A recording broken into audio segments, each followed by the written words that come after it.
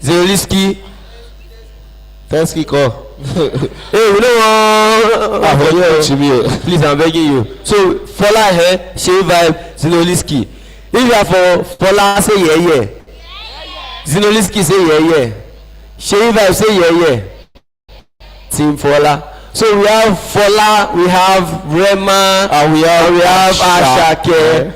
So now we are going to see those that have vibe, because the best group, we have something that we are going to give you guys. Yeah, for real, I'm not even joking. I know I joke a lot, but we are not joking this time. The best group is going on with something. Just sure you get. It's going on with something. The best group. I'm actually very, very, very serious.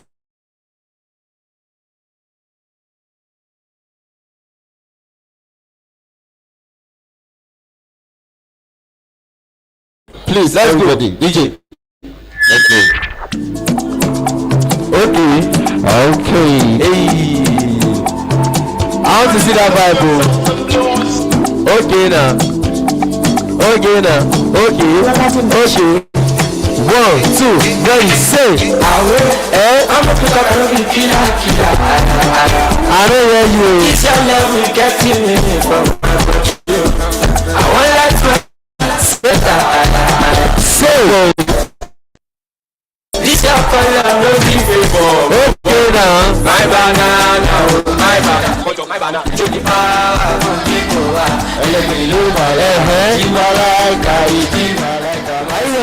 Are you ready? Oh yeah, say 1, 2, 3. They are missed. They are missed.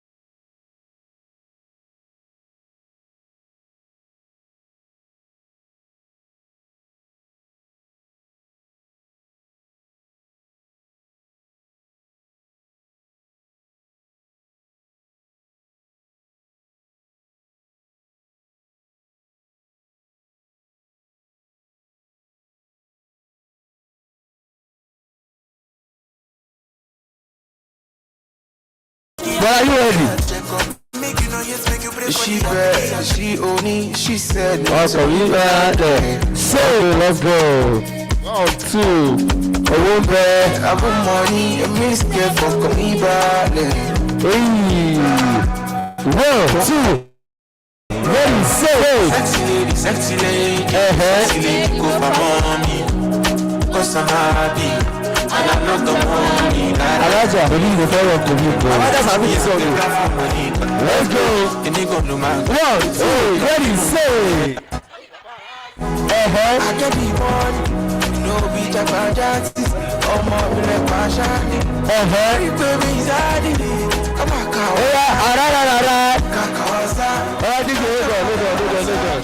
Okay, now, according to the vibe that I got, I'm going to be grading you guys. Now, I'll be giving you guys 65%. 65%. Manage jam. Be rate now. 65%. They don't even clap. They don't even be happy. I'll be giving you guys. If you give them anything up to 30%. What? Let's sing now. Baba, 35%. 35. Don't worry. 40%. Manage jam.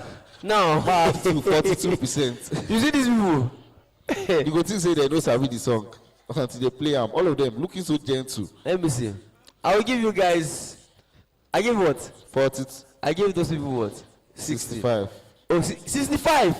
When I sabi be that, so 65, 40. Manage 38%, please. 38. I think. Wait, money is what? I know who I be. I just want my peace. The money, I go get everything I let's have one more. my own time. Let's have one more, DJ. Sorry, one more. Let's have one more Ashake from these people. I'll be vibing with you from here. Are you ready? Are you ready? Are you guys ready? Oh yeah, let's go. Don't worry, DJ will Made it. As I say, don't win. Let's give gratitude. Abi? Hey. Okay, so I don't feel like you waiting, I don't see you for go. better. You gonna buy them good. I thought you there. Even Jesus guys they love them. They long focus. So, You never be better than your personal. more brand new level. Personal. So, Personal, don't give me your, okay. don't give me your. Mama, you call out. So bad, so go home and drop out. Don't take it personal. I want to pull on vanilla. Mo ṣe ríire, mo ṣe hey. Orí mi kò máa kọ́ lẹ́sẹ̀. Are you ready? Let's go. Kẹ́kẹ́ láti Rema, let's go. Rema. Yeah, Rema. You see where they did. You see where they did. What do you want? Which artist? Let's go. Okay. They say they want to go. because I'm within my family, and I may feed my own guy laptop. You must have life for money, I thank God. My money big, you gon' need the tractor. If you be say you want carry my ways, you gon' need new gym instructor. Straight out of me, I drop my EP 2019. The things say the bed to go finish. My music is struggling.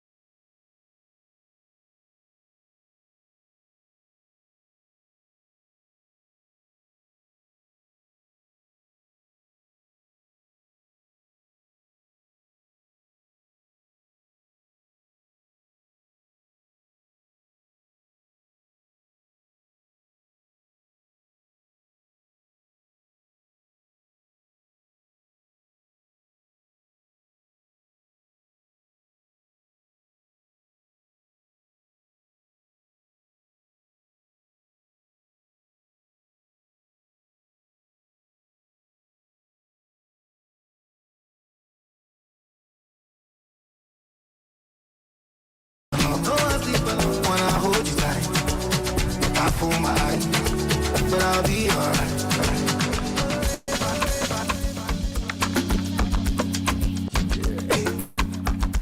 Where's the bikini? Where's the flash on the side? Okay. You don't know song? You don't know song? They know. 1, 2, ready, say. Fine shit.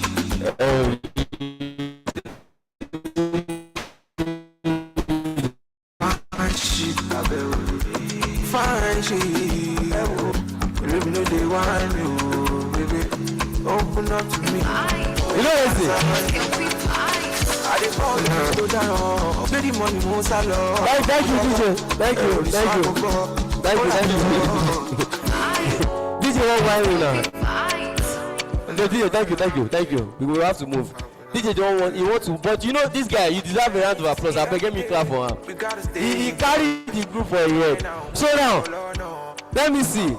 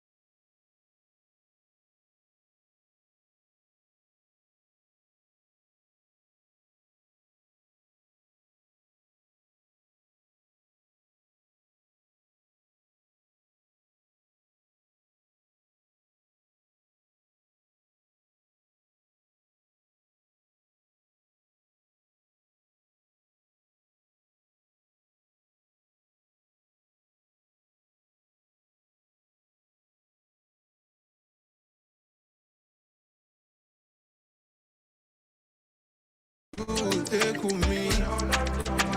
I'll miss you, my little day with me.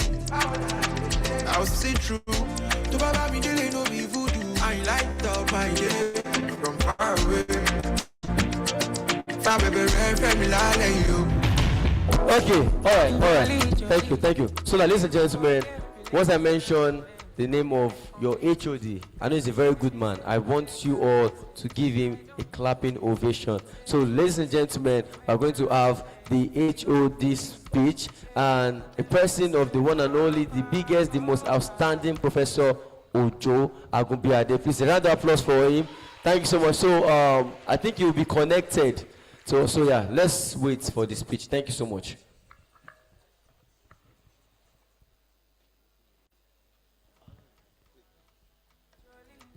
Good morning, everyone.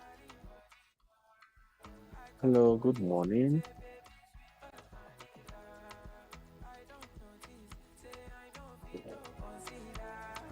Good morning, everyone. Hello. Hello. Hello, good morning. Hello, sir. Thank you, sir. Yes, sir. Good morning, Hello, sir. everyone. Good morning, sir. Yeah. Please respond. Hello.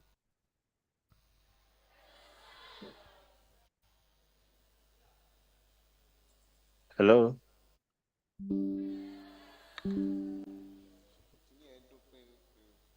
Hello, sir. Can you hear me, Yeah, please?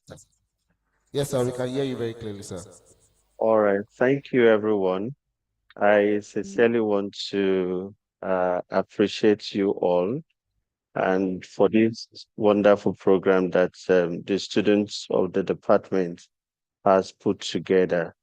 It's so unfortunate that I'm missing a lot by not being there physically. This wasn't my intention, but I'm representing the university at the moment at the University of Rwanda. And so that explains why I'm not here with you physically. I want to welcome us again to this edition of the Association of Sociology and Anthropology Students Conference, which also includes students in the Communication and Media Studies. So it's a great pleasure, ladies and gentlemen, our wonderful students of the greatest Ife, great Ife. All right, so when we look at the theme for this conference, which is Reformation and the Dynamics of Social Change in Contemporary Nigeria, when you look at our country this morning, somewhere, a young woman who finished her degree 3 years ago, or perhaps even 5 years ago, is still waiting for her first job. A family is deciding which of two sick children they can afford to take to a clinic. A journalist is choosing whether to publish a story that is true but dangerous. None of these people used the word reformation when they woke up, but every one of them is living inside the question this conference has gathered to ask, irrespective of the manner in which we may be asking this question as we gather again this year to get mark our conference. And as a department, it is a privilege to welcome you to this conference again. And I want to begin by suggesting that this theme is not an abstraction we have chosen for its dignity. It is the most practical question our disciplines can ask. And the people I have just described are the reason it matters. Reform and social change are not preoccupations for us. Sociology was itself the child of crisis, born when the Industrial Revolution, the political revolutions of Europe, and the collapse of old certainties forced a generation of thinkers to ask how societies hold together when everything solid is melting. That foundation question has never left the discipline. It is the same question in a different accent that brings us together today. The founders of sociology answered it differently. Durkheim, for instance, asked how a society keeps its solidarity when change comes fast. Karl Marx asks whose interest change serves and who pays for it. Those two questions, how do we hold together and who benefits, are still the sharpest tools we have. I want to hold on to them this morning because they discipline how we talk about reform. They stop us making a change of slogan for a change of condition. For reform is not a government program. It is not a press release. It is a social process, a contest of interest, a struggle over meaning, an uneven distribution of power. When we treat it as anything less, we let ourselves be satisfied by the announcement of change instead of its arrival. The communication and media scholars among us carry an equal share of this work because social change is never only material, it is communicative. Reform reaches most citizens not as policy, but as story, as something they hear on the radio, on the medias, on their phones, argue about in the market and the staff room. The way a reform is framed can decide whether people receive it as necessary or as threatening, as inclusive or as a trick played on them. This gives the media real power and real danger. Handled well, it can clarify a reform, expose its contradictions, and carry the voices of people who are usually not heard. Handled badly or dishonestly, it can deepen division, launder failure into success, and spread confusion faster than anyone can correct it. Communication then is not decoration on the surface of social change. It is one of the main rooms in which the meaning of that change is decided.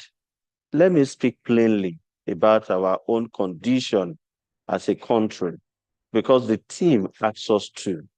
Over the past 2 decades, Nigeria have asked again and again for institutions that simply work.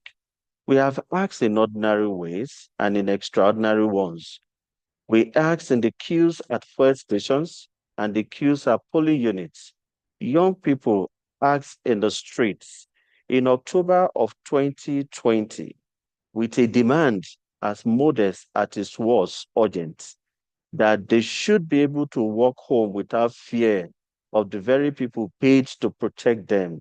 Students have asked, semester after last semester, that a university calendar should mean what it says.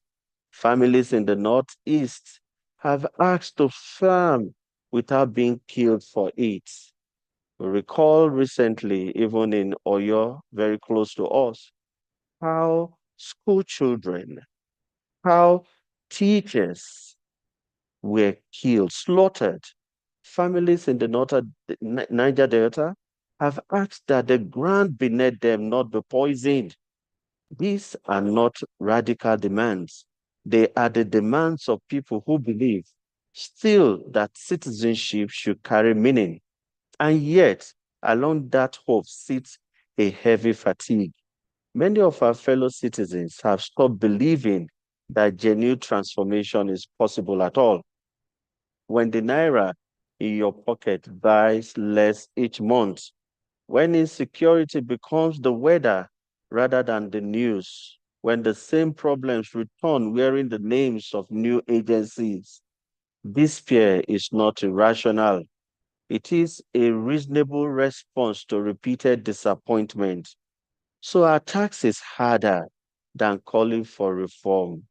Our task is to understand the conditions under which reforms become believable again. Here, the discipline of sociology and anthropology gives us its finest instrument, and I make no apology for naming it what C. Wright Mills called the sociological imagination, the habit of connecting a private trouble to a public structure. Return to the graduate still unemployed after 3 years. The sociological imagination refuses to read her situation as personal failure, as some may want to admit. It reads it against the structure of the economy, the quality of her education, the pattern of who gets hired and how. When a family cannot afford a hospital, that is not poor planning. It is a question about social protection and who the system was built to protect. When a community is displaced, its suffering has a history, and that history has authors. C. Wright Mills put it in a single sentence that has never been better. Neither the life of an individual nor the history of a society can be understood without understanding both. This is not academic nicety. It is a defense against the oldest trick in the politics of failure, blaming individuals for wounds that were made by structures. If we let that trick stand, no reform is ever necessary because every problem has already been privatized into somebody's personal shortcoming. If reform is to mean anything, it must be judged where people actually live, not by the elegance of the policy documents, not by the number of new agencies, by its outcomes, and by a few stubborn questions. Does it reduce suffering? Does it widen opportunity? Does it earn trust rather than demand it? Does it bring justice, teaching, healthcare, and safety closer to the people who have least of them? Does it let ordinary citizens shape the decisions that shape their lives? Does it protect those with the least power to protect themselves? A reform that cannot answer these questions is not yet a reform. It is an intention. We already know the failure modes because we have lived through them. Efficiency without justice, growth without inclusion, new technology laid over old inequality, political change that leaves the machinery of accountability exactly as unbuilt as it found it. Nigeria has never suffered, from a shortage of vision. We have shelves of development plans to prove it.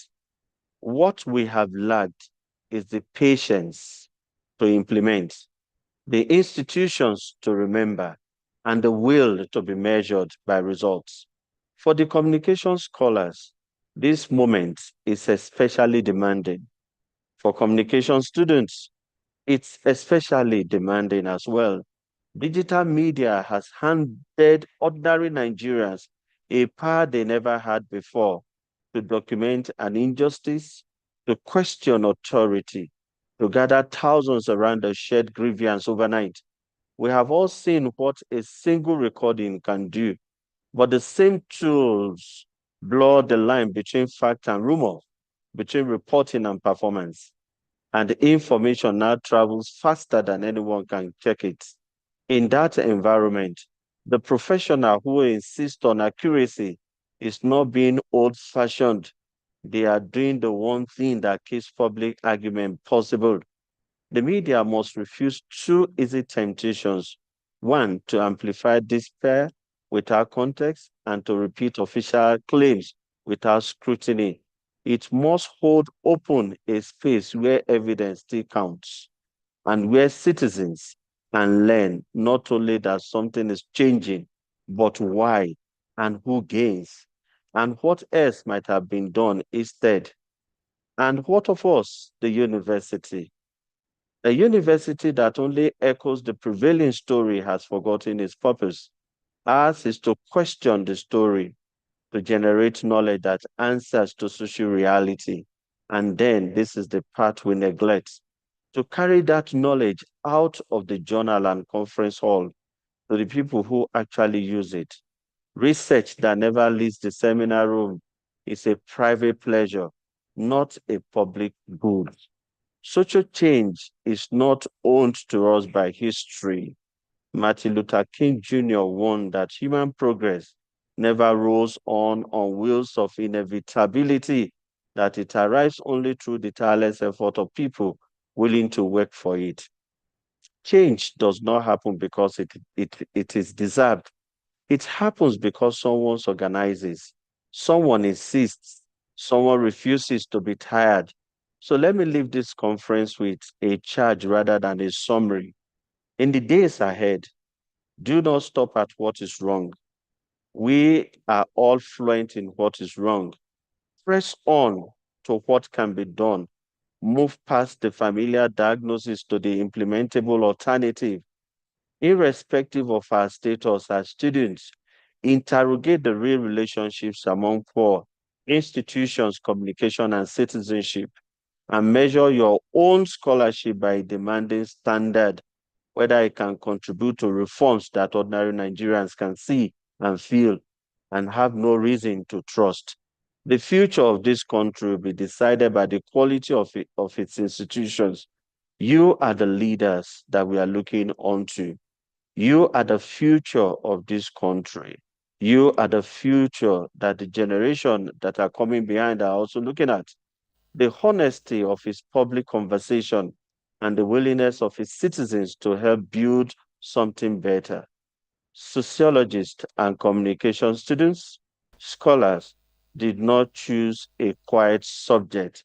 Let us not give it a quiet treatment. So I welcome every one of us again to this wonderful conference with a timely theme that has been in the conversation of development as far as the discourse around development and progress is concerned in this nation. So I welcome you all to this wonderful conference. Thank you, and I wish us all a fruitful conversation as we listen to our panelists and to our keynote address speakers today. Thank you all. You are all welcome, our guest speakers, our erudite scholars, and our brilliant and vibrant students. Thank you, everyone.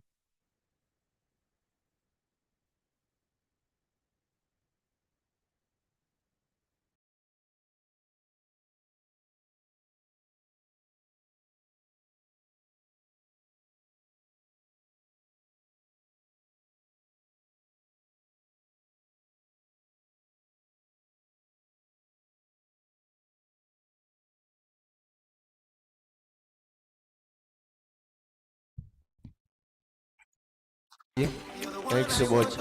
Ladies and gentlemen, we're going to have the president speech.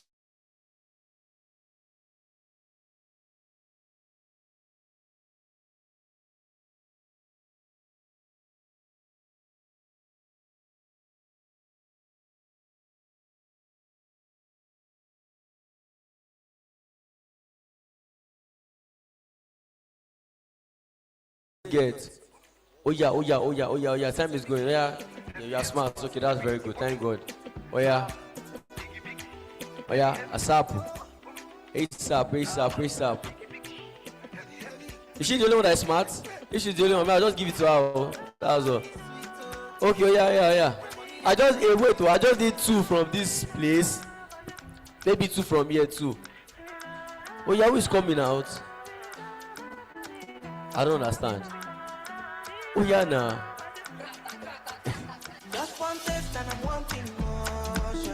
Okay, I need you up here. Go. I need you up here. You said if you are smart, new. I don't want to hear, sorry. So you are smart, Abi? You are smart. You are smart. Now I'm going to do something very fast. Shall you get? So we are going to do like a name game. I must answer me very fast. Shall you get? Are you sure you can move that? Will you come here? So I just be no, not you. No. So a name. So you have to be so fast. Do not stall. Don't do. Are you ready? Name of any cars that you know. What is it? Name of any cars that you know. Cars. Cybertruck. Lamborghini. Uche Montana. Eh? What do you say? Wait, I Uche Montana. No. Wait. What did you think was saying? Oh, actors. Okay, you had cast. I didn't say actors now. A cast.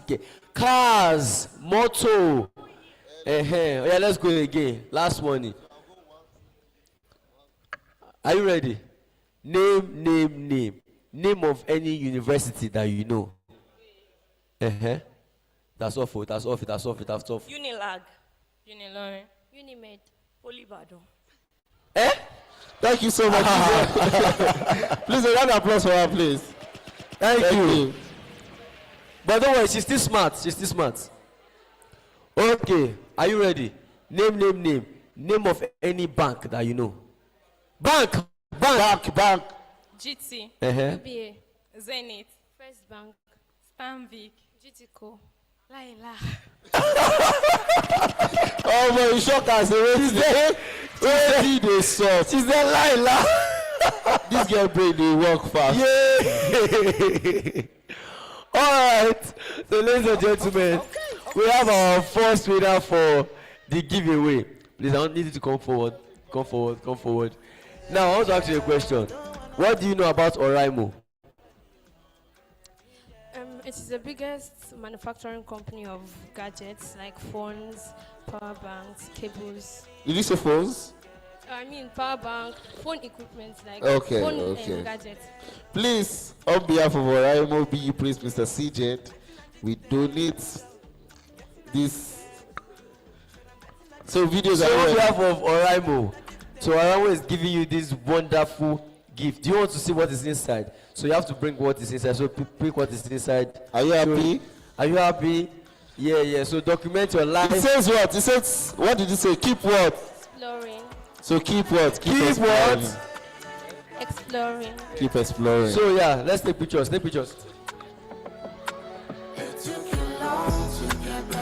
Why are you laughing?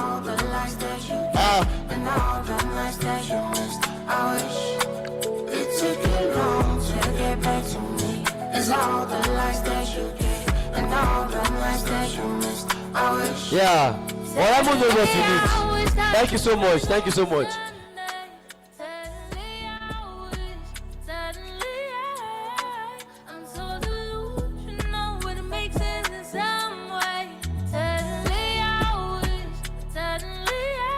Okay, so ladies and gentlemen, DJ. Ladies and gentlemen, we are about to have the president's speech. If you know you love the president, please, as I call an aim, please. Sorry, hold on. Sorry, I'm so sorry. Ah, okay. Bless the president never come.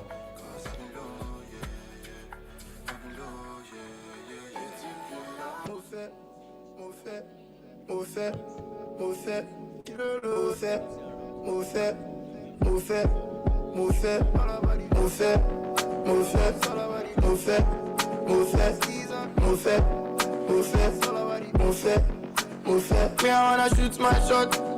Girl so sexy, I never see. My baby, my choice. Me, I wanna choose you daily. Said you don't miss me lately. Baby, come back. Baby, come on. Be my trust start.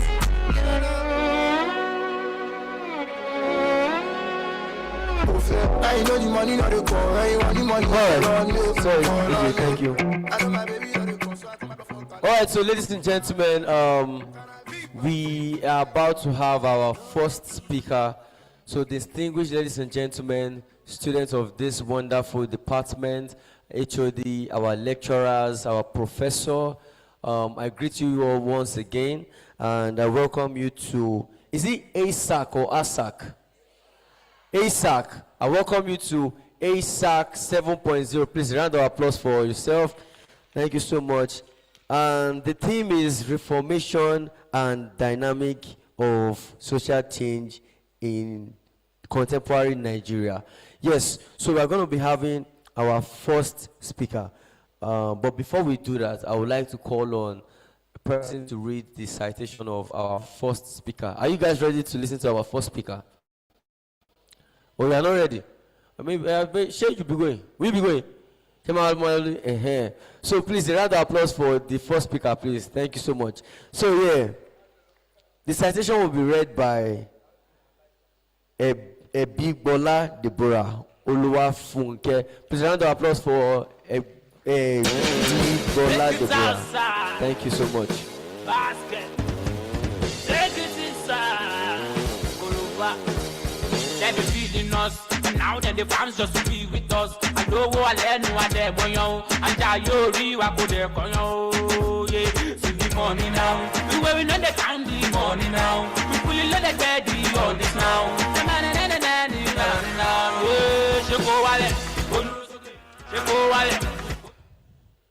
Good morning, everybody. My name is Ebigbola Deborah Oluwafunke, a 400 level student of the Department of Sociology and Anthropology, and I'll be taking the citation of Professor Chijioke Uzoma Uwasomba. Professor Chijioke Uzoma Uwasomba is from Abia State, but has lived in the southwest of Nigeria for many decades. He took his first degree from the University of Port Harcourt after a stint at the Institute of Management and Technology, Enugu in Enugu State. After his first degree in English Studies, he came to the Obafemi Awolowo University, Ile-Ife, Nigeria, where he added to his cap of career by taking a master's in literature in English. He was immediately appointed an assistant lecturer and has been teaching at the Department of English for over 3 decades now. His PhD in English, specializing in literature, was from the Department of English, University of Ibadan, Nigeria's premier university. He is a human rights advocate, democracy of defender, and a nationalist of note who has worked assiduously for the integration of Nigeria as a peaceful and united country for the service of its citizens. He is a student-centric teacher, researcher, scholar, and community person whose enduring personality is admirable by whosoever that comes close to him. He is currently a professor in English at the Department of English, Obafemi Awolowo University, Ile-Ife. Professor Chijioke Uzoma Uwasomba is married with 3 children, and incidentally his wife, Dr. Mrs. Joy Uwasomba, works as a National Center for Technology Management, NASATEM, where this conference is taking place. Ladies and gentlemen, welcome with me on this podium, Professor Chijioke Uzoma Uwasomba.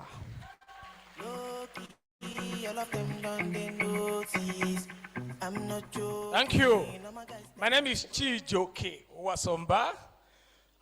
You were about murdering that name. And you know, it's a very important name for me that I don't want to joke about. I want to thank you all, fellow students that are here today. And then I was impressed by the MCs. They have the energy, they have the nous, they are well dressed, they are complete, and understands the basis of MCing. I want to thank again the organizers of this program because this is what studentship is all about. In most cases, you find out that what we teach in classes are just to pass exams. But the proper education, strictly speaking, comes with matters of this nature, where students listen to speeches, interact with people, and be educated more than they would have been. This conference is titled Reformation and the Dynamics of Social Change in Contemporary Nigeria. Of course, the essence of sociology is dynamism, is change. They do it in group to be able to succeed in doing that. And when we listened to the HOD from where he was, he talked about sociological imagination. The sociological imagination is the guide to change, is the guide to reform, is the guide to revolutionize. I am sure that the organizers must have been asked not to put the word revolution, but to use reformation. By my own academic orientation, I think I prefer revolution to reformation, because reformation is gradualist in its intent, and I prefer revolution, because revolution cleanses and changes the society for the better. At times you find out that when you are reforming, if you look at Nigeria, I know most of you are very young people who have been doing reforms. In 1981, Shagari's government introduced austerity measures, and that was a reform package for Nigeria. And at that time, that was when, for the first time in the history of Nigeria, the minimum wage was introduced. And minimum wage, then was 145 naira in 1981. And so, all along, Nigeria has been reforming, but we haven't seen, the outcomes of those reforms. Those things are bourgeois attempts to pull wools over the eyes of the people, especially younger people like you. This is something that's been organized by Sociology department, and I think that I won't leave here, without beginning, with sociological clarifications that could guide us. And so, social and theoretical explanation, are things that guide the discipline of sociology. So, sociological theories explain social change or social changes by proceeding with structured frameworks to analyze how and why societies transform, primarily through structural foundationalism, transform, primarily through structured functionalism, conflict theory, and symbolic interactionalism. So these are basic, theories that sociology and sociologists work with for change. So the idea of transformation, of reformation, of dynamism are all contents that sociology deal with. By structural foundationalism, I am talking about equilibrium, the stability of a society as a complex, a whole, which requires working together, making together to promote solidarity and stability. Again, gradual adaptation of social change as a slow evolutionary adjustment process shifts, forcing other parts to adapt, to restore some balance, some equilibrium. Then, of course, again, you have, what in sociology, we call differentiation, the growth, of institutions, which, become more specialized to handle new functional needs. And then, of course, there is conflict theory, which, the head of department had spoken to. And that conflict theory, was propounded by Karl Marx, indicating deep-seated conflicts and resistance, which, will lead to revolution, struggle, and resistance against unequal systems. And then, of course, you have, another, theoretical paradigm that we call structural transformation, which challenges the existing status quo, because, nothing is constant. Life itself is not constant at all. So there is what we call contradiction, which, of course, determines how society, moves. And then you have the symbolic, theory, which, of course, you can call symbolic, interactionalism. Everyday social, intentions, and meanings people attach to human behavior. We also have, a theory that redefines, social reality, social change, and that one is one that comes, bottom up.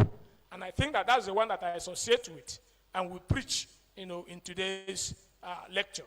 And of course, cultural shift, which of course involves large-scale changes which occur when enough people adopt new interpretations of social life and collective identity. And that's what we find, today with the era,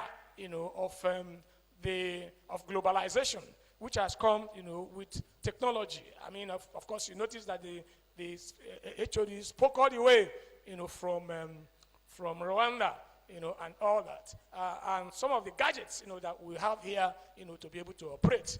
And I think that, in contemporary Nigeria, in the contemporary world, these gadgets, the digitalized world, are giving us the opportunity of changing, our society for the better.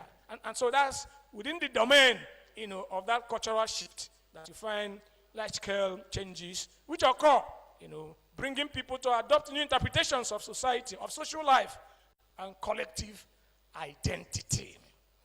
What comes out clearly from the above is the inevitability of social change, no matter its nature and how each occurs. Therefore, the title of my topic, arising from the prefatory remarks, is the inevitability of social change and the role of the youth. The inevitability of social change and the role of the youth. Again, we refer to the speech made by your head of department. In 2020, you realize that the youth arranged themselves and started questioning the role of the police. Because from its creation, the police as an institution has not changed. The police, organization is not people-centric. It's not people-centered. It treats, citizens as enemies and does all kinds of things, either in the road, in your houses, and elsewhere. And because, of the nature and character of the Nigerian police, given what, they do to the citizens, youths of Nigeria arranged, themselves and insisted that the police must be reformed, especially that arm, of the police force that had contacts with the people, and especially the youths. If you are coming, for instance, from Kano to Lagos, you will realize, that there are policemen who are only out to harass young people, the way they dress, okay, and all that, and of course exploit, them in the process. So that, is important. Even though I would have preferred a revolution, the revolution is not a tea party. Reform is a continuous exercise to change the society. So sociologists deal with reforms, and these reforms, lead to social change. Social change itself is dynamic and inevitable. From time immemorial, the youth has been the active agents of change. And so we also expect that in contemporary Nigeria, given the contradictions and the idiocies that are going on in Nigeria, that the youth must, challenge the status quo. Because if they don't do, they won't get jobs. If they don't do, they will die early. If they don't do, they won't enjoy their lives. If they don't do, their education, will be meaningless. And so it is within their orbit. It is within their power. It is within their consciousness. It is within their arrangement to be able to fight, for that change. And that change that will bring, food to their table and, survival.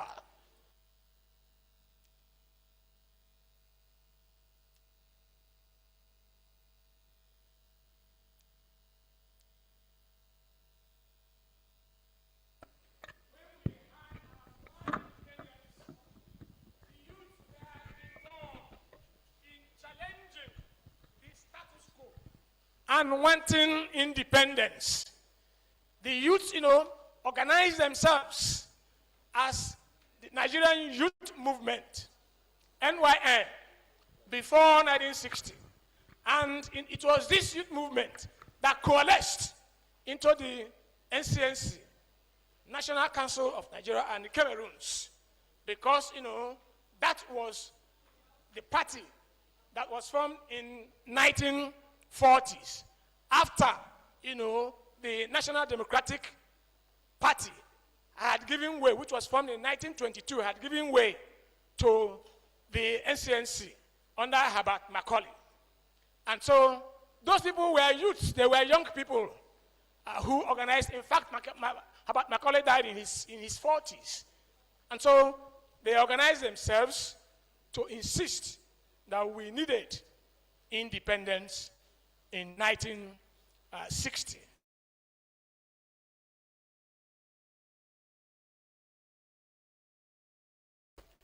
And even before the coming of independence, the Zikist movement, which was an arm, a youth arm, the youthful arm, fighting, they were radicals, even to the point that Zik, the father of one of the fathers of Nigeria's independence, denounced them because they became very radical. And we have people like Inaro, Mokugo Okoye, Davis, even Zik and Awo, and the other celebrated nationalists began as youths in their search and struggle to have independence in Nigeria. Even during the struggle for independence, two broad categories of people emerged: the conservative nationalists, the conservative group, and their radical counterparts. What I mean by the conservative group was that group that wanted a change that will come gradually, some level of reforms, okay? And so that, kind of arrangement didn't allow for a deliberate restructuring and undermining or torpedoing, of the existing status quo. And then, of course, we had, the second one, which, was the radical one. That radical one was interested not for change for its sake, but for a change that ought to be fundamental in the socio-economic arrangement of Nigeria and all that. But the colonialists were afraid. They were extremely afraid of the radical group. And that was why, in the end, power was handed over to the conservatives and left out the radical group. Let me take you back to what happened in East Africa. Unlike Nigeria, where the British, when they are as settler colonies, they wanted, to live there in perpetuity. But Nigeria was seen, as a place where they had come to make some money, to take our raw materials back, to Britain and other European countries. And so that was why, because Britain didn't want to spend its money, it didn't want to spend its resources, that was why it introduced a system of indirect, rule, where Nigerians were used, to run the affairs, of the country. And in East Africa, where the people knew, that was why, in the 50s, early 1950s, the Mau Mau struggle came on board to challenge, the British. They didn't want the British, knowing that the British, came there as settler colonies, unlike places like Nigeria, where they just wanted to exploit the people, exploit their natural resources, and left. Taken together, what this means is that the problem of Nigeria didn't start, today. The problem didn't start with Tinubu. The problem didn't start with Buhari.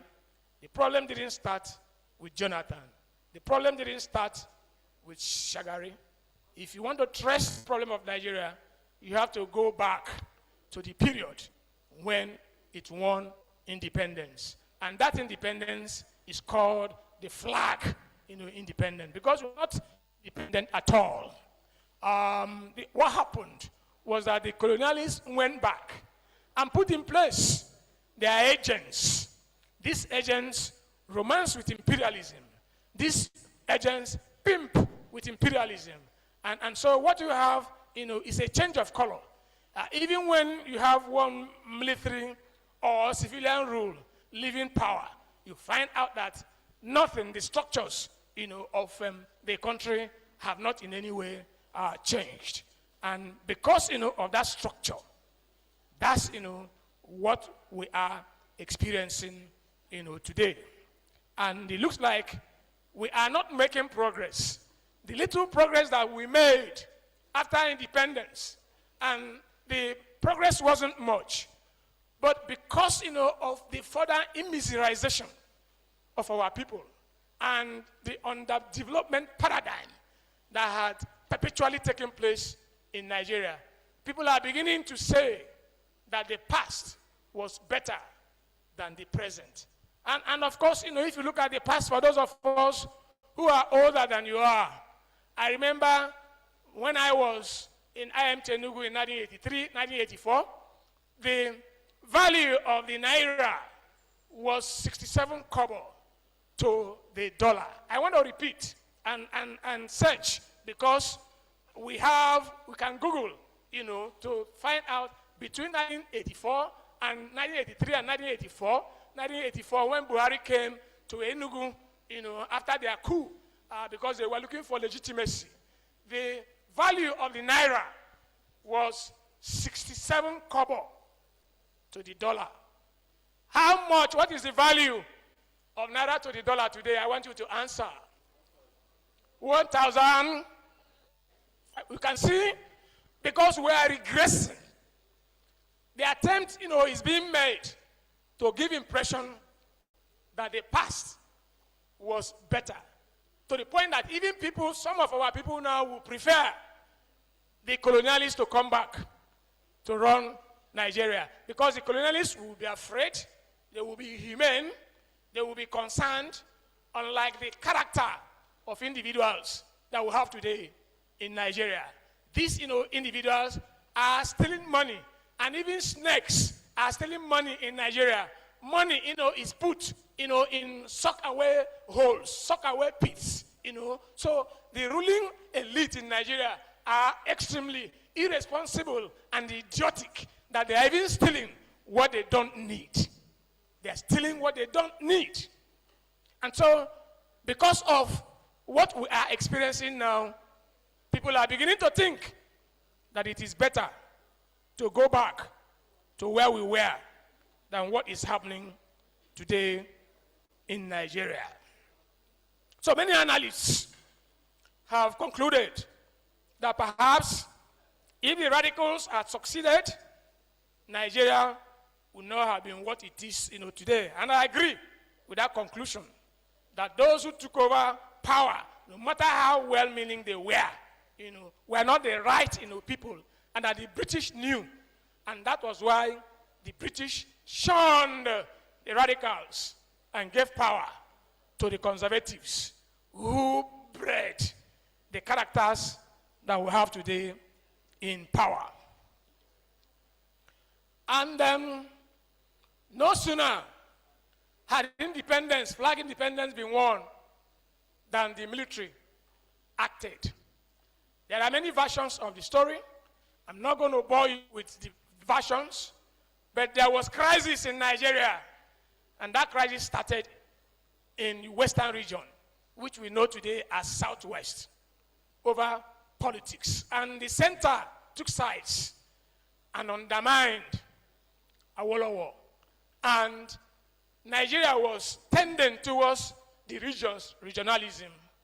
And so those soldiers arranged to bring Nigerians together by carrying out that coup, which succeeded in the western region, and of course in the northern region, and failed in the eastern region of the country. Since then, Nigeria has not had peace. So the military took us on their ride, on their merry-go-round, from 1966, January 1966, until 1979, when they handed over power. Because, it became a relay race between those who were Agbada and those who were khaki. And so when they handed over power to the civilians, they didn't wait, because the civilians, themselves became extremely stupid and undermined democratic values and ethos. The military had to come back in December 1983, 31st December. In fact, the year was closed, with a coup. And the military remained, in power. And there were counter coups within the military until again people struggled. And those struggles were embarked upon. They were led by Nigerian youths who were disenchanted with military rule.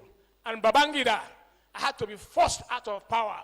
And when Babangida was forced out of power and put, in place an interim, government that didn't last, for more than 3 months, another military officer known, for engaging in coups. And if you read newspapers, correctly every now and then, you realize that 2 or 3 days ago, an assistant director of the SSS, confessed in his book that that president, that military leader who was killing Nigerians and insisting that we were not going to have, democracy, even when the Pope, came to beg him, and all that, and in spite of the sanctions, that came from the Commonwealth and other worldly organizations, that, leader, known as Sani Abacha, who stole, over $6 billion of our naira, died on the laps of a woman. And so Nigeria, because I am giving this story to let you know that Nigeria hasn't experienced development as we would have wanted, but has allowed underdevelopment to undermine and continue to undermine whatever, progress that were made. So military rule and the active activities of the youth, especially students, through their organization known as NANS. I am not talking about NANS of today. NANS of today is a cash and carry organization. They even have cars. The type of NANS that I am talking about that existed, in the 80s was an organization that was interested not only in the interest of the students, it was also against imperialism. It was against, the type of governance, or misgovernance rather, that Nigeria has undergone over the years. And so, NANS played an active role and described the package, the attempt, to return Nigeria, or the claimed attempt to return Nigeria to democracy as a package of fraud. NANS, never believed, that Babangida was going to deliver, and they were skeptical. And of course, their skepticism, came through in the end when Babangida, who allowed his friend MKO Abiola to contest the election, promising him that if he won the election, he was going to allow him to rule Nigeria. But Babangida, did not, because he didn't want, to leave office. They did all sorts of things to sabotage, that process. After spending billions, of naira, and Nigeria came back, to what it was. Let me pause by taking us back, to the UK.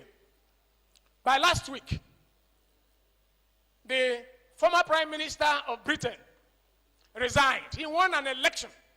And some people will say, yes, it's because it's a parliamentary system of government. It is not the presidential system.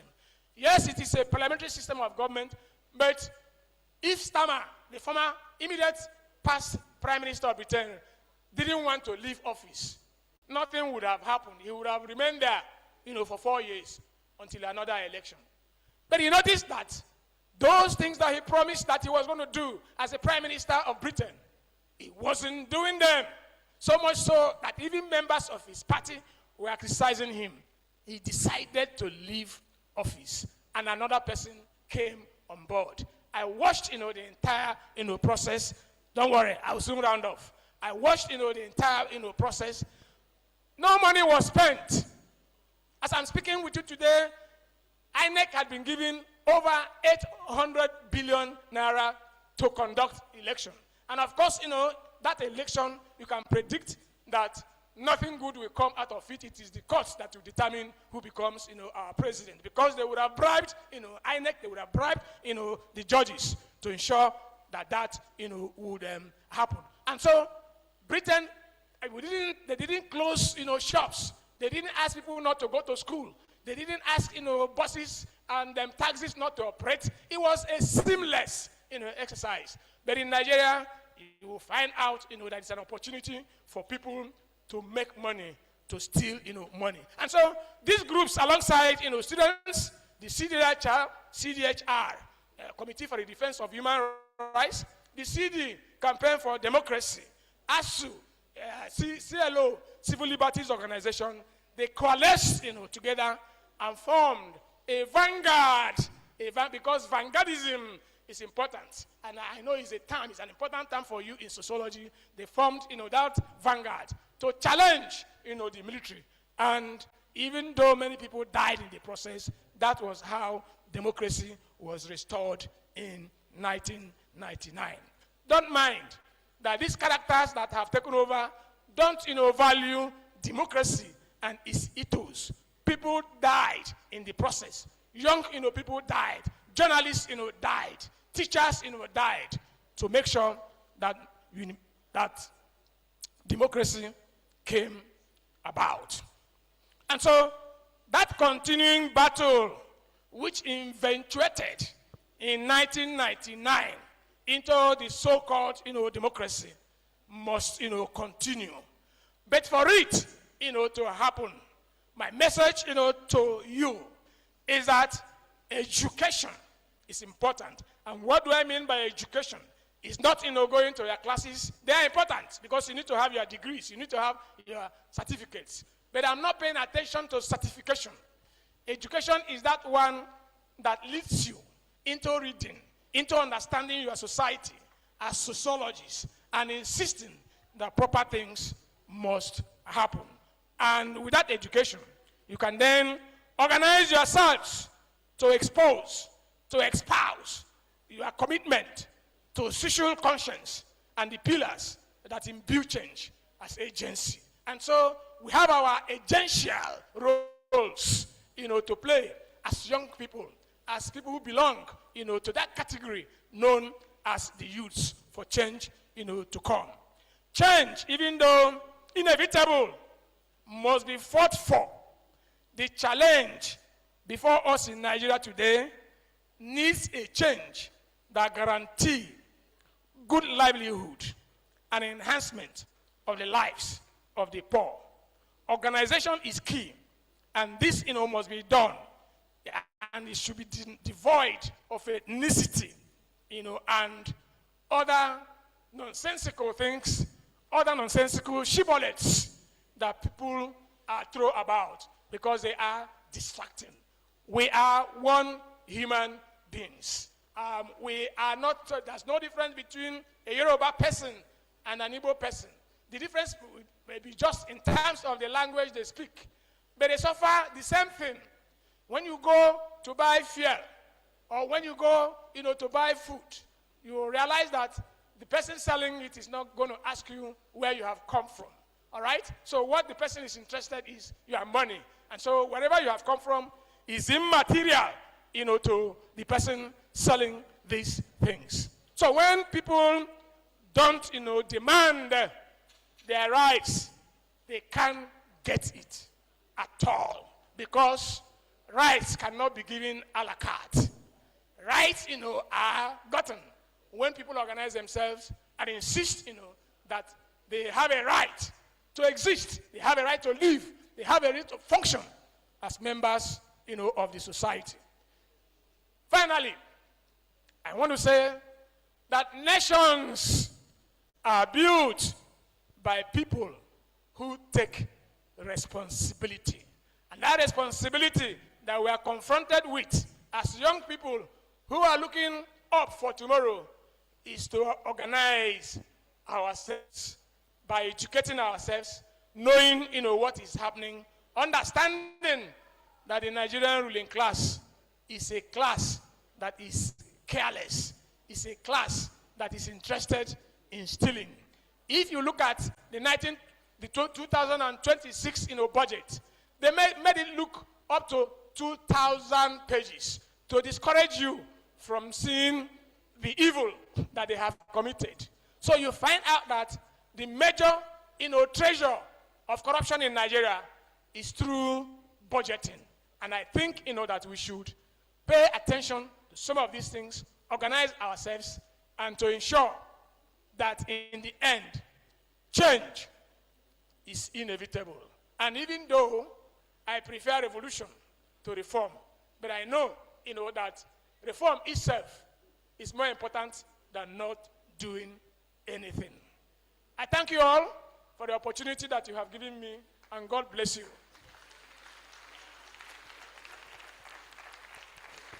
All right. Thank you so much. Please give him a round of applause. Thank you so much. Thank you so much, sir.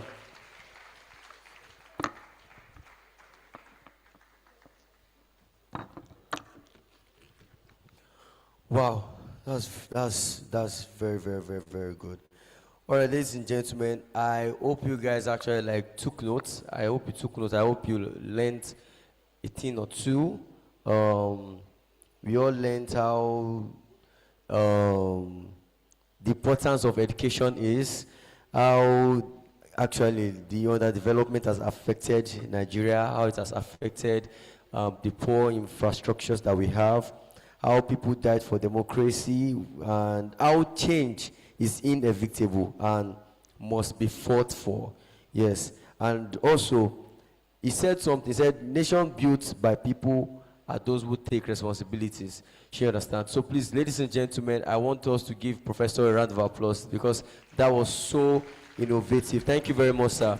So we'll be taking two questions, just two people. Just two people. If you have any question. Any question?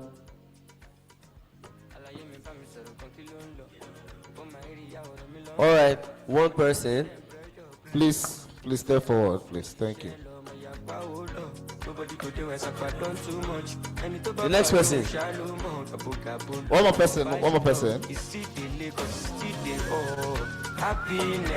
Is that all? Okay. Thank you, Mr. DJ. Thank you. All right. Sorry. Before you ask the question. All right. We have. Okay. You can ask your question. Thank you. Good morning, everyone. Thanks so much for this speech, sir. So, here's my question. What practical step can Nigerian youth take in the contemporary Nigeria to drive social change and internal reforms? You stated some, but I'm asking deliberately. By contemporary Nigeria, I refer to a context in which many young people believe that peaceful civic activism can be met with force rather than meaningful policy action, just like what happened in the 2020 NSAS protest, where peaceful protesters are being killed.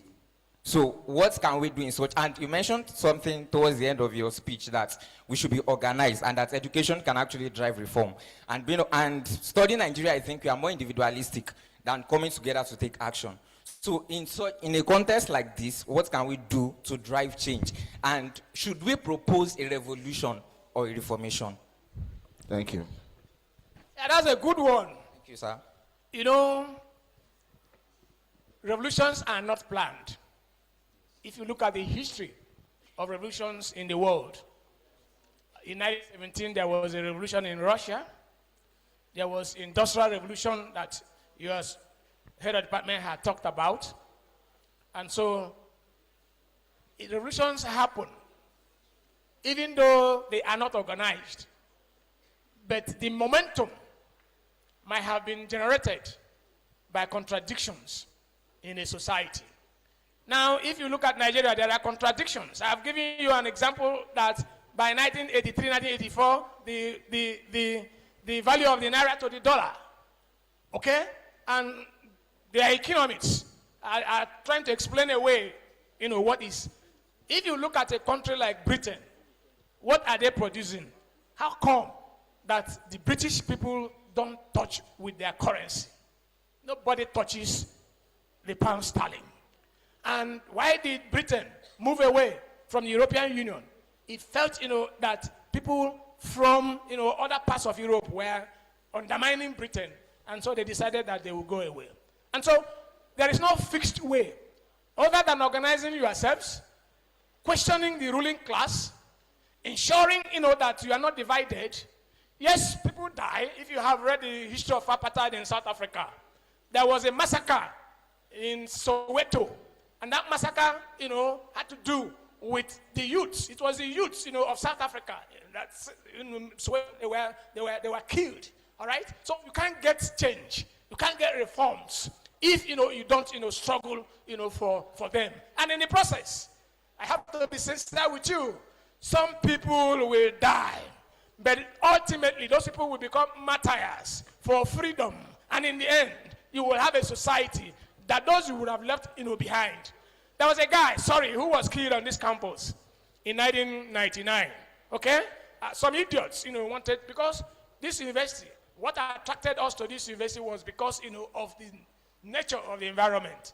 Quiet, cool, calm. And so how people did their own secret society organizing was to form social clubs, dressed well, like my friend, here, and had parties and all that. So they were not giving to violence. They were not giving to stabbing people until some idiots, some malcontents, organized and came here and killed, a student and destabilized the peace, of this environment. And you can see that every year, Africa is being celebrated. Yes, he paid.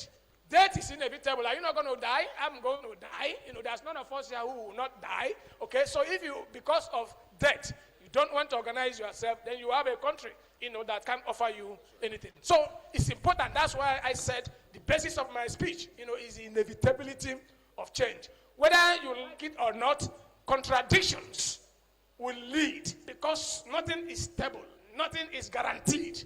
And when, idiots are running our country in the way and manner they have decided, telling lies, and all that, stealing, here and there, corrupting the judiciary, undermining the system, those contradictions, that evolve in the process will lead to some cataclysm.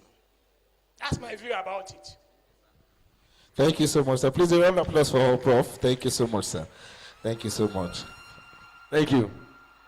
All right, ladies and gentlemen, thank you so much, sir, for that.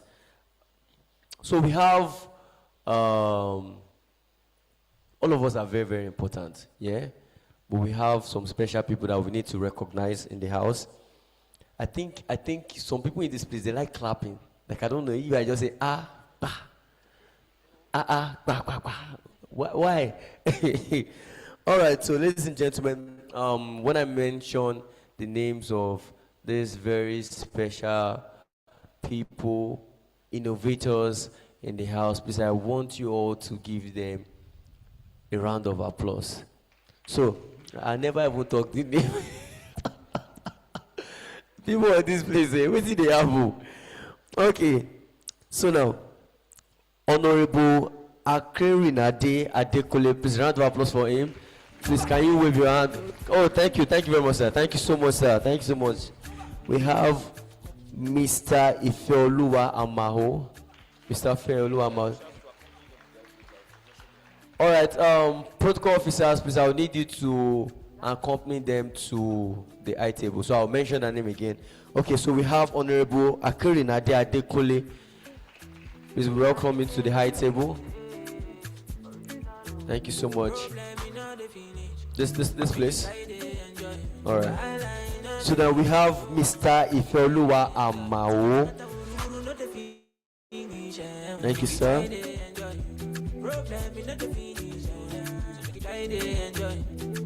And then we have Professor Chijioke.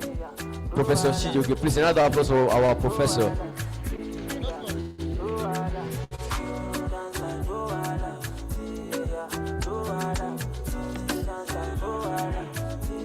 Sir, it's better off here, sir. Sir, we can see you, sir. Please, a round of applause for him once again. Thank you so much, sir. All right, thank you very much. Thank you so much.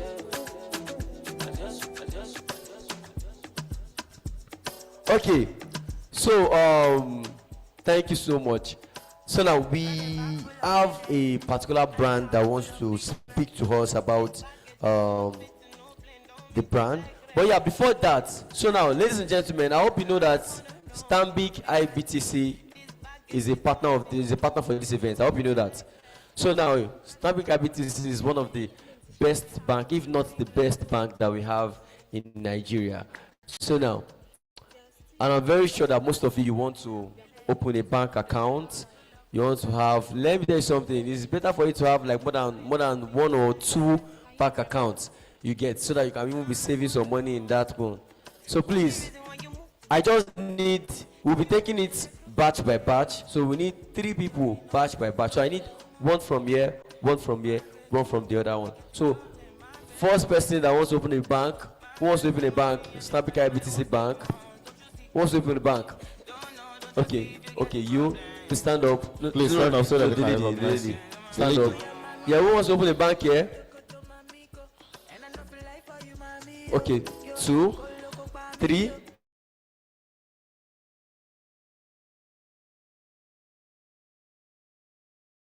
Alright, so please, I need you guys to go out there.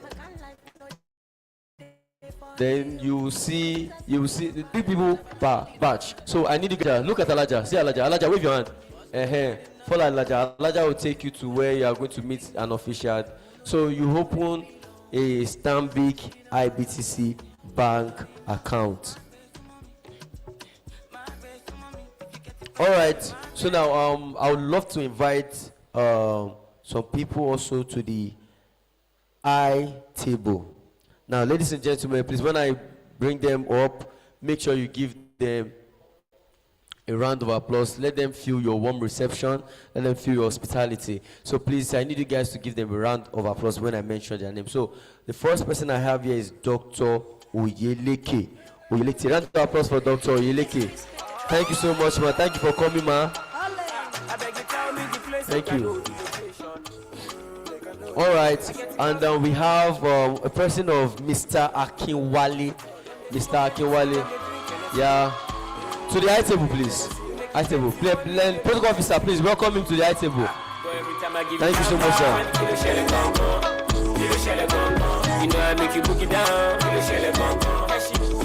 All right. Thank you. Sorry, please. Permit me as I pronounce this name. Mr. Ogbonye Ifeanyi. Okay. Thank you very much, sir. Thank you so much. Did I get the pronunciation well, sir? Thank you very much, sir. All right. I have here on the list Mr. Timileyin. Mr. Timileyin. Thank you very much, sir. Thank you so much, sir. It's like the students are in love with this man because this DJ. All right. Thank you very much, sir. Thank you so much. Thank you so much, you guys. You guys are doing well. You are doing good. Who be that? All right. So I would love to invite Gross Idea Company Limited to come on stage and talk about the brand. Is there a representative of Gross Idea Company Limited? All right, please, a round of applause for Gross Idea Company Limited. So I need you to come on stage. You don't make me fall. Every time, why am I money? Hello, baby, have you sent it? You don't even know what you do to me. If I go no shop, I'm get you, scammer. I can follow you for back. Baby, you blow my mind, I don't go lie. See, baby, Good afternoon, everybody. My name is Ologunye Deborah Comfort, and I am a representative from Gross Idea Company Limited. And I'm here to talk about our brand and what we do. Gross Idea Company Limited is one of the proud sponsors for ASAC 7.0. And we are based in Surulere, Lagos. What we do is we specialize in brand management, marketing support, graphic and web design, and IT solutions. We serve businesses and institutions and then government agencies in services like improving their brand image, communication, and technology systems. Let's take, for example, OAU is having a media conference. Also, the Department of Sociology and Anthropology is having a media conference. As a brand, we come in by providing registration banners, roll-up banners, and offering services for videography and photography to promote the event.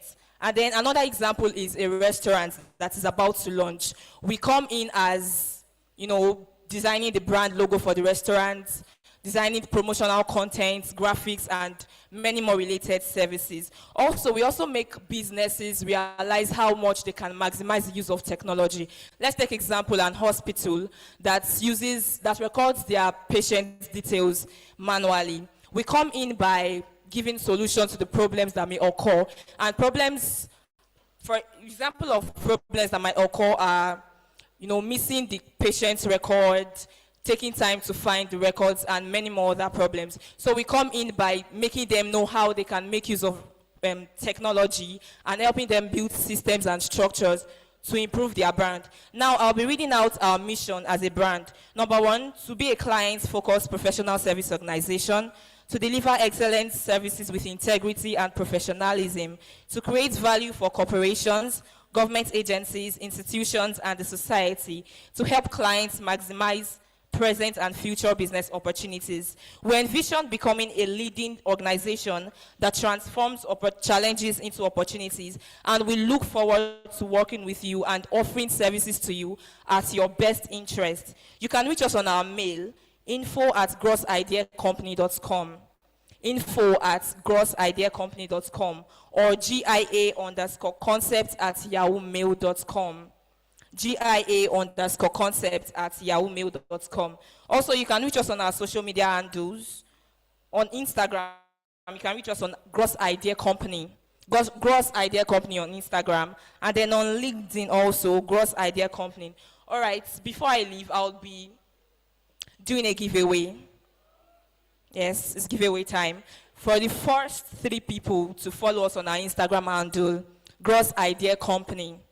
The first 3 people to follow us on our Instagram handle, Gross Idea Company. The first 3 people to follow us on our Instagram handle, Gross Idea Company.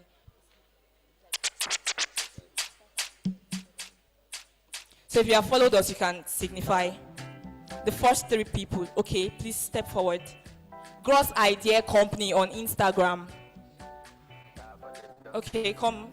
Just 3 people, please. Just 3.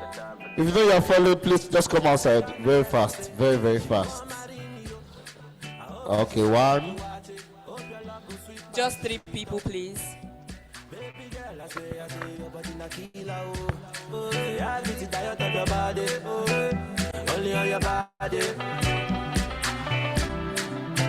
Okay, so we have, wait, don't worry. We have 1, 2, 3, 4.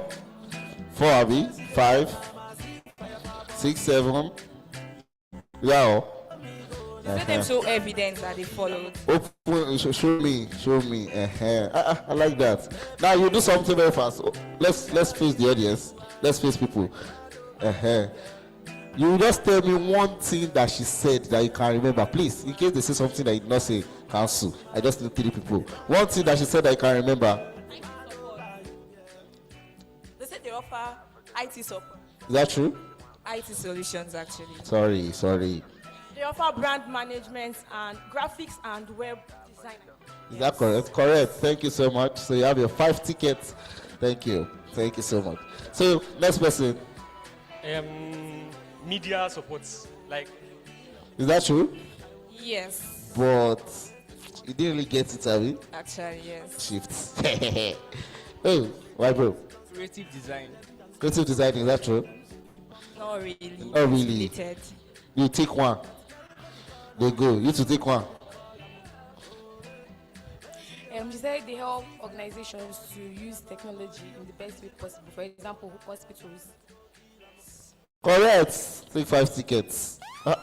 You sharp. Thank you so much. I'm really grateful. Correct. Thank you. Please, a round of applause for Gross Idea. Thank you so much. Please, a round of applause for them. Oh. You don't know if she wants to do another giveaway. Thank you so much. Okay, ladies and gentlemen, let's do something very fast. Look at your right, look at your left. Look to your right, look to your left. Tap the person beside you. Say neighbor. Some people are not looking. Oh, just tap the person beside you. Tap your right, tap your left. Say neighbor. Waiting do me, go do you. Calm down. $1 million. Shape it. DJ William. Wait, you don't even know. You don't even rate the person beside you. Whether the person is a rich kid. Okay, let's do one more. Say neighbor. Waiting do your bank account, go do my bank account.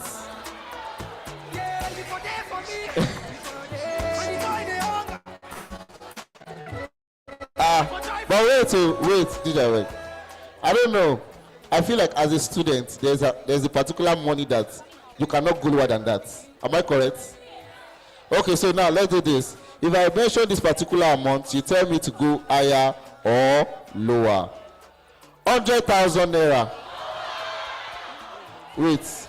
Which sociology and anthropology? I don't get money. Okay, 90,000 naira. Wait, people at the back are shouting lower. 80,000 naira. If you notice, people at that side, they be like saying that they be VIP. They no talk anything. 70,000 naira. Okay, it's already reducing. Let's see. 60,000 naira.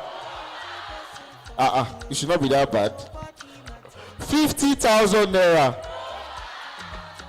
You say yeah, God bless you. She get bastard money. 40,000 naira. Can you just imagine? So you people don't have money. You don't get money. Why you don't go? As a student, you don't have money. You work. But who said 40K would have said higher? Now she 50. Who's that person? She get on white. She get money. You have say it's fine. I just want to tell you that Alpha, it's just the top of the listening. Wait now.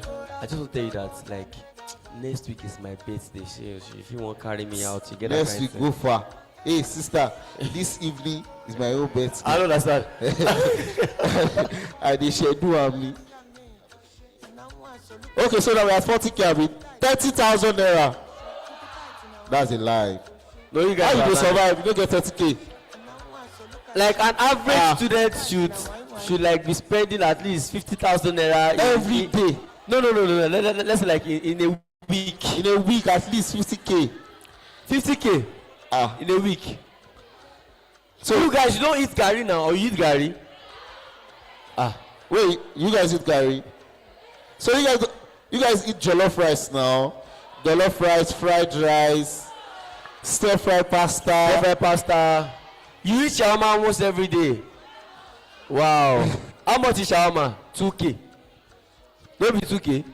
Eh? When you see shawarma 2K, I just dey joke. Where you see am? Who be that? May you patronize am. Why you dey do face like that? Because you look like a baby. You don't eat shawarma. Eh? Oh, okay. Wait. You dey do like say I do giveaway. Do you eat shawarma? Hey, you will say you get 50K. Don't vex me. Some people will tell you that they've eaten shawarma before you. You know that is a lie. By the way they look like. You know that it's Gary that's now. You just know. I point to somebody. No, I cannot point to anybody. Yeah. But wait, if you know that you love burger, let me see your hands up. If you know that you love burger more than shawarma, let me see your hands up. They know. You like burger?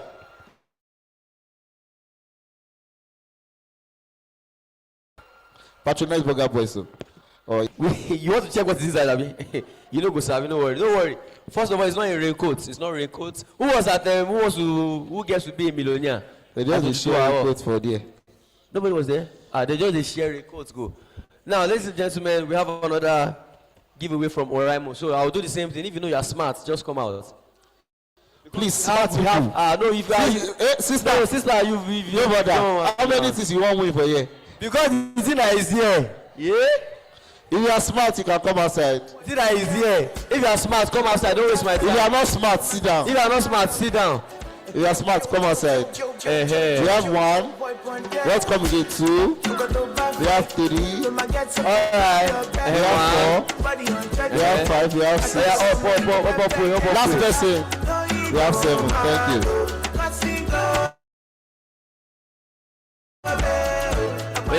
Sister. Stay here. Go. Stay here. Come here. I don't want to see you there with another man. So we just have less than 5 minutes.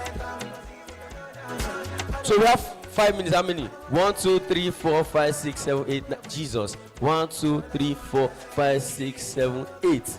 8. So we're going to do something. Jay, what are we going to do? So now, let me give us the instruction of the game. The game is Simon Says. Yes. So you only listen to the instruction of who? Simon. Let me use B as an example. Are you ready? Yeah. Simon says, clap your hands. Simon says, stop. Simon says, raise up your right hand. Put it down.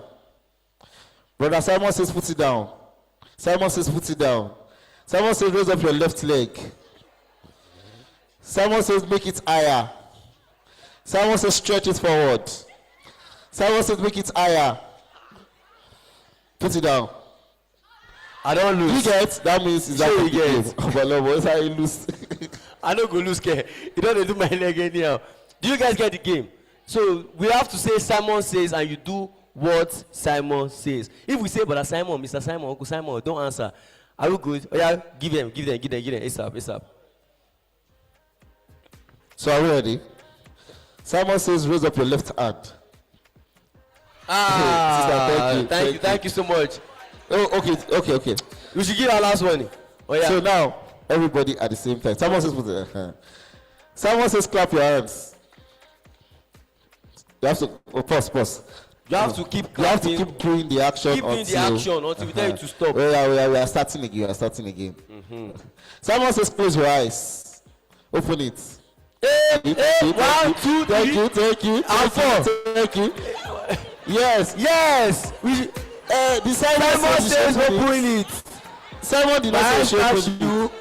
2, 3, 4, 5. Simon did not say you should open your eyes. Yes. We cannot start again. Thank you. Please clap for them. Thank you so much.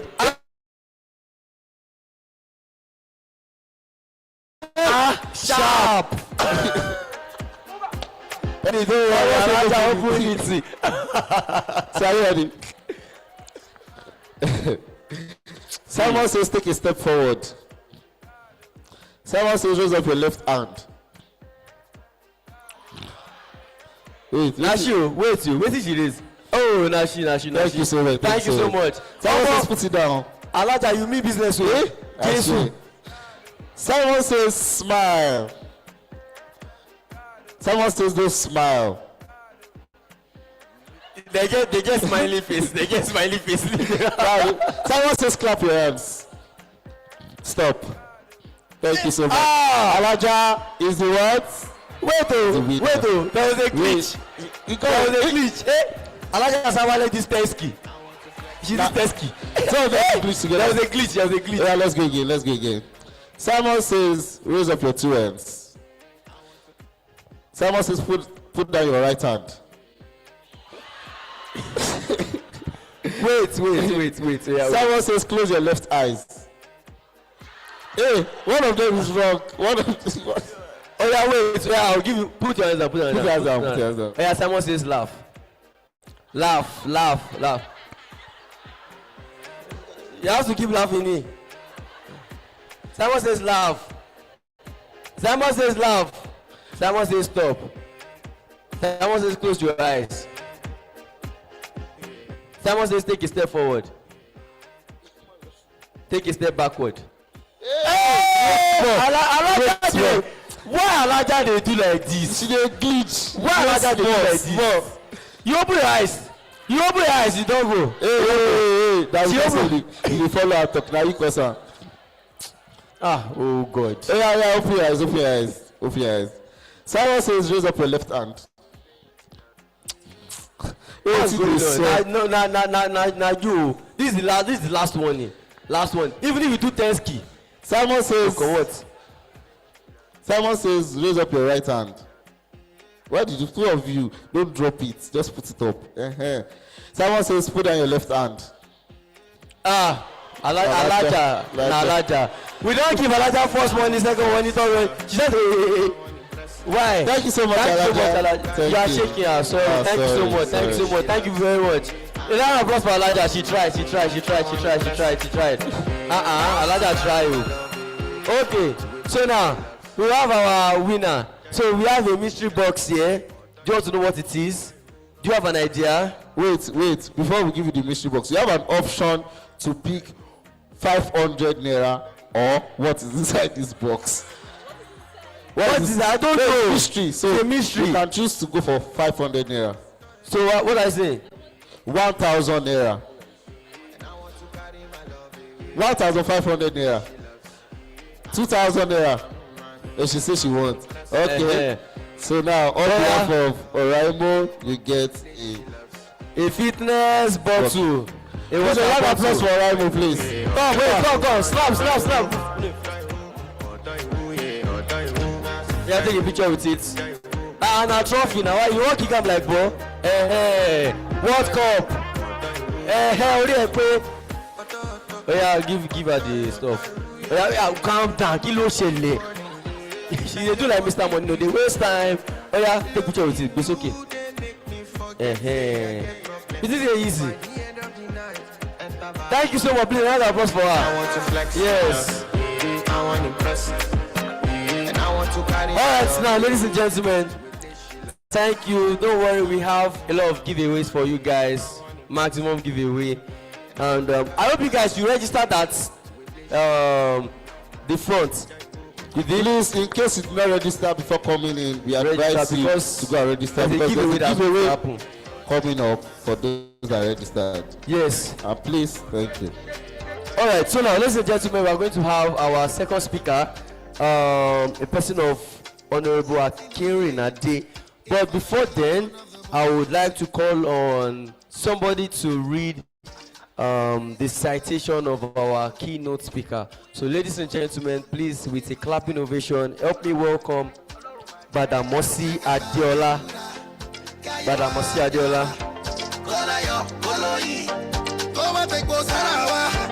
I go pray for you and I go fight for you. My desire for you is more than I can. Good morning, I'm Adeola Badamosi, and I'll be taking the citation of Honorable Adekunle Akinrin-Ade. Adekunle Akinrin-Ade is a seasoned political scientist and international relations expert with specialized proficiency in digital communications, policy formulation, and advocacy. His multidisciplinary expert spans government affairs, political campaigns, public relations, and strategic media engagements. A native of Iresi, Osun State, Nigeria, Adekunle holds a Bachelor of Science in Political Science and International Relations from the Osun State University and an MSc in Political Science, International Relations from the University of Ibadan. He is currently pursuing professional certification at the Nigerian Institute of Public Relations, NIPR. An active partisan politician since 2018, Adekunle combines grassroots political engagements with legislative insights. He represents Osun Central Senatorial District at the Nigerian Youth Parliament, National Assembly, Abuja, where he rose to the rank of spokesperson and chairman of the House Committee on Media, Publicity and Communications. He also serves as the Special Assistant to Osun State Governor on Youth in Parliament and Legislative Matters. As an academician, he has 3 publications to his name, 2 of which were published in international journals. His interests are in politics, governance, academics, policy, and advocacy. Ladies and gentlemen, join me as I welcome to this podium Honorable Adekunle Akinrin-Ade. Nice to meet you. Betty Butter, say you can have my daughter. Make we link up later. Of the greatest Nigerian students. Of the greatest Nigerian students. All right. It's noon already. Good afternoon, everyone. Please, I quickly want to correct something. I do not bear the title of an honorable, please. My name is Adekunle Akinrinade. That's simply my name. All right. I'm glad to be here this afternoon. I'm very, very pleased with what I am seeing here. Please, a round of applause for every one of you here. Permit me to please firstly recognize our lecturers that are here. I may not know everyone, but please, I sincerely recognize everyone and everyone on the high table. You are welcome, sir. And also to the executive of this association, most especially Madam President. Where is she? She has been a very wonderful person. We've been communicating over time, and I must be sincere. She's so committed to these assignments given to her. Please, a round of applause to her. Okay, I do not know if I have been to OAU before, this same department, but I am not too sure if it were to be a SAC. But I knew many years ago, either 2018 or 2019, I represented my school, I think it should be 2018 or 2019. This same department, and we were told to come around. I represented, and we did so well. So this to me is like a homecoming. So this department is a home to me. Do we understand? And very fortunately for me, the person that took my citation is my junior sister. Please, yeah, she's my junior sister. I do not know why they made her do that, but I don't know. Maybe it's an arrangement. All right. The topic given to us, it is such an a very sweet and interesting topic.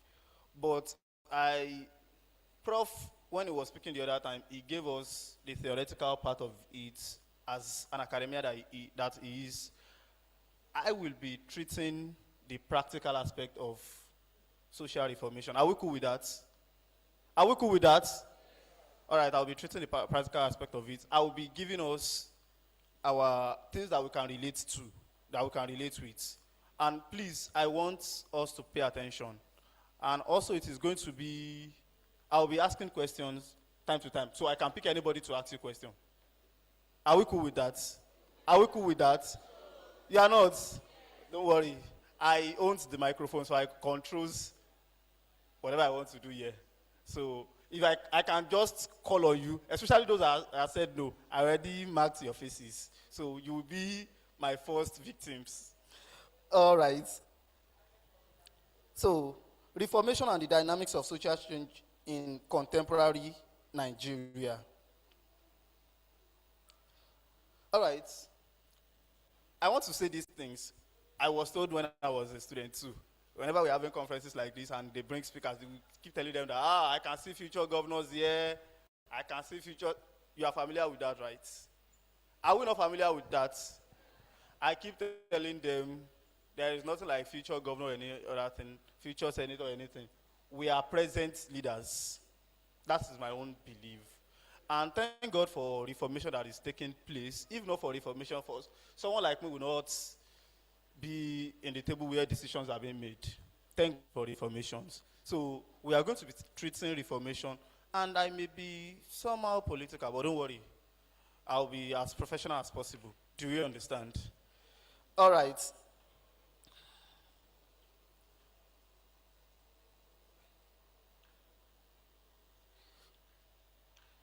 I want to ask you a question. What kind of Nigeria do you want to inherit from this current generation? You know, we are the next generation. What kind of Nigeria do you want to inherit? I want to hear from you. I can't hear you.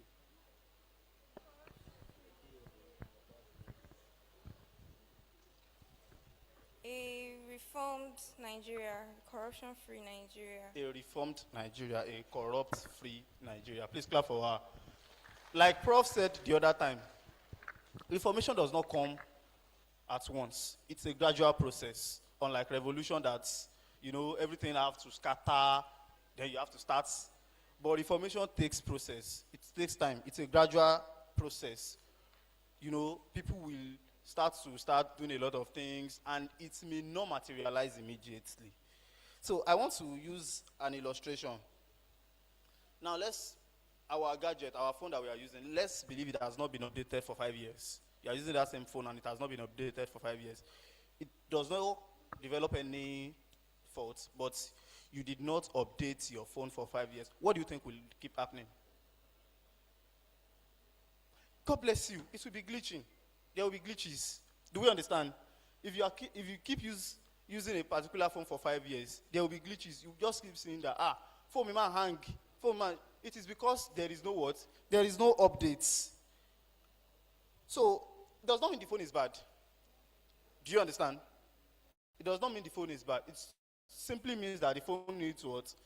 Needs an update. So that is currently what reformation means. If you keep if you are using a particular system over and over and over again, you just keep that. It brings stagnancy. There is currently there is currently a reformation that I subscribe to, though not everything fully. The Minister of Youth said he wants to reform the NYSC.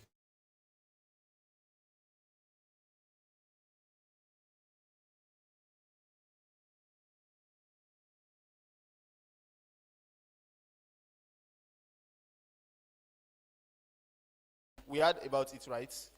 To me, I subscribe to that reformation. Do you know why? NYSC was founded, that was the year many of our parents were born. And from that 3 years, no single reformation.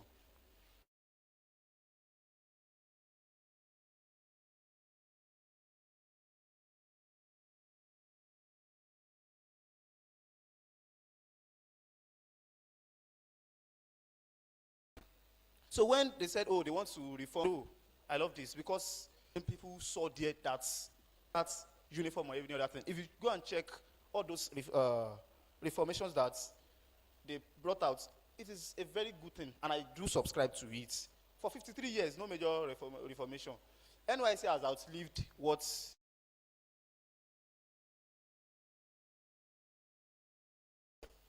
it was known for.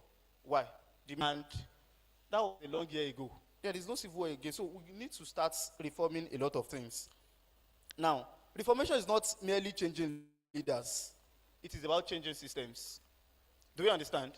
Reformation is not really about changing leaders. It is about changing systems, changing attitudes, changing institutions, changing values.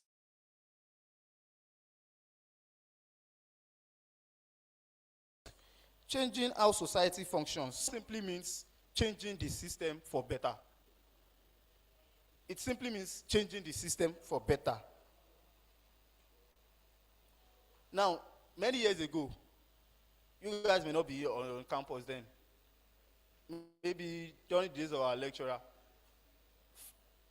Maybe paying school fees then, you will have to pay by cash. Then later they left from the days of paying by cash to the days of bank overdrafts. Do we understand? But now, how do you pay your school fees? With your phone, right? So,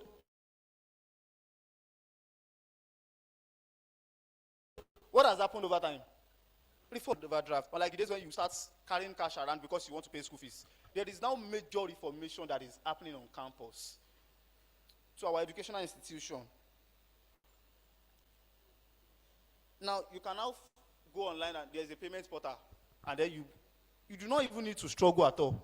Within less than 5 minutes, you are done paying your school fees, right? Unlike those days when they used to carry cash around, you go to account office, you go to this, you go to that, you generate to receipts, and a whole lot of stress. But now, all those stress has been simplified. Due to what? Reformation. Now, what is social change? What is social change? I'm not a sociologist, like I've been told. I studied political science, but I borrowed courses from sociology department, so I may not be fully familiar, but I have understanding of sociological terms. And I think the two are somehow interwoven, right? Right? I think this presentation is a bit dull. Hello, students. Greatest Nigerian students. There are comrades at the back. Greatest Nigerian students. All right, please, I want our attention and I want us to be fully involved with what I am saying. That is why I do not want to bring theories and every other thing. That is why I'm using what we can definitely relate to. All right, so what is social change? To me, social change simply means the way people live today. You know, it is different from the way we used to live in the past. Our way of life 5, 7, 10 years ago is different from what is happening. It's different from our current reality today. That simply means social change. To me, I may not have any definition for it, but the change in our lifestyle, the change about what we do is what I define as social change. Many years ago, in fact, not even many years ago, 10 years ago, you cannot order food online. If you want to get food, you have to walk into a restaurant, right? But now there are so many apps that will bring food to your doorstep. Just download all those Glovo and Co. You just, from the comfort of your room, you just have to do what? Pick up your phone, order your food, pay for it, and then you get food in your house. No stress, nothing. Just one click, and then the food gets to you. Many years ago, you see people, before you can get, in fact, while I was growing up, there was all this program online that they do matchmaking. They will tell you, Teban Woko, Emma Bowasi office, where they bring suitors together. Now, with the help of social change and social media, we now see that people now meet their spouses online. There are a lot of testimonies about people meeting their spouse. Oh, I met my husband on TikTok. I met my husband on Instagram. I met my husband on Facebook. We met on a WhatsApp group. Do you know? Now, those are social changes. Unlike in the previous years, it has to take physical, you have to see each other physically. But now, you can just see someone, probably just a comment, and then, who is this person that made this comment? You check the person's profile. I think I want to be friends with this person. And maybe, who knows? So, that is what I relate to as social change. Now, we need to understand that social change never happens by accident. Like I said earlier on, it never happens by accident. It happens because there is a force that drives it. And what are those forces? There are forces that drive social change. So what are those forces that drive social change? I have here 5 forces that I wrote down. The first one, which is technology. Technology is the first force. The second, which is education. The third, religion. The fourth, politics. And the fifth, economy. Those are, to me, are my drivers of social change. This thing I want to say now, every one of us here, maybe in the past or now, we have all used ChatGPT before. Yes or no? Yes or no? ChatGPT came in, I think, 3, 4, 5 years ago. Not more than 5 years, I'm very sure. I'm very, very sure. So, now, unlike before, if you want to write assignments, if you want to do your assignments, we use Google and Wikipedia. Before then, it was the days of library. You have to go to the library, you start sourcing for materials to use, then you start reading before you can do your assignment. Then a change happened. People were using Google and every other thing. Now you don't even need Google again. You just go to ChatGPT. Except you want to lie. Except you want to lie. Is there anyone here that has not used ChatGPT to write assignments before? Is there anyone here that has not used ChatGPT to write assignments before? Let me see you up. Let me see your hand up. That, I have not involved ChatGPT in writing my assignment before. Let me see your hand up. So I want to believe that every one of us are guilty, right? Every one of us are guilty, right? Every one of us. Those of you that are saying no, you are guilty. Yes, you may not write the way ChatGPT gives to you. You may just want to go and search for ideas on ChatGPT, right? Now, that is another social change. When ChatGPT came into being, people were copying the same thing ChatGPT were giving them. Now, we now have AI checkers. So people now get caught that, oh, you use AI. So now people are now start tracking whatever they get from ChatGPT, yes or no. I'm still a student. So we are all students. So I understand all these things very well. So there is no need for you to say, no, I don't use ChatGPT. We all use it. We all use it. So, unlike before, before you can get your assignments done, you have to start going to libraries. Prof can tell us during his days on campus, you have to go to consult libraries before you can get your assignments done. You have to start reading a lot of materials, reading books and all. But now, people hardly visit library. Most of the materials you want to go and visit, you want to go and look for in the libraries, you can download them, yes or no? At no cost. You can always download them. So there is no need visiting the library. You can access the library right here in your room. I'm not saying you should not visit the library. I'm just telling you that there is now a social change, a social reformation.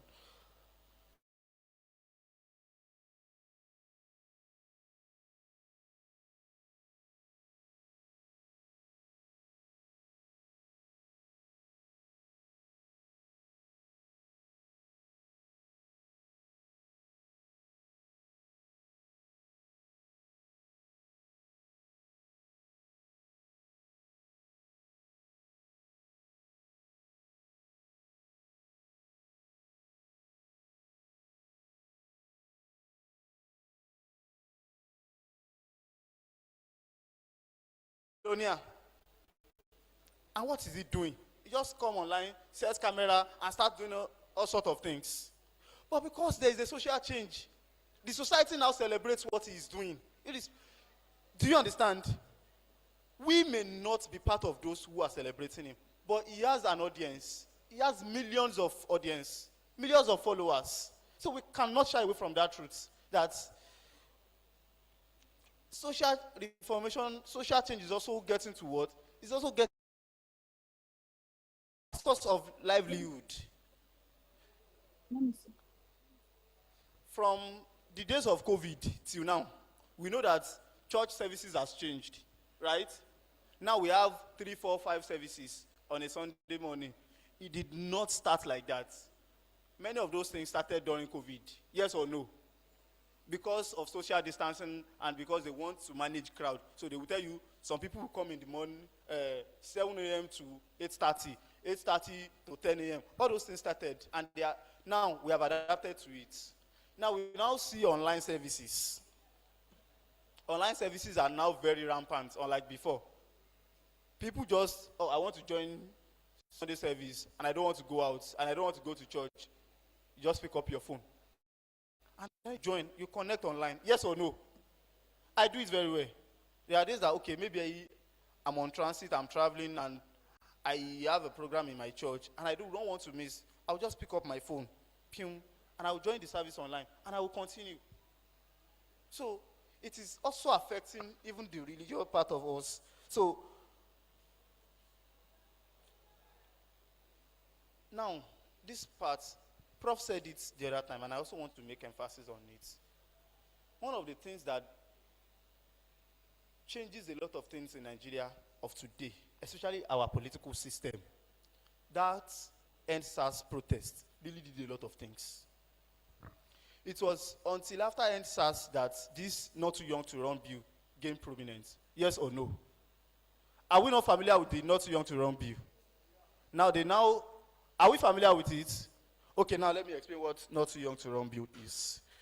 Before now, the age at which you can hold political offices, you must be around, before you can become a governor, 45 and above, a lot of things. Then, young people came together after that COVID, that, oh no, we must challenge these old people who are holding power. Before now, in the 70s and the 60s, many of those people who ruled us then were in their 30s. Then because of the fact that we returned back to democratic governance, now, they now pushed power to the old people. It is only old people that were ruling the system that were recycling themselves over and over and over again. Do you know what? After that, what do I call it? NSAS protest. A lot of things happened.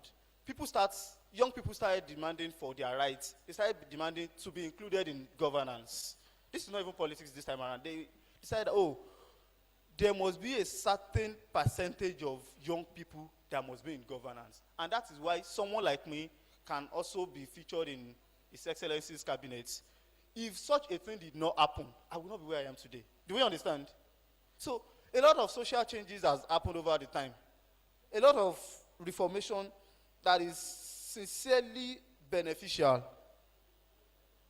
Now, you now see young people contesting for governors, contesting for Senate, and a lot of things. This young man is from Cross River, Senator Asuku. Asuku got into the Senate at the age of, I think, early 30s.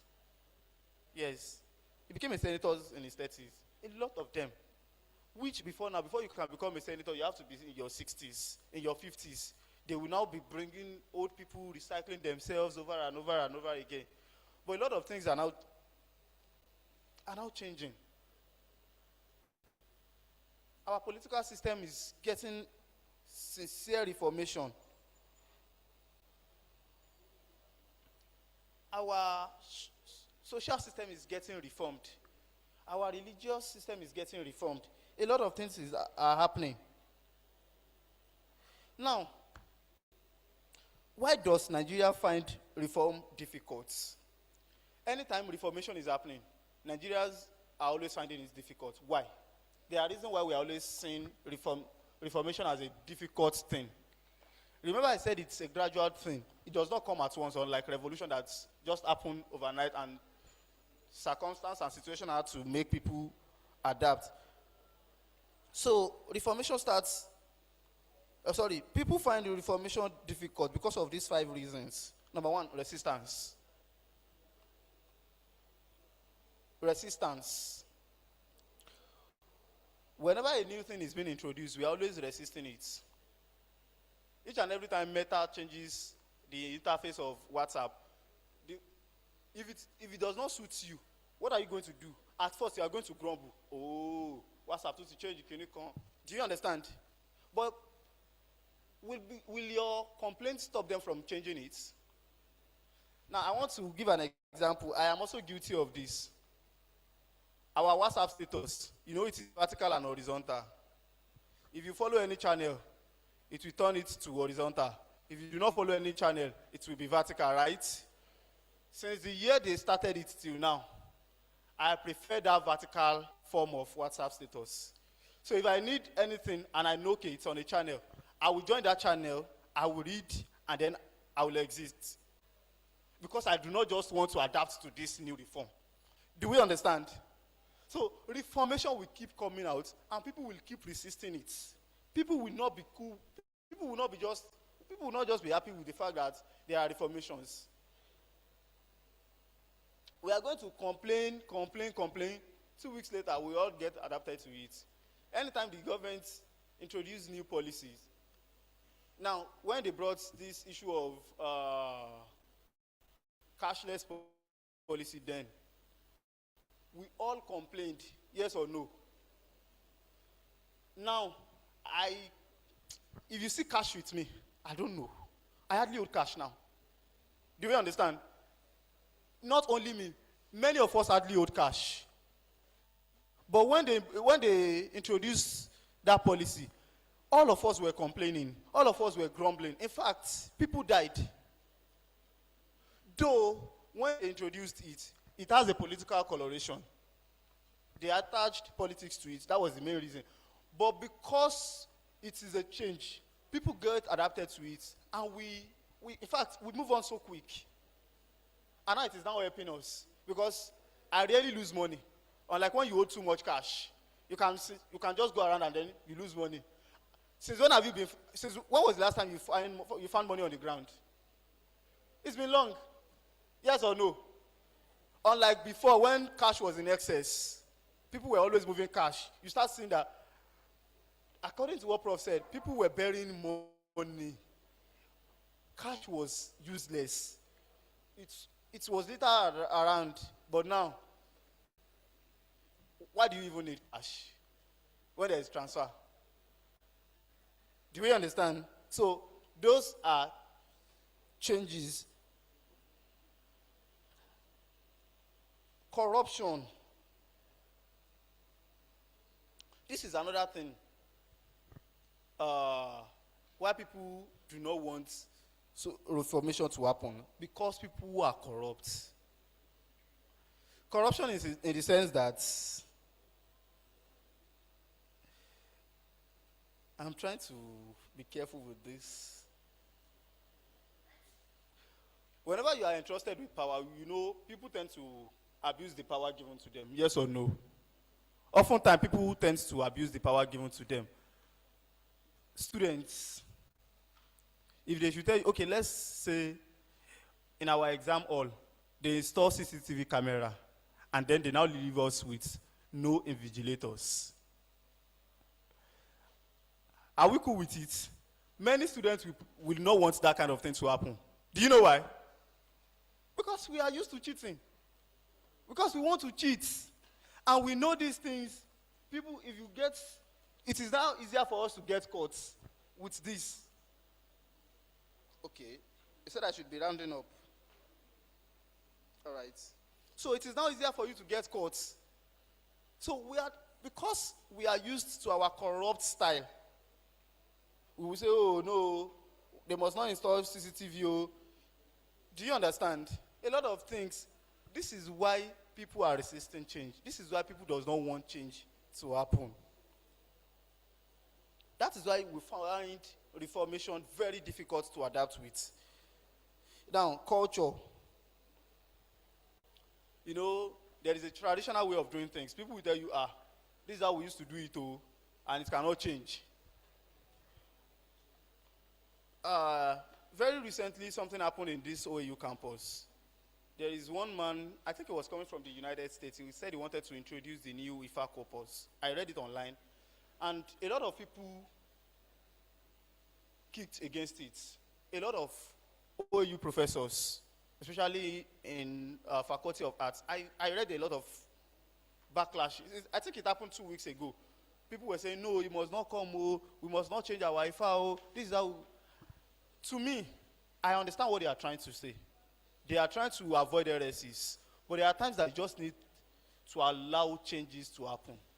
The man just wants to bring IFA online. And they said, no, that is not how we used to do it. A lot of people, Professor Wande, Abimbola, a lot of them, they kicked against it. Even the IFA, I read a lot of things. I know they have their reasons. They are just trying to avoid heresies. They don't want it to be in a situation where the tradition, the culture will be tampered with, and that is why. But the fact that if we want a reformation, there will be a lot of changes that will happen to our system, either we like it or not. Now, when politicians are trying to introduce new policies to us, we know how we are always failing. We do not want all those policies. Do you know why? Because it is going to affect us. Many politicians also kicked against,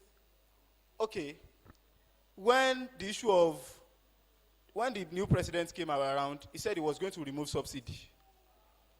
I, as a person, kicked against it. Top politicians also kicked against it. Do you know why some of those people kicked against it? Not because they actually loved us. I still do not believe in that thing till now, though. Many of those people kicked against it because they were benefiting from those proceeds of, what's it called? The money that they are using to pay all those people whenever they bring oil into the country and stuff. They are benefiting from it, and they do not want it to change. You know, that's their source of income. They do not want it to change. They do not want it to get stopped. That is why they are doing all these things they are doing. Now, due to my exposure and where I have gone to, I have seen reforms happen, and I have seen it, the good and bad side of it. There are some reforms that you are going to do that are going to spoil the entire system. And there are some that you will introduce, they will advance the system. Do we understand? Do we get it? There are some reformations that you are going to introduce, they are going to bastardize the whole system. And there are some reformations that we are going to do that will improve the system. Before, let me also use your campus as an example. Some weeks or months ago, they brought in new shuttle. Yes or no? And we saw what happened afterwards. That was going to be a reformation. But students believed it was going to bastardize the current system. And that was what happened. You saw protests and a lot of things. I am not a student of OAU, but I was following all those things as it were, all those events as it were unfolding. The person who introduced it just wanted to out of generosity. She never wanted to disrupt anything. But because we are the one feeling it directly, we know this is going to affect us, yes or no? So now, are we not adapting to it? Have we not adapted? You may not say the truth, but gradually we will adapt. That is one thing about reformation. It may be very hard, but over time we are going to adapt to it. Now, there are a lot of case studies, the issue of cashless economy, digital payments, a lot of things that has happened. Also, JAMB exam, our UTME exam, the ICT, all of us here, when we wrote our JAMB, we did CBT, right? If you ask all of these people that sat here, they wrote pencil and paper. Yes or no, sir? They wrote pencil and paper. And it was always in types. Yes, sir. Type A, type B, type C, type D. I was the last set to write pencil and paper. I was the last set. 2013 was the last set. So they introduced CBT in 2014. I was the last set to write pencil and paper UTME exam. The UTME you will go and sit down for to do your exams. It is always, you now be shading A, B. So they will now tell you, what type are you writing? Those of you that are writing type A, please come in. They will now start. But you know what? It was very easy to cheat then. And by that time, people were even, you can see someone who did not register coming in to come and write UTME for someone else. People were doing a lot of corrupt system where the system was not perfect. So when they brought CBT, for the first 2-3 years, there were glitches. Before they can start the exam, you see people waiting under the sun, a lot of things. But now, it may not be 100% perfect. But now, they have gotten better over the years. Do we understand? So that is reformation. That is how reformation always happens. I want to ask us a question. How many of us believe that Nigeria is going to get better?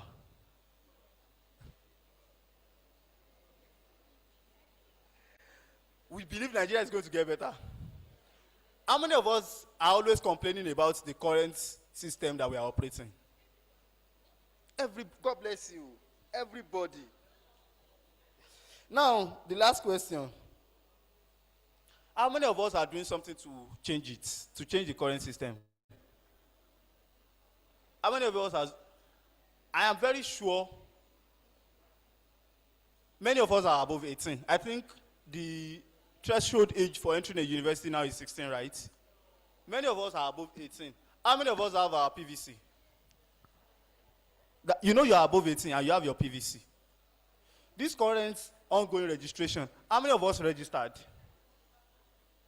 Now that is where the problem is.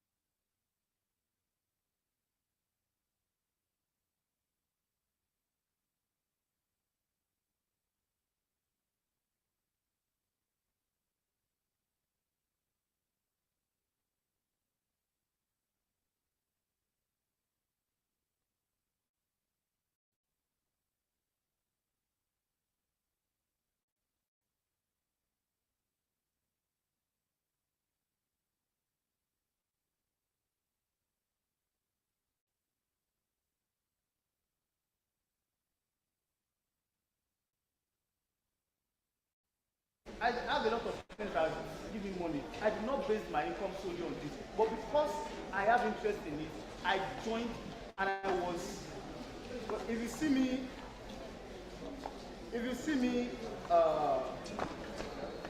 in my local government, interacting with people, all those old people, you see, are you sure this guy is educated? Do we understand? You start seeing me interacting with them in the manner at which they want. That is how we can bear a reformation. That is how we can bear social change. So I will be imploring us to also get involved in whatever changes that may be. And whenever we see a reformation coming up, instead of us to resist, we should do what? We should embrace. Do we understand? Instead of resisting, we should do what? We should embrace. So on this note, I will be leaving this podium, and I want to sincerely thank you all for having me here, and also to the leadership as the thank you so much. Thank you. God bless you. Please a round of applause for him. Please, you can do better. You can do better. Can we all hear my voice? Yes. Can we all see my voice? No. Okay. So, if you know you really learned one or two, please run up for you.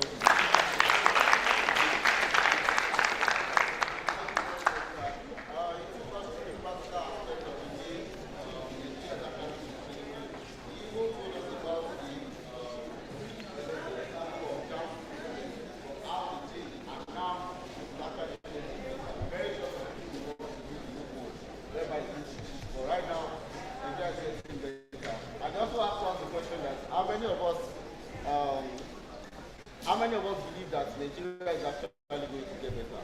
If you believe that Nigeria is going to get better, tap your neighbor and say Nigeria will get better.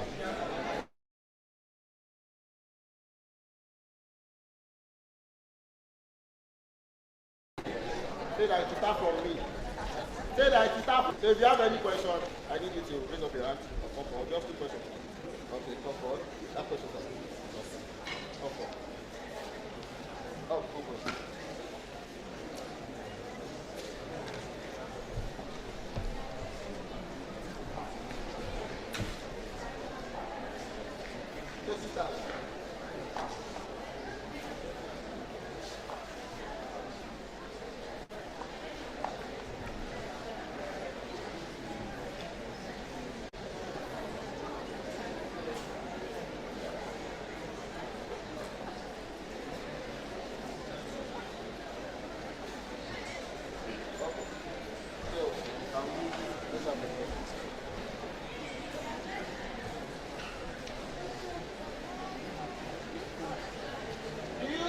Voting alone can cause a reformation in Nigeria? That's the first question. If not, oh Jesus, thank you, God.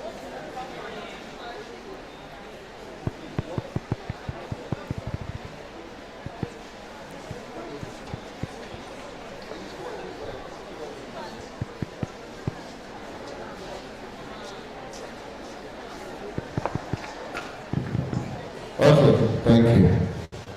Everybody has hand is back. Thank you so much, and thank you so much for the wonderful session.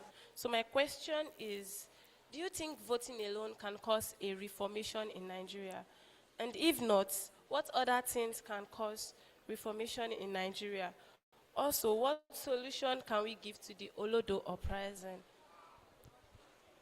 All right, she asked if voting alone can cause change in Nigeria. No. There are a lot of other things that can cause social change, that can cause social reformation. Like I said, our society, even the class we are, it is not only about the governance and politics aspect alone. You should also be, how do I put it, be intentional with the person you are dealing with. Now, I have one thing within me. I can never, no matter how long a queue is, I won't jump queues. I have been doing that since my undergraduate level. I don't join queues. I schooled during the days whereby I schooled in a remote area in Osun and Okuku campus. We only have one bank. So those periods, you want to go and withdraw cash, you go to the ATM, you now meet over 500 or 400 people. Instead of me to now jump queues, I would rather go home and then come very early in the morning. I don't do it. So if some of us can just, like the former president says, change begins with you. We just need simple and little things. Be sincere with whatever you want to do. If you are coming for an event, you do not have to come late. A lot of things, those are the way we can change. Now, what can we do to the Olodo uprising? It is so unfortunate that that is what the society is celebrating at the moment. Now, what do we think we can do? Those who are bright and brilliant, those who are doing good things, let's also do what? Give them attention. Let's celebrate them. Do we understand? So as those who, they have their own audience, let's also concentrate to those who are doing good things. Do we understand? We cannot take them away from what they are doing. That is their own belief. So those of us that believe in something good too, let's also do what? Let's give it attention. If you are seeing people doing something good, embrace them, encourage them, and do what? Give them money if you can. Do you understand? Instead of giving your money to all those that are doing Olodo uprising. Do we understand? And that Olodo uprising did not start now. This issue of Pella and Co did not start. It started with little things that we were not paying attention to. Big Brother will start very soon now. It has started. Oh, God bless you. A lot of us are voting. Yes or no? With our money. If there's any academic contribution and they ask you to contribute for it, will you do that? Many of us will not. So we are also contributing to the Olodo uprising one way or the other. I'm not saying Big Brother Nigeria is bad, though. Don't get me wrong. But we are also contributing to Olodo uprising one way or the other. Thank you very much, sir. Yeah, thank you. Good afternoon, sir. My first question goes this way. Okay, just like the examples you gave and your speech, you said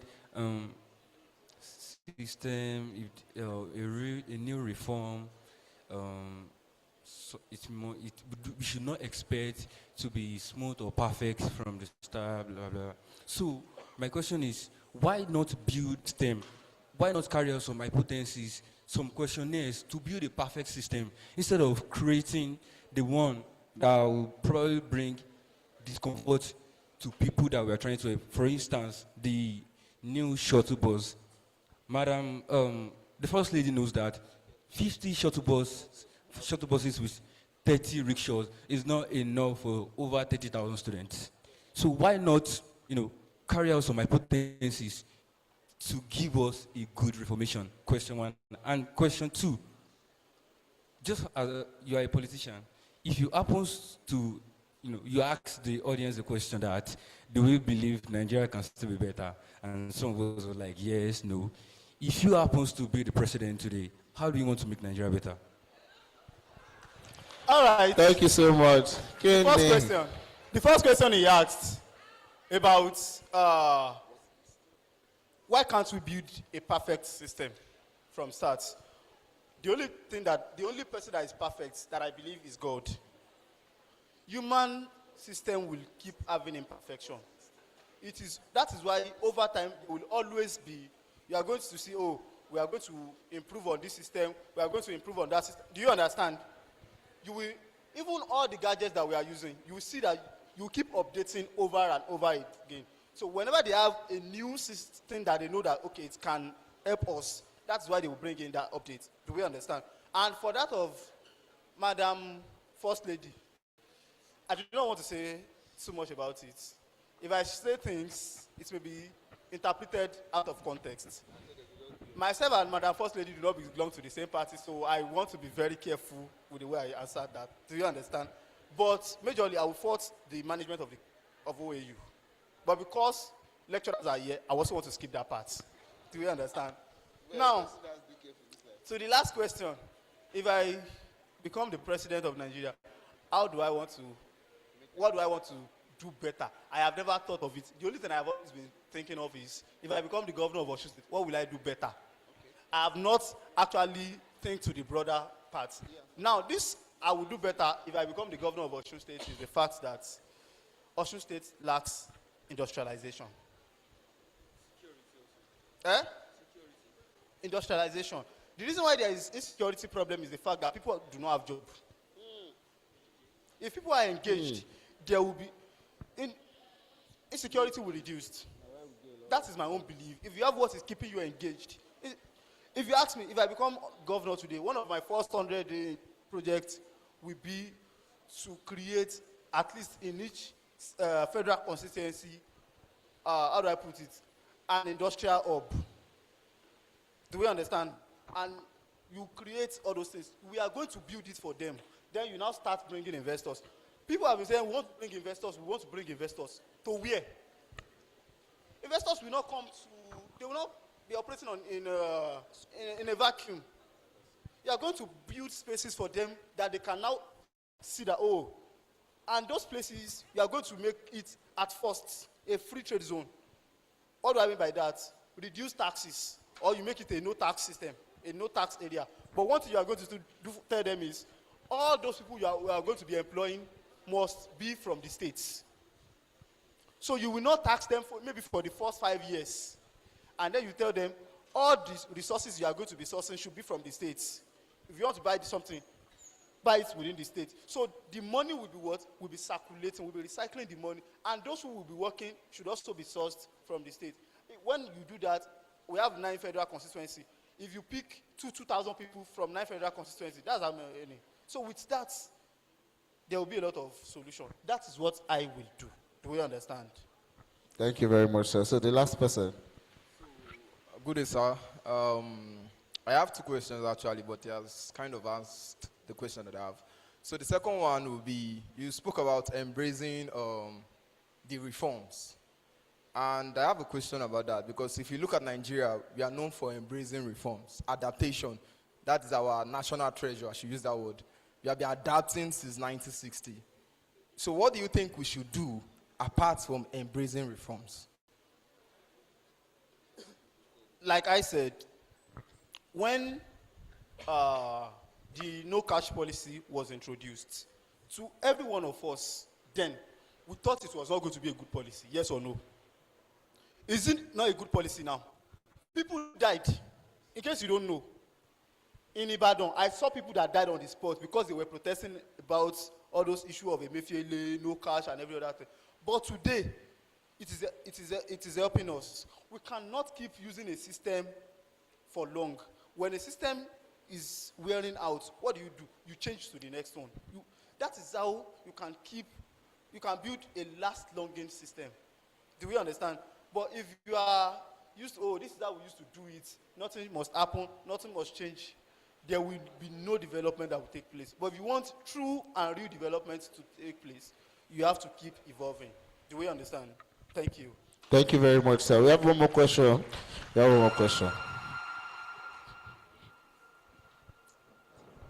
Thank you so much, Mr.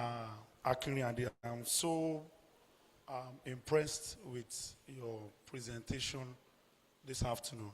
And the only issue I just have here, and I want to raise a question on it, is the issue of resistance that you have pointed out in the course of your presentation. So my question is simple, and it's kind of similar to what the last person just asked. So what can we do to like instill the level of patience that is required of recipients of, such social reformations, so that they could see the bigger picture of any process of reformation, even from the lens of the initiators. Our generation, woke generation, I don't know if I'm among them or not, but there's a generation that is woke enough, you understand?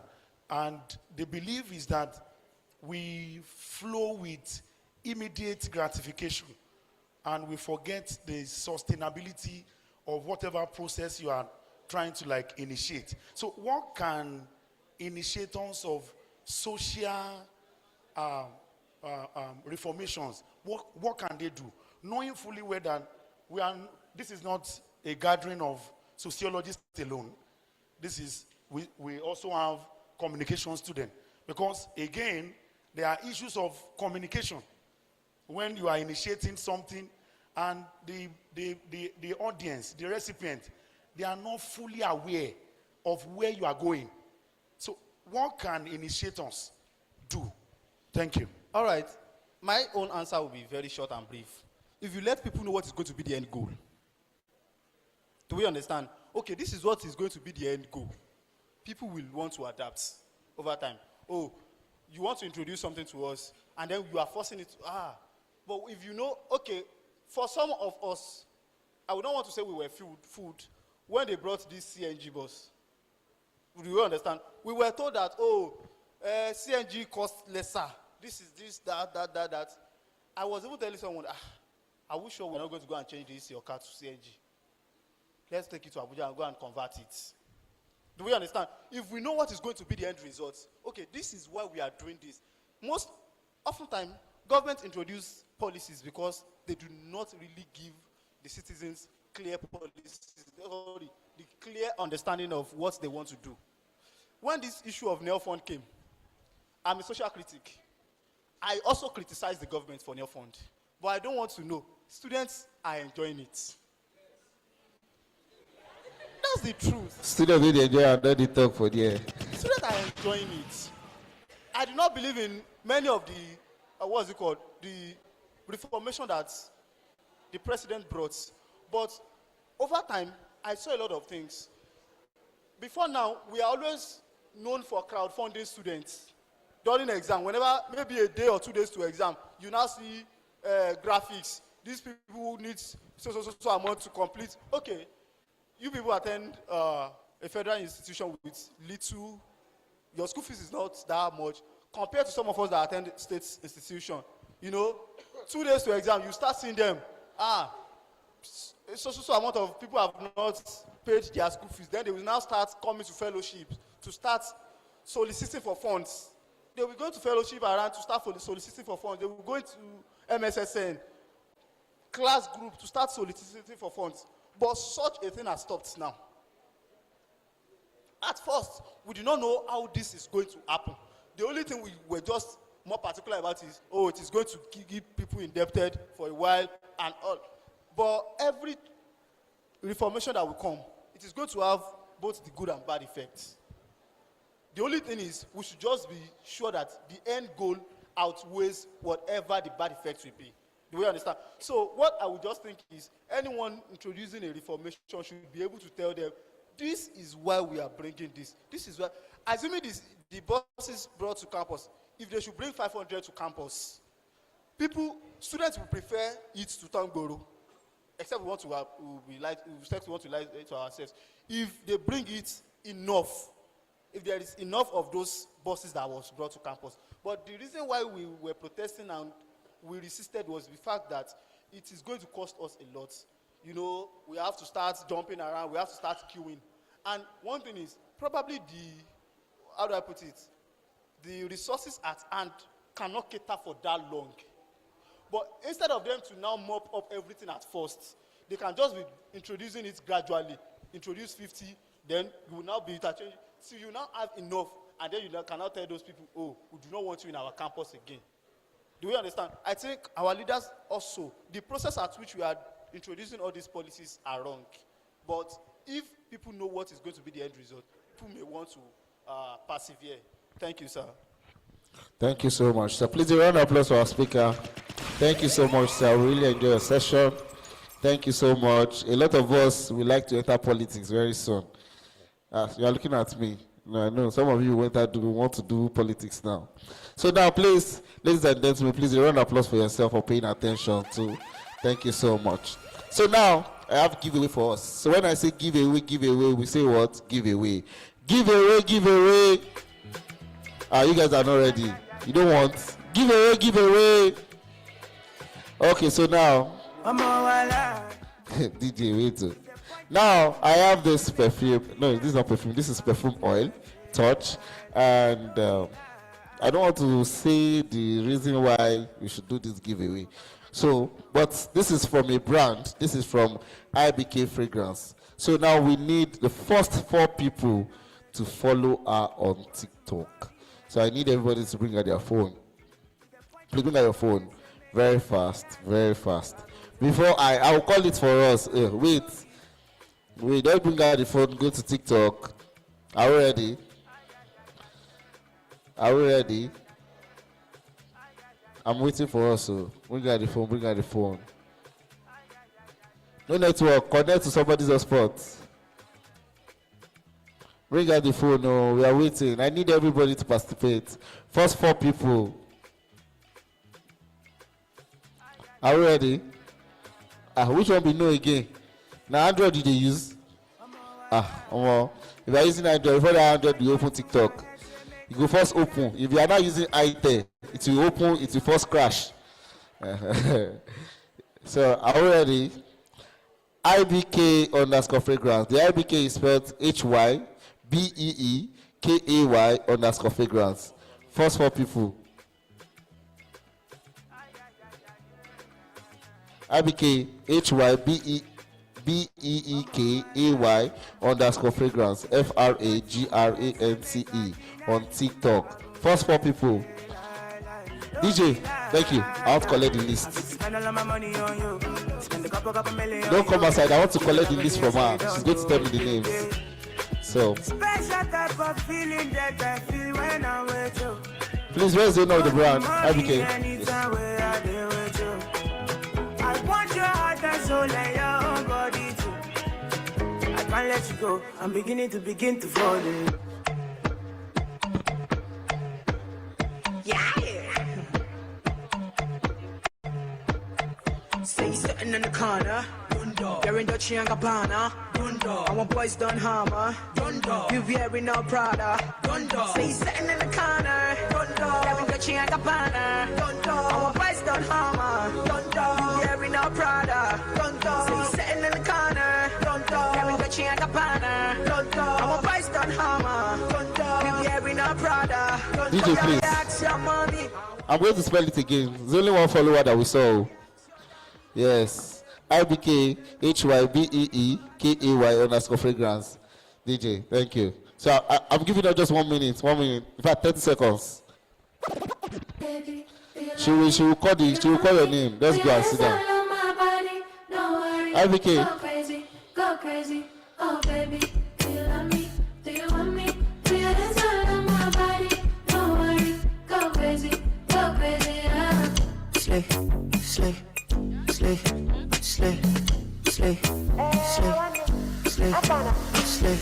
One and Stogaloma. It's a banger, you already know. Okay, too many girls, so okay. All right, thank you very much. The first person that won the giveaway is Temilade. CEMHILARDY. Temilade, who is Temilade? Come out, though. The second person, Miracle.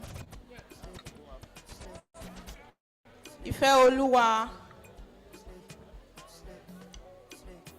Temilade, Miracle. Ifeoluwa. Ozana Daniels. Thank you very much. Girl, you sweet like sugar. I don't represent. I got this fine flavor. I do my bouquet. Everybody get out your way. Oh, wow. She's slick. And her body is skin. I live on pool. Wanna get lit. 5 bitches in me. Wanna get rich.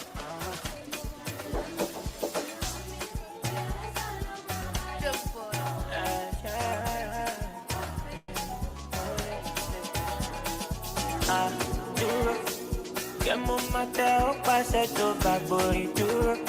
I'm gonna be duro. And you know, eh. Say na me be the boy we got picking before. Okay. So ready?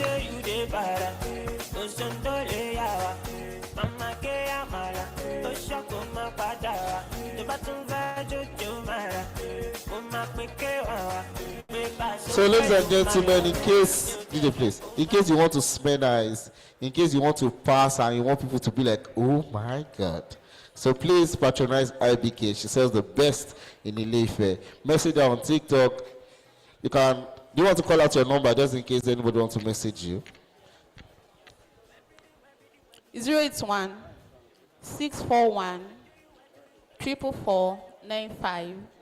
081 641 44495. Thank you. Thank you so much. Thank you so much. So please take a picture. And please, as you are collecting free stuffs, make sure you patronize the brand. Make sure you patronize the brand. Refer the brand to your friends. So thank you so much. Thank you. Please, a round of applause for IBK Figures. Thank you. Okay.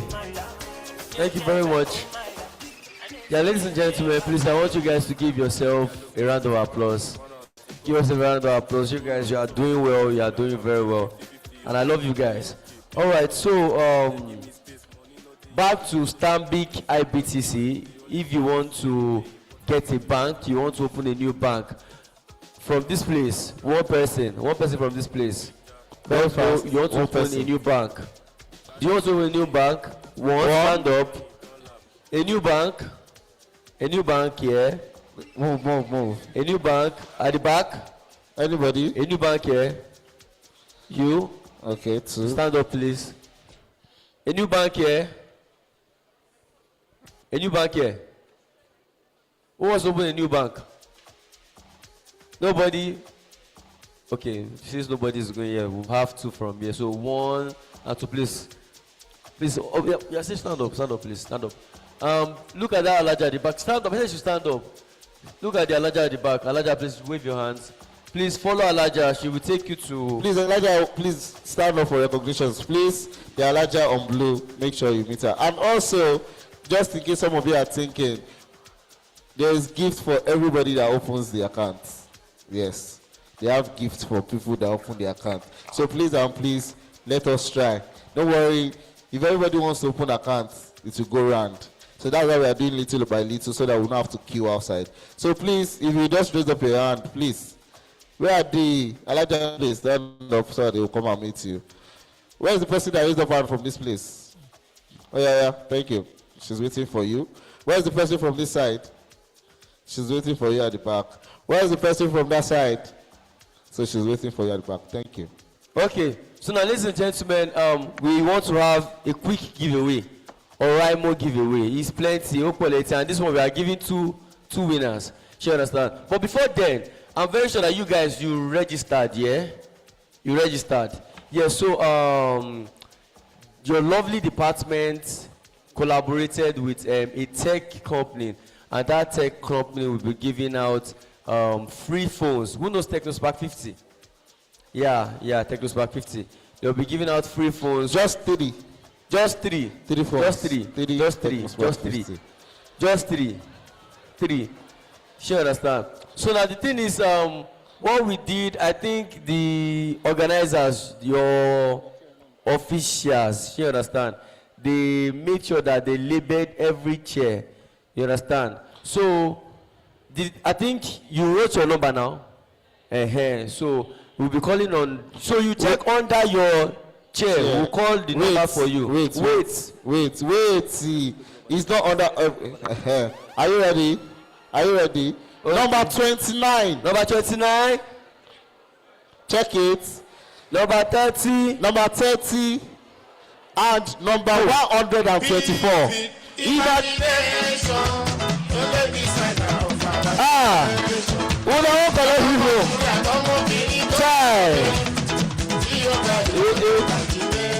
Vivid imagination.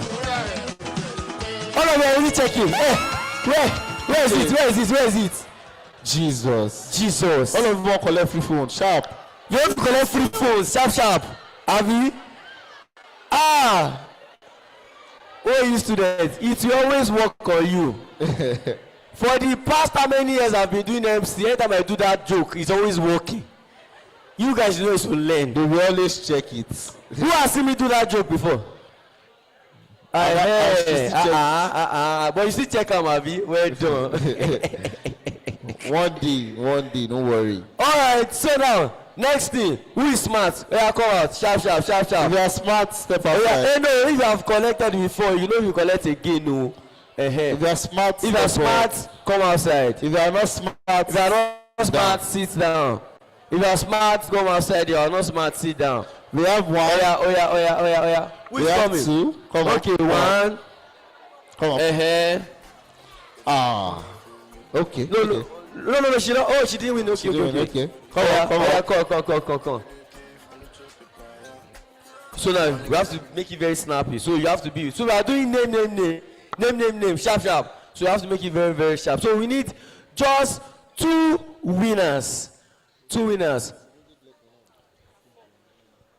Who wants to join again? Anybody? Last person.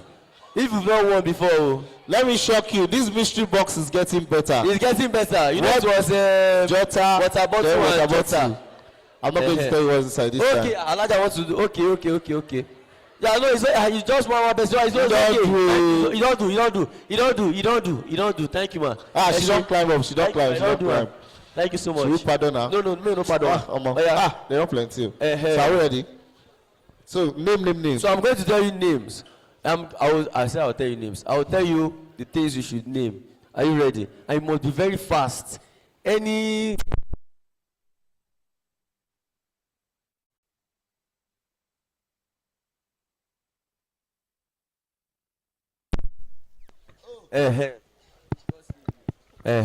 God save you. Are you ready?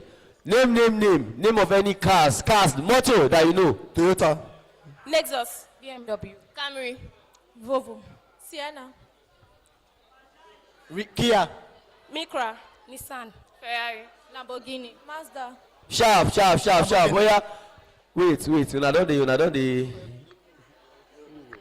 Oh yeah. Name of any type of clothes that you know. Sorry, sir.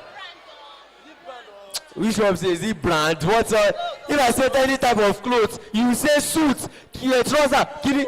Oh yeah. You want to do brand? No, wahala. Do am. Let's do brand. Oh yeah, let's go. Oh yeah. Name of any fashion brand that you know. Dolce and Gabbana. Sash, Balenciaga, Gucci. I don't know. Sorry. Oh yeah. Name.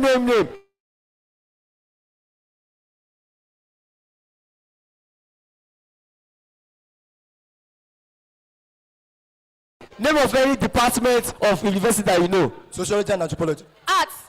Thank you. Department. You will not pardon. Oh yeah. Let's go. Social science. Biology. Arts. Science. Thank you so much. Thank you. Okay. Oh yeah. Are you ready? This one is very, very simple. Okay. Name of any type of drinks that you know. La Coco. Jesus. Oh my God. Jesus. La Coco. What's your food? The lecturer first check her. Says, wait, you check your people. Oh yeah. Let's go again. You said La Coco. Oh yeah. Fanta. Coca-Cola. Sprite. Chivita. Gary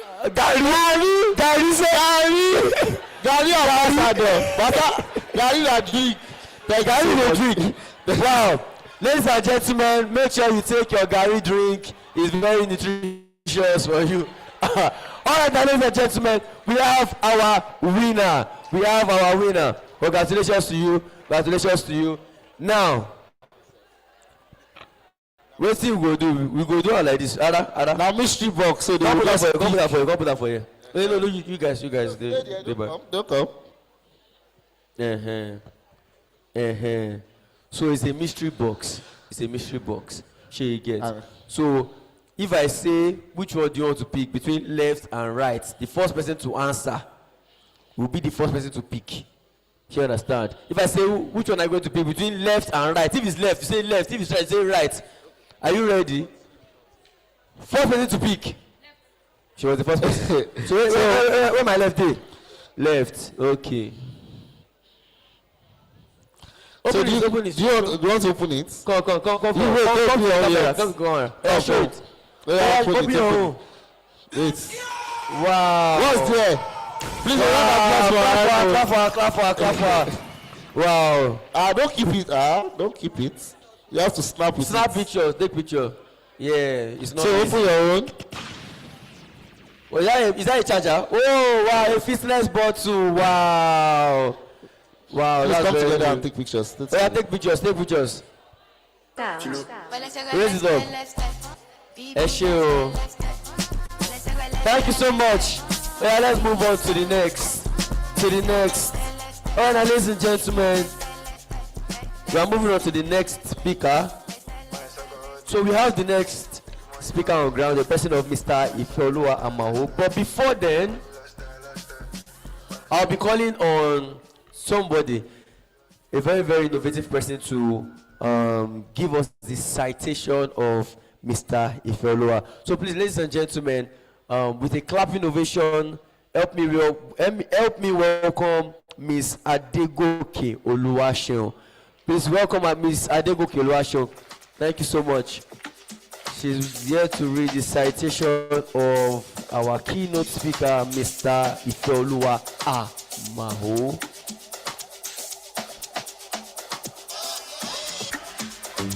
Roll me, baby. She said she knows me, I'm Mr. AJ. I told her I can be a bobo. She said she wants to be my baby. Good afternoon, distinguished guests, lecturers, and students of Sociology and Anthropology. My name is Adegoke Oluwaseun, and I'm here to take the citation for Ifeoluwa Olusola Amo. Ifeoluwa Olusola Amo is a high-performance customer success leader, technical support expert, and operational strategist with an outstanding track record of managing global enterprise relationships. He currently serves as a support lead and senior customer success specialist, where he directs remote cross-functional teams within the Microsoft ecosystem and designs high customer retention strategies for global SaaS platforms. Bridging the gap between technical support and product engineering, he maximized customer value and optimized service delivery of thousands of monthly users worldwide. A proud indigenous of Ogbomosho, Ifeoluwa's academic foundation is a testament to his relentless drive. He first earned a Nigerian certificate in education, economics, and geography from the Best Legacy College of Education, remarkably balancing his final year in 2011 with the rigorous demands of OAU pre-degree program. Admitted into OAU Department of Sociology and Anthropology in 2012, he quickly demonstrated a profound capacity for leadership, serving as a General Secretary of Nigerian Sociology and Anthropology Students Association, NSASA. It was on this campus that he first merged academic theory with practical execution, mastering research methodologies and data analysis to build a thriving consultancy that supported hundreds of university researchers before his graduation in 2016 and subsequent NYC mobilization in 2017. Transitioned seamlessly into global technology sector. Ifeoluwa has built an exceptional legacy in enterprise operation by applying sociological principles to human sociological computer interactions and team dynamics. Starting as a frontline support engineer, his unique data-driven approach to user behavior and rapid resolution of complex cases earned him a prestigious Lionheart Award. His ability to de-escalate crises and drive users' adoption propelled him to team lead within 6 months and subsequently to operation consultant, where he presented global delivery paths to high-stake business reviews with executive stakeholders. Beyond his establishment expertise in Microsoft ecosystem, Ifeoluwa has a global recognition, top-rated technology consultant who has driven product adaptation and customer success strategies for leading artificial intelligence platform, including Firefly's AI and Instantly AI, where he continuously exploring entrepreneurial opportunities within large-scale agribusiness and commodity value chains. A dedicated family man, he remains deeply committed to youth empowerment and professional mentorship. His remarkable strategy of lecture theaters of great effect to the front four of global tech operations serve as a living testament to conference focus on reformation and dynamic social change in contemporary Nigeria, proving that foundational understanding of human behavior is ultimate competitive advantage in modern digital economy. Join me with a round of applause to welcome Ifeoluwa Olusola Amo.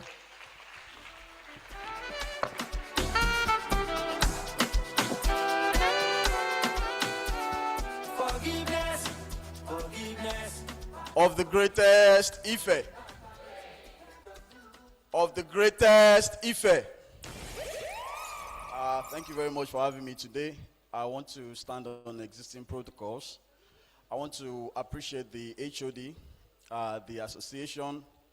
I will not be doing a good job if I don't give a special thanks to my prof, Professor Aliu. Thank you very much for initiating that call. So when I got the call that this conference is happening, and this is the 7th edition, I was just chatting with, I think the president that started the version 1.0, Francis. He saw the flyer too, was very happy. So I said I have to be here in person because, I mean, the last time I was on this campus officially was 2016 when I was finishing my program in this prestigious department, Sociology and Anthropology. We've had a lot. Daddy, thank you very much for that speech. I really appreciate it. One of the things that really keyed with me when he said revolution is not planned. I really tied into a lot of things that I planned to discuss. And then the second speaker, he took us through a lot of examples. And I will really tie that to what I learned back in this university, my department. When some of my lecturers taught us then that social reality changes almost every 5 years. A very practical example I remember was back when I was working in Lagos. There's this church I attend, Daystar, maybe we know it. And the first time I heard the church announce that, for me that was the first time I would hear it, that hey, the first service, the first Sunday service is going to happen on a Saturday around 7 p.m. I was like, okay, make that make sense to me. He said, oh, come on, for people that are working in essential departments, like maybe police officers, maybe doctors that will be on shift on Sundays. So they get a chance to come to church on Saturday to worship.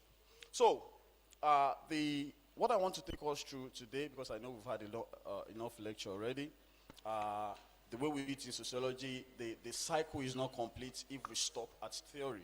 So I will, with utmost humility, use my case study, my story as a case study, and the topic I'll be talking on is the sociological practitioner, how research methodology became my competitive advantage in tech. A small intro about me. I finished from Sociology and Anthropology 2016. For those of us, maybe part 1 you are not yet there, but from part 2, part 3, you will have been exposed to the aspects, the areas that we have in sociology.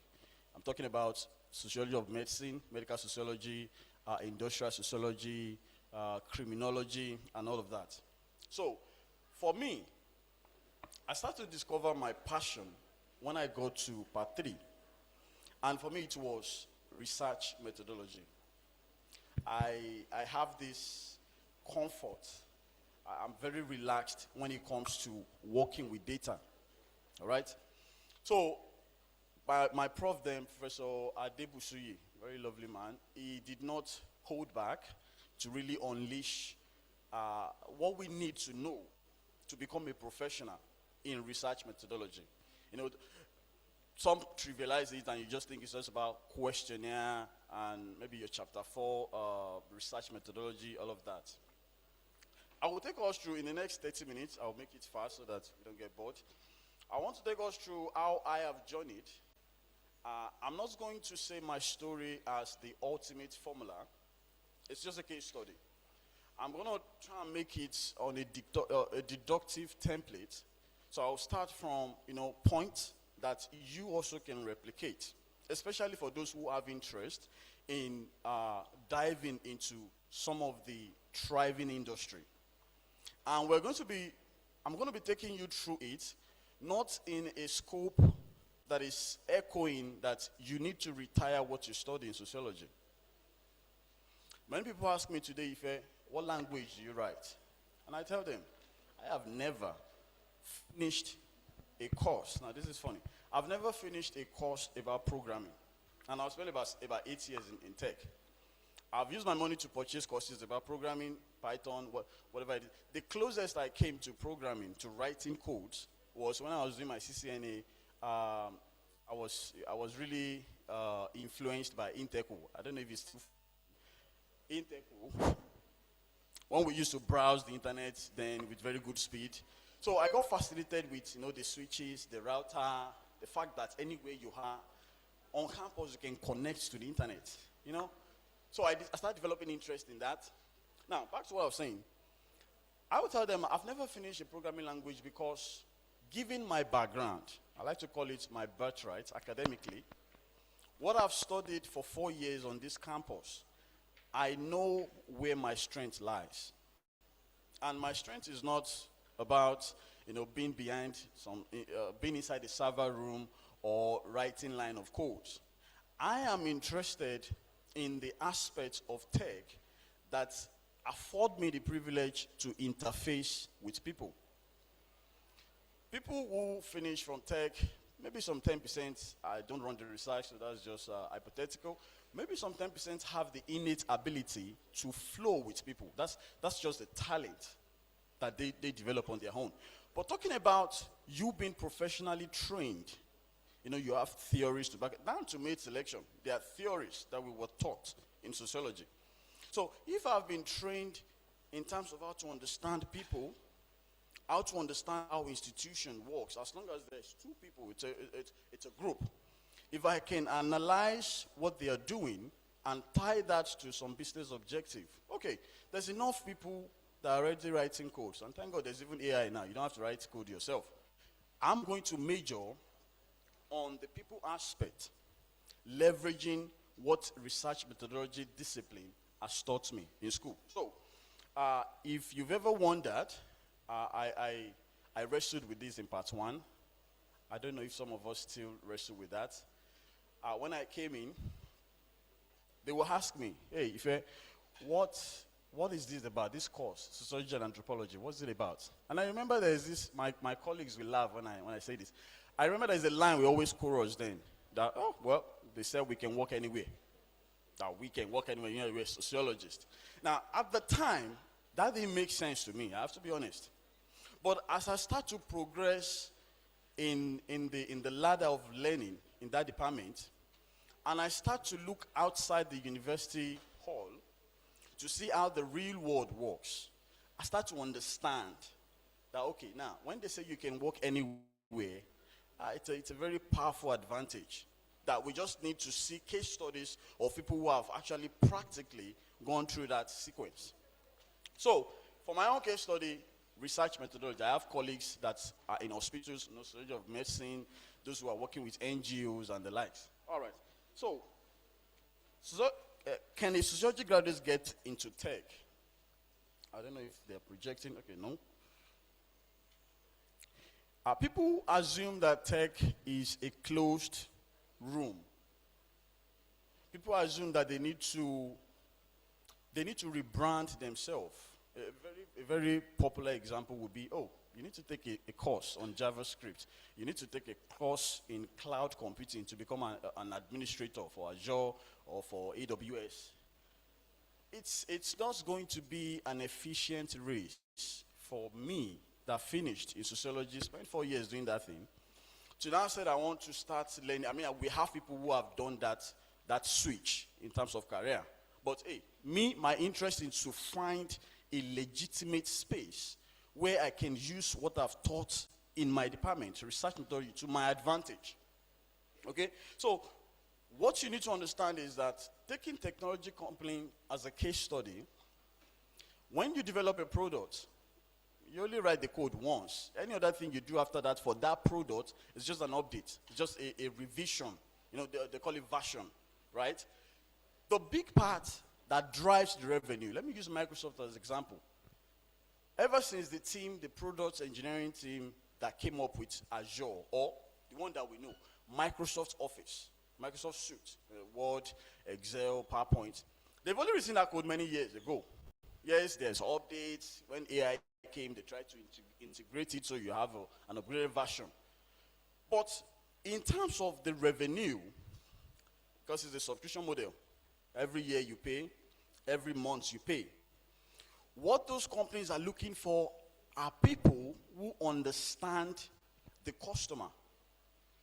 They are competitors. Google has its own suits too, the spreadsheets and Google Docs and the likes. So they are looking for someone that can help them understand the market, the people part of the whole supply chain that cannot be just done once and then you just move on. So I see opportunities in those kind of space, and I leverage that and I get into it. I'm going to take us through practical steps that I took to make my own a case study to talk about today. Now, before I do that, let's do something. Let's connect the dots. I put down some things that we do in class. You know, the courses we do from part 1 to part 4. And I want to present this in a way that I connect it to the real world, quote and unquote. Real world in the sense that the world outside the university, you know, where you enter the labor force, where you're supposed to start using what you've learned to make a living, okay? So there are things, if you've not heard about this, maybe you can call my attention, but I'm pretty sure we've talked about this. We are still talking about it in this department when we're talking about research, okay? Questionnaire design. Does that seem familiar? Questionnaire. Now, we get so lost in that, you know, the whole questionnaire, like a scale. I think that's how they still pronounce it. Taking that to the real world, you have things like user research, feedback instrumentation. If you are aware, if you know any customer-facing team, this is a common denominator. They call it CSAT, customer satisfaction. You know that thing you do when you connect, when you raise a ticket to complain to customer support, and you see that 5-star rating. That's CSAT. All those things are what companies are measuring, analyzing those data, deriving insights, and having someone who is a professional to translate those insights to them in a way that makes sense, that they can reposition themselves as a company to make more sales, to get more subscription, to make more revenue. So you are just thinking, I have to go through this questionnaire thing to finish my thesis, and then when I'm done, they're just going to dump it somewhere in the department office. Now, if you've paid attention to all the efforts you put in during that questionnaire design, there is a niche outside there that's what people get paid for. I've been in that phase before. I'll get to that in a minute. SPSS and data analysis. How many of us, are we still using that software, SPSS? SPSS, do we know it? Thank you. Data analysis, I don't even need to ask that one. You see people talking about product analytics, churn modeling. We don't want our customer to keep reducing. Support trend reporting. It's a very competitive space out there in tech now. So people who are especially trained in this aspect, they have their space in terms of earning a living. And the foundation of it for people that end up in that space are people that talk about SPSS, data analysis in school. Interview and ethnography. I'm sure you'll have been, for part 4, part 3, you'll have been taught research, qualitative or quantitative research, where they will tell you quantitative, you're using questionnaire, qualitative, you're using interview, focus group, all these things. Depending on the scope, how many people you want to interview, how deep you want to go for the research, the type of topic that you're investigating. Now, all those things, because we are still at the learning phase, it will sound daunting and boring, even to some. But again, connecting it to the real world, there are niches out there. Discovery calls, voice of customer, onboarding diagnosis. Any company that has an employee, there will be a department or some people that are specially in charge of onboarding. You must have heard of organization culture, organization mission, vision. When you are coming, even if you have 15 years of experience, you have to go through the onboarding. That is, let us show you how we do it here. Let us take you through, drink the water that we drink here, so that when you enter, you will speak as we speak, and will be in one voice with the customer. Sampling and bias control. To the real world, we have reading support honestly instead of loudest complaint. You know, for complaints, using Microsoft again, sorry, I'm using that a lot. That's the people I work with. For a support team that handles complaints from a lot of customers, I'm talking like thousands in a day. You know, they have teams that work around the clock, the EMEA, the NOAM, and then the APGC.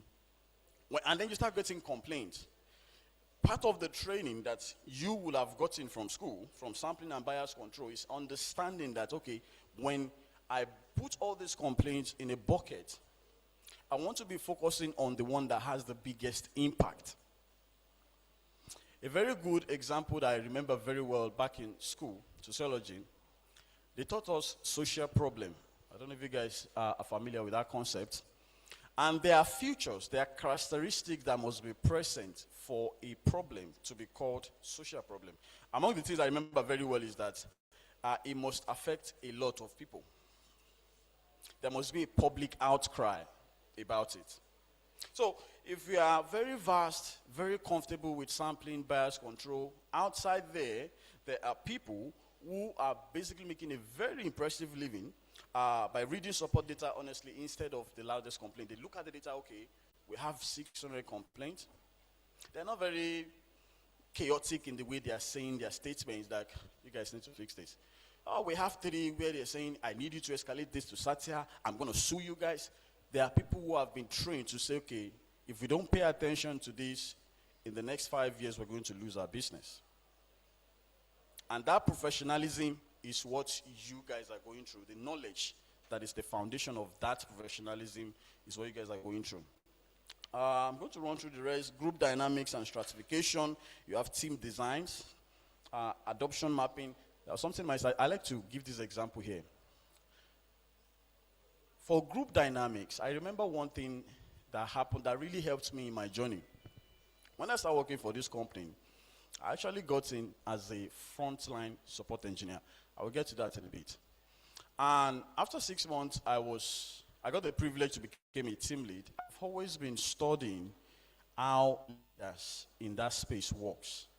And I'm sure when some of them were interviewed as a leader, they will ask them this question that, how will you resolve a conflict between you and someone in the team that is not agreeing with your method? And I'm sure they must have provided a very brilliant answer for them to get the job. But when it comes to the practicality of it, I ask myself, that, how did this become team lead? I mean, come on. You need to know how to control your people, how to manage. Control is not the right word. How to manage them. So I started, leveraging things I learned back in school, resolving conflict. And I'm not talking about just on the, surface level. Like applying scientific theory to how I go about this thing. Okay, you said my method is too cumbersome. No problem. I'm not even angry. Let's talk about your own suggestion. What do you have? And maybe from there, we come up with some ingredients or solutions that we can combine with other people. Decentralizing leadership. And it was one of the things that actually paved way for me. And in 7 months, I got reassigned to another higher task. So group dynamics, some people in class, there will be topics that cause disagreement. I remember our FYB, it was a tug of war. More than 4 different plans were announced and cancelled because my class was full of Karl Marx. Everybody with their opinion, and we were very many. And I could remember some of my guys back then that they've mastered this skill of conflict resolution. I'm not talking about begging the parties that, hey, please calm down. No.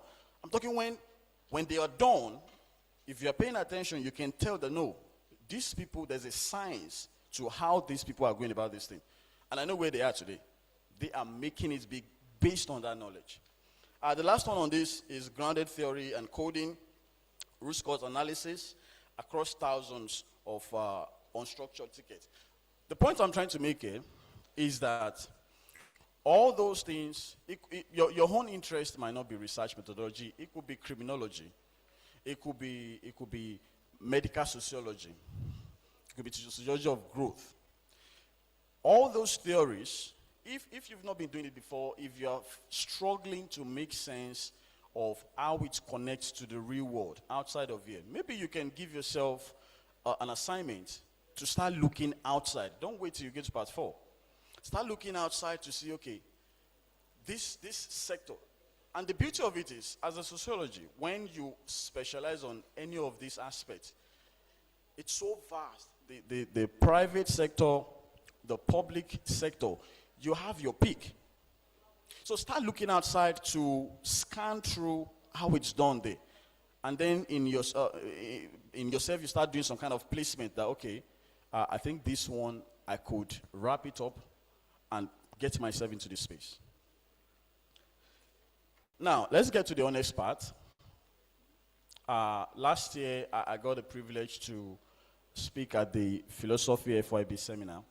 And I remember one of the questions that the guys asked there was, see, talk is cheap, right? We understand everything about philosophy, logic, sociology, but for someone like you, who is now, reasonably making a very impressive living in tech space while still holding on to that your sociology stuff, because that's what I used to make. I focused on, thank you. I focus on, thank you. Because I focus on the aspect of people.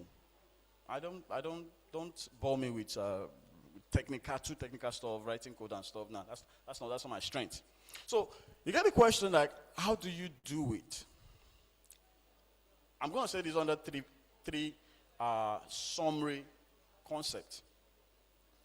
The first one, a technical vocabulary. Again, this is my own case study. One of the things that experience has shown me is that when you want to, let's say, someone who has passion in medical sociology, and then let's fast forward 10 years now, is now holding a very big people-related title in a clinic. Now, you cannot tell me that when you look at the career trajectory of that person, he has not taken a single course. It could be something as cheap as something on Coursera or Udemy, that he has not taken a single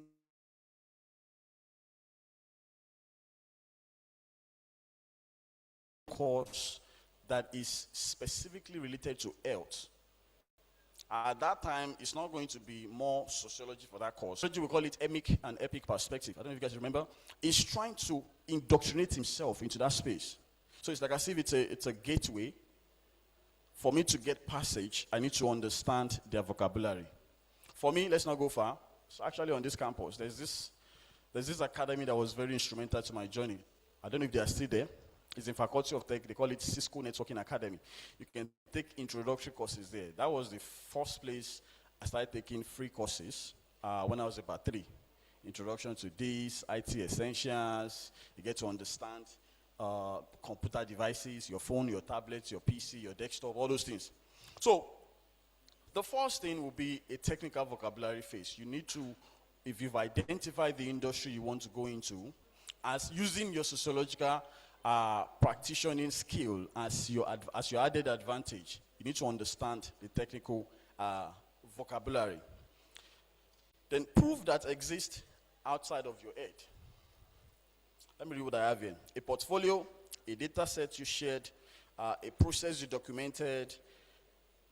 Back when we were writing our thesis, there was something that one of our supervisors did for his students. And every time I remember that episode, I always smile and almost feel jealous of my guys. Now, what he did was, when they finished their topic, he mandated that, guys, we are going to publish this your work. Especially if you've really put in the work for your thesis, once you get it graded, you will just want to unplug and just go and cool off. That my mentor he insisted that we are going to publish this work.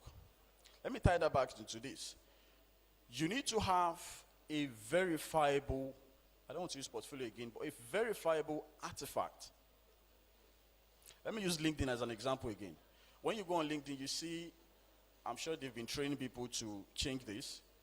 you see people start talking about their job description. Like, come on, once I hear your title, I'm not daft. I can already piece together what your job description should be like. Tell us what you've achieved. Demography, they call it SMART. Specific, measurable, actionable, time-bound. So when I'm reading your LinkedIn profile, I want to be saying, okay, when I was this is what we achieved. Very specific. So for someone who is trying to walk this same journey, whether it's going to be a portfolio, my friends then that worked, that volunteer, all this volunteer stuff, I forget it, ISEC, all the stuff, make sure, and it's very easy these days. You don't even have to be carrying around a Word document or PDF for CV. You can just have a web page, your name, your first name, dot, your last name, put it there. Have each section. These are my volunteer section with pictures. Community engagement, projects that depending on the niche that you are profiling yourself for. So make sure you are good. You are good. You know you are good, but you need to be able to, make the next person who has never met you before, that when you show him or her some stuff, they will be able to connect to your level of depth and how professional, how well you've been building yourself. Those things will be your receipt. The third step will be the habit of measurement. Once you start profiling those stuff, you have a portfolio, you have a documented process. Pay attention to, we call this, it's also in our research methodology in sociology, when you are trying to, I forget the specific name for this type of research, before you start collecting data, before you start subjecting your research participants to the thing you're trying to change, you take a measurement before, post, pre and post, that's how it's called. So you take a measurement before and after. Other variants of it is controlled and experimental group, but this one, you're doing on a time continuum. So before you start doing that thing, you take a snapshot of what the reality was at that time, and then after a while, when you are done with your own assignment, with your mission, you take another snapshot to report it. During my journey, this is what I've been able to achieve. Now, when you piece that together, depending on your interest, as a sociologist, as a communication expert, graduate, all this, when everybody is graduating, going into the labor force, and starting to almost start at ground zero with the competition, because it's very competitive out there. I'm going to just set the record straight on that. Now, all these things will give you a practical advantage over others to be able to get to where you are going much faster. Some case study about my own journey. I remember it actually started developing for me here on campus. I didn't recognize it at the time. The very first, let me call it gig, the very first gig I took, after I started to have some courage in myself about what I was learning in the classroom, this research of a thing, it was actually for a senior colleague who was doing masters at the time. I remember very vividly, it was 350 questionnaire, and I approached him. I said, boss, let me do this for you. I want to use a real life case study to put what I've learned into action. So let me do this for you. Our departmental library, sociology library, then that's why I used about three nights. I was done with it. And one thing that stuck with me then was some of his friends were talking like, hey, were you the one that coded this person questionnaire using SPSS? I said, yes. Said, wow. Do you know how much you'll have been paid if that was actually a client from outside? And I was like, okay, so you mean that thing that I was expecting him to come back and say, okay, you didn't do this one very well. So when I got that feedback, I was like, okay, so what I just did, I can actually just take a client's profession and say, hey, I'm a data analyst and get paid. Okay, let's go big. That's how I started. And by the time I was done, I finished 2016, started 2017. By the time I was done, I was checking my laptop, my hard drive. I always keep a copy of what I do. I realized I already helped, my consultancy already helped close to 200 people from OUI also, because when you are good at what you do, referral is the first, most efficient form of advertisement. People will talk about you. Hey, are you trying to get that thing done? I know someone. So when I was like, okay, I can make a living out of this. Fast forward, 2019, when I was trying to make that cross, I know what I'm targeting in the tech space, but I still need to go through that entry route. When I was in, I didn't mention it, tech expert in Lagos, I remember how we do talk when we get support tickets, we assist customers.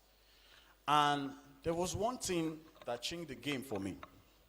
I have some of my colleagues that, they finish in tech. So the smoke is coming out from their head when it comes to technical issues. And then we were discussing at the huddle in the morning one day. A customer was transferred to me. He was really stressing my friend. He said, please, can you help me? I'm going to be off tomorrow. I said, okay, sure, no problem. When he came back, he said, hey, what's up with that customer? I said, well, we didn't fix the issue, but I got a 5-star. He said, how? What do you mean you get a 5-star when you didn't fix the issue? I said, I listened. I do this, I do that. When I got the case, I understand that I'm going to have to do more work fixing the customer than the problem. And the takeaway there in that phase for me was, okay, so excellence in this aspect that I found myself is not even very, very contingent about fixing the technical problem. If I understand how to work the customer, there's this in the chorus in customer support, they call it customer empathy. If I can do a very exceptional job at that, even if I don't fix the problem at the end, you hear customers saying that, well, you actually did try. I really appreciate your time. I can see that you treat me as a person, not as another ticket. And when I got that, I said, okay, let's go. I started to make my colleagues understand that, see, soft skill is even better than the hard skill. Hard skill is important, but you need the soft skill to get an audience for yourself to demonstrate your hard skill. And hey, come on, I used 4 years to kind of master that. So that worked for me. Team lead, ops lead, let me just run through this. The point is, identify that thing. If you've narrowed down the area you want to go, you might have to go through the technical vocabulary phase. It's not going to be mandated for everybody. I have examples like that as friends. But just make sure that you are clear about how you want to go about this. Your added advantage. How you are going to capitalize on that. Along the way, don't be distracted. You have something you've learned in school already, your discipline. Find a way to make that an added advantage for you. 4 moves you could try, you could start. Try and solve something for a real person or real entity. And this is very, very applicable, irrespective of your department. This was the same speech I was giving folks in philosophy, logic, and this. Try and solve problem. And right now it's a very good place to start because you kind of have the bandwidth to go above and beyond. In the real world out there, people are not paying for the certification. Certification gets you entry, it opens the door for people to ask you, to let you speak. But what you are made of, these days when we go into interview, the bulk of preparation is not about going over our point. Experience has really helped. If they ask me, tell us something, give us a scenario where you did something remarkable for a customer or for a company, there is a lot of experience. So when we talk about it, the audience, the next person can tell that, yes, this person has lived this experience. The way he's going to say it, the steps, the methodology he used. So how do you get yourself to that phase? Try and start real. All those things that you've learned at the theoretical phase, apply it to something real. Then document. It doesn't matter how small or how big. There was one of my colleagues, a friend of mine got the assignment to organize a conference. It's not a conference. I think it's the cooking contest by Unilever in amphitheater. I don't know the year, maybe 2015 or 16. And he volunteered. He volunteered with the planning, everything. 4 years later, he was sharing the testimony with me that he was in an interview and he found a way to talk about what he did, the experience he gained. Of course, he already put it somewhere in his CV. And that was the thing that closed the deal for him. So, don't say because you are studying, no, let me say it this way. In terms of the options that you have when you get out of the university, it's going to be very dependent on you in terms of how far you are willing to go to explore, how prepared you are, how open-minded you are. And what I will leave you with is that for those who are hoping or who are planning to actually make something out of what we've learned in our degree, try and always optimize by looking for angles in whatever sector, whatever industry you find yourself. Find a way to look for angles where what you've learned, what you've studied, your own academic birthright can be an added advantage for you. Thank you very much.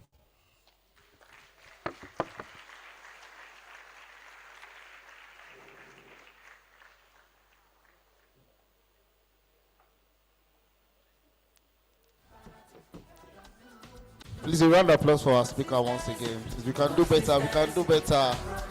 We can do better. Oh, thank you so much. Thank you so much. Thank you so much, sir. We really enjoy your session. Thank you so much. If you know you really enjoy your session, please, a round of applause for him once again. Thank you so much, sir. Please, if you have any question, I'll just be taking 2 questions. Just 2. Anybody? Anybody? Okay. Thank you so much. Please, a round of applause for him once again. Thank you so much, sir. We really appreciate you. And also, please, a round of applause for yourselves for staying through and paying attention since morning. It's not easy. Please help me to tap the person beside you. Say, neighbor, don't sleep. Say, don't sleep. Wake up. Okay, so now. Okay, please, I need a protocol member, please. Thank you. So now, before I move on to the next program, we have a good news for everybody. I'm very sure you guys are happy to hear it.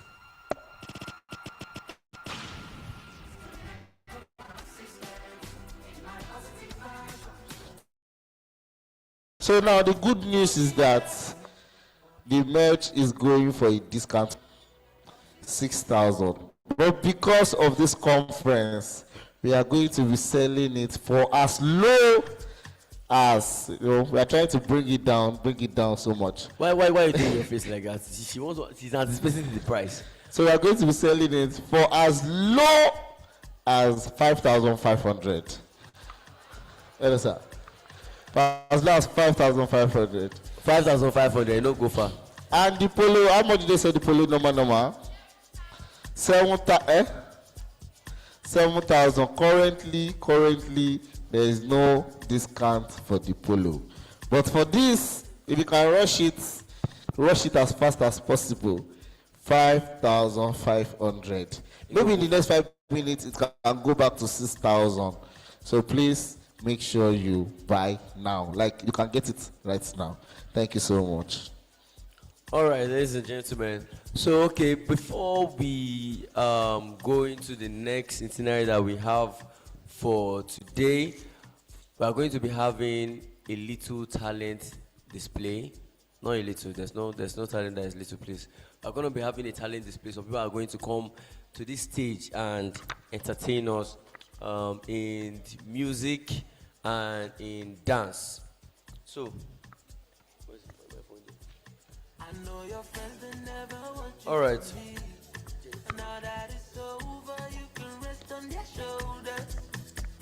Yeah.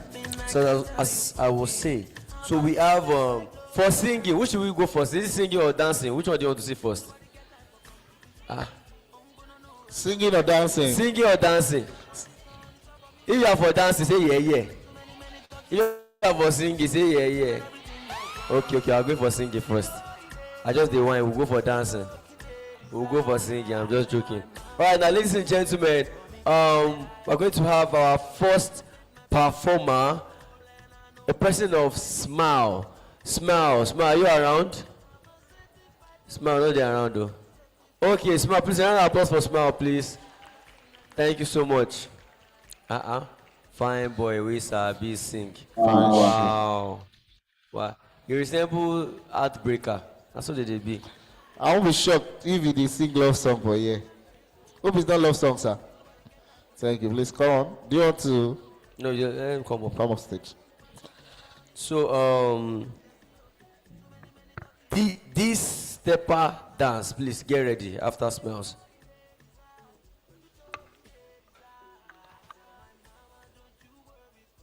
Good afternoon, everyone.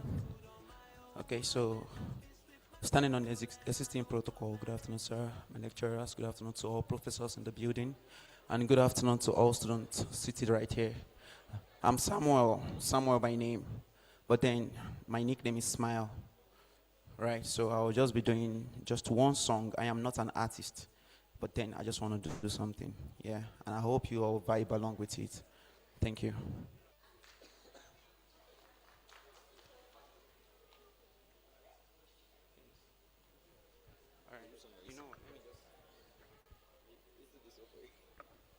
Don't worry, get ready. Don't worry. Please, if anybody is resting their head beside you, start to tap them. You start to tie them. We still have. Now that time, so we will go the rested. No, I know say you guys should fight too. Ha. So we're almost ready.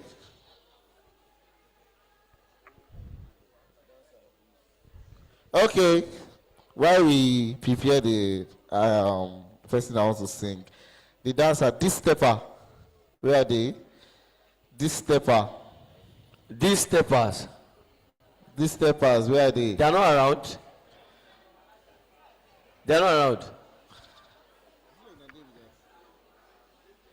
Are they here? Oh, please, are they here? So are you the one? These steppers. My bro look like someone that will be dancing Joey Bile. They are coming, they are not available. Okay, alright. Alright, ladies and hey, man. Alright, ladies and gentlemen, please a round of applause for this steppers dancer. Please clap for them now. It's not easy to come here and you know. Now I think I know the two of them very well. And I'm going to give them a warning. Please, this is a tiles. Don't break this place up because any small thing, yaga. Oh, yeah, come on stage. Should we move you to the back for you? Before you even talk and say, go, move on. So, DJ, are you ready for them?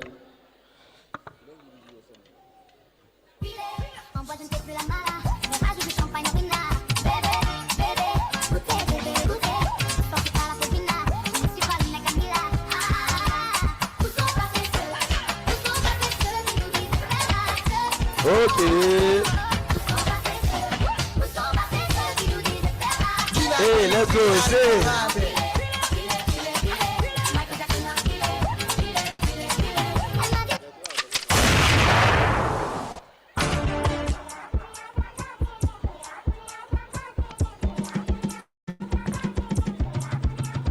Fine body, Okwade. Fine body, Okwade. Fine body, Okwade. Fine body, Okwade. Fine body, Okwade.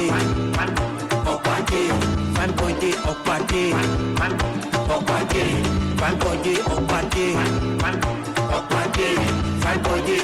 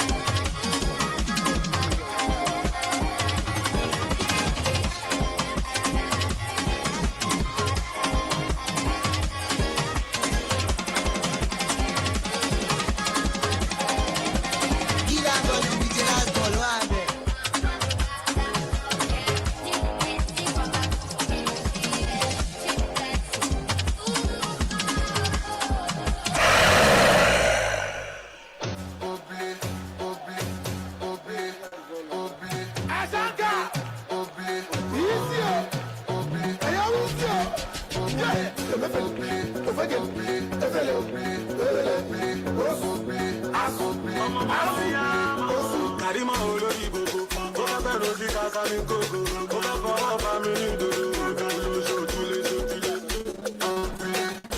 Karima fi Pablo sílẹ̀, ó ń tẹ̀lé ríṣì, oríṣẹ́ mo ní nọ́mbà wíìsì. Ọlọ́pàá yìnbọn fólè, àjọlé yáyẹ̀dá, eré ẹ̀sọ́ ọlọ́pàá, ọlọ́pàá lọ pápá bóra. Àwẹ̀ máa ṣòro wọ́n tó yàwó lálọ́dún wọlé. Kí ni definition ogúnlé? Kò gbọ́mọ wálé kó máa túlé. Fẹ́sì àtàtà múlẹ̀.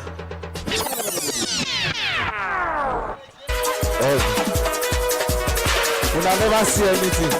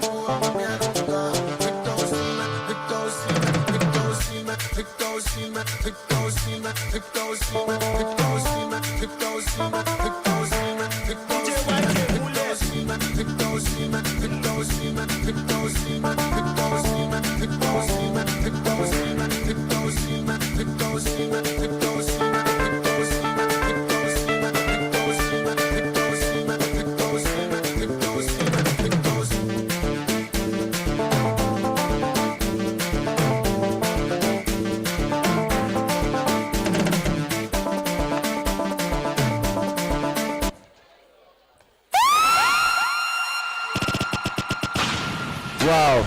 Okay. You just killed. Please, I beg, clap for them. Hey, it's not as if I cannot dance. So, hey, if I give Michael Jackson like this, bye. Shall we make a dance, Abi? Wow, my enemy is on a day here. I go with judge you. But the person who sabi dance, now this one. Wait, you don't believe? See, anything way past Ijo moms, I know they do, if you know pass. They paid tickets to see me dance. That's why I'm not going to dance here. This So, one, you can if you want to see me dance, you can twerk. come to a hotel on the 22nd of December. Come and see me dance. Oh my God. All right. So now, I hope Smiles is ready. Sharp. All right, ladies and gentlemen, please join me as I welcome one of our superstar, a person of Smiles. Please, clap for Smiles, please. Thank you so much.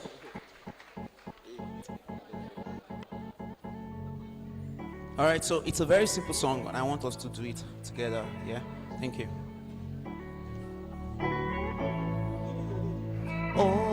Orekelewa, Omotemio, my forever sweet Valentine. Ọlọ́run ló so wá pọ̀, lágbára Elédùmarè o, I need to curse. Let's go. Ta ló bá mi rọ́mọ, bí ti bèbí mi. Mo ní pé ta ló bá mi rọ́mọ, bí ti bèbí mi. Mo ní pé ọmọ dùn ọmọ tán ọmọ fàgbẹ́yọ.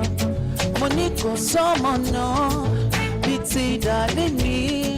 Àníṣe ọmọ dùn ọmọ tán, bóyá Orekelewa, ọmọ tèmi o, my forever sweet Valentine. Ọlọ́run ló so wá pọ̀, lágbára Elédùmarè o, I need to curse o. Orekelewa, ọmọ tèmi o, my forever sweet Valentine. Ọlọ́run ló so wá pọ̀, lágbára Elédùmarè o, I need to curse o.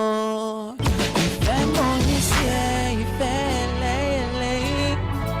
Ìfẹ́ mo ní sí ẹ, ìfẹ́ aládàbà. Bébí wojú mi, ojú mà lọ̀rọ̀ wá o. For ọ̀rẹ́ mi nínú mi ò mà ní bínú o. Twist me like it's palm wine. Won't pa mi bí ọtí. When you wiggle and whine, my temperature rise. Puts me under your spell. My eyes will never clear. Kiss me gently, my dear. I've been waiting for your touch on my body and my orekelewa. My forever sweet Valentine. Ọlọ́run ló so wá pọ̀ lágbára Elédùmarè o. Ànítúkà ṣe o. Orekelewa o. Orekelewa. Ọmọ tèmi o. My forever sweet Valentine. Ọlọ́run ló so wá pọ̀ lágbára Elédùmarè o. Ànítúkà ṣe o. Oya wo mi, baby. Olójú ẹgẹ baby. Ẹlẹ́yinjú ẹgẹ baby. Orekelewa baby. Baby. Àpọ̀nbẹ́pọ̀ rẹ baby. Ẹlẹ́yinjú ẹgẹ baby. Ẹ̀yìnwó nìkan baby.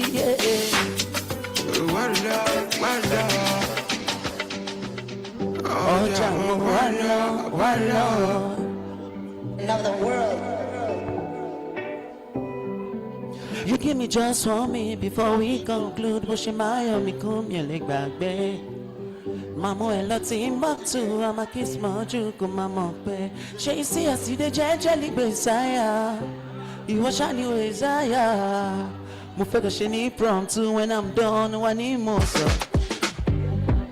Don't say nìkan ògiri ò sá mi ò yọra, won't touch my body. Oh no. Ọmọ no be strong thing. You're my healer, lolly. I know we live in la-vida, steady giving me love. Ọmọ original, sorry ọba kárí o, wá vigilant. Baby you're my rhythm, I no fly. Tó bá jẹ́ níbẹ̀, máa mọ̀ gbà ó, yeah. It's you, girl, I pray for.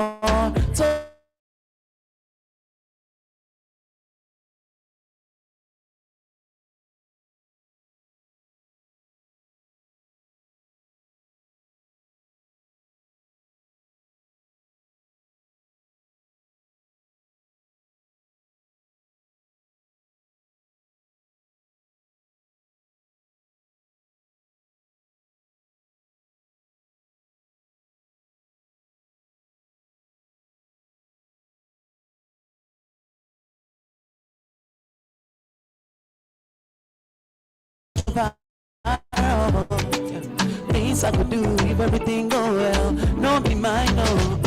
Can I not be your nigga? But it go.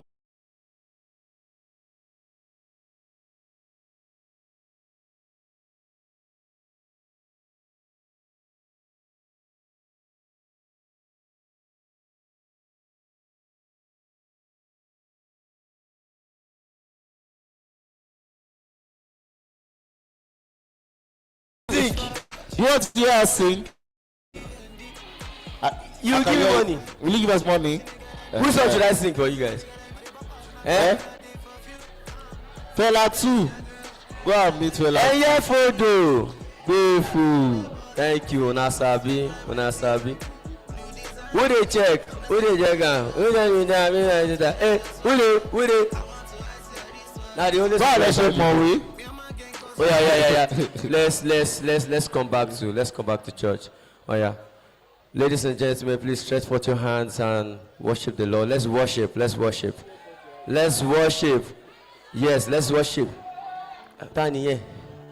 I don't understand. What's my vote to church? Castro. Share our worship song with that. I don't understand. All right, ladies and gentlemen, Emi Mowoju mi ti rí. In this way, you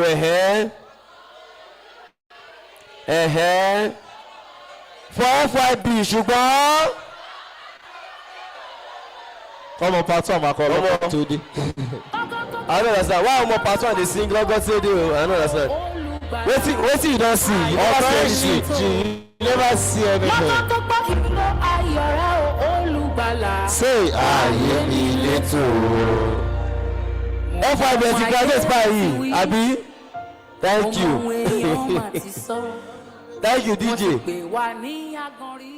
Oh yeah, now ladies and gentlemen, now we are moving to the next thing. But before we move to the panel session, we want to present one of our keynote speaker an award, and that is Mr. Ifeoluwa Amao. He said his name is Amao, not Amo.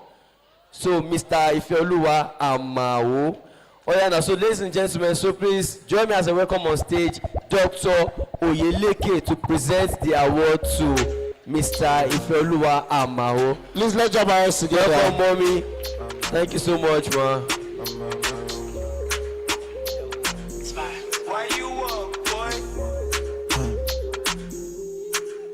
Fresh Prince of Bel-Air.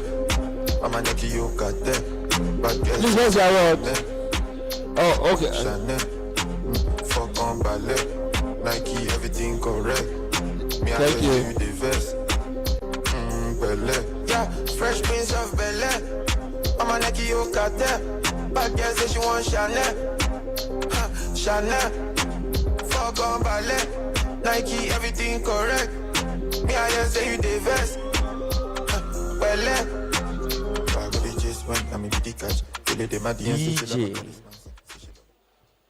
Thank you very much for coming, Mr. Amao. On behalf of Nigerian Sociology and Anthropology Students Association, we are presenting this award of recognition to Mr. Ifeoluwa Amao for his outstanding contribution as a guest speaker at the annual Sociology and Anthropology Conference. Thank you very much.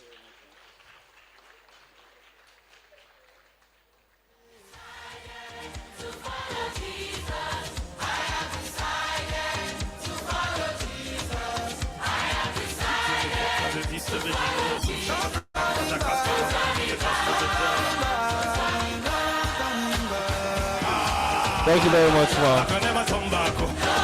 It's already too late. It won't make sense. Where am I going to? Okay. It's already too late. I've already come to. All right, now, ladies and gentlemen, so we are going to be having our panelist session. Please, round of applause for yourself now. You guys, you try. They do me like say make I just press money. Well, no, I mean, have you pressed your money? Because person will go refund me day here. FM Castro go just refund me. ASAP. You don't go far like that. If I just give you each of you 100k, I imagine by FM Castro. I give you like 10,000 naira. You go refund me like that. May I press am? So wait, he's saying yes, so it's not yes. Leader, make I. You go just finish for the first person 10k because I only 10k my account is just I just press 10k. What's the learning here? Alright, so I'm gonna have the panelist session, ladies and gentlemen.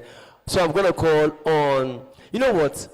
I think this particular person that I want to bring on stage, I want to shine the spotlight on, actually deserves a standing ovation, and it's not easy. And that is the host of this wonderful event. So please, I want you guys to stand up, and please, even if you are older than me, I'm very sorry. Please let's lead by example. Please. I want you guys to stand up. Thank you. No, apart from our high table, please. But if you want to, thank you. I appreciate it. Arsenal fans, please stand up. Arsenal fans. Thank you. Who did you call Arsenal fans? My brother, we wear Arsenal clothes. All right, now, ladies and gentlemen, please, I need you guys to just be giving a clapping ovation to the person I'm about to call. Ladies and gentlemen, I'm calling on the president of this wonderful department, the host of this event, a person of Miss Adejoye Deborah Okoyomi, as she comes on stage. Please, if you love the president, keep clapping.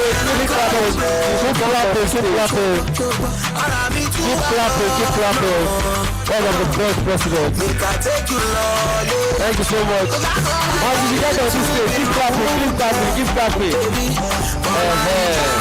Thank you so much. Thank you, DJ. Thank you, DJ. Thank you so much. The high table, thank you for standing up. Somebody say Presido. Say Presido. So hi, good afternoon, everyone.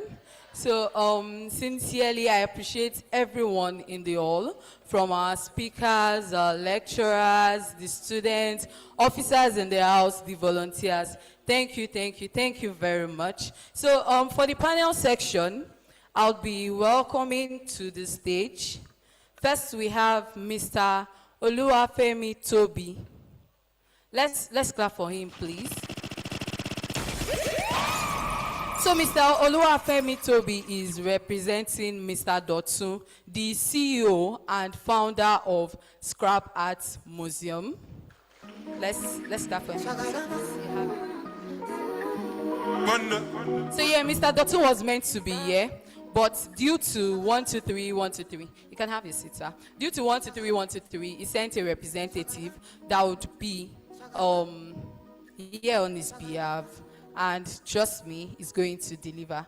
So up next, we have an alumnus of the department, a leader, active, conscious, vigilant, everything, in person of Mr. Are Oluwafemi. Let's clap for him, please.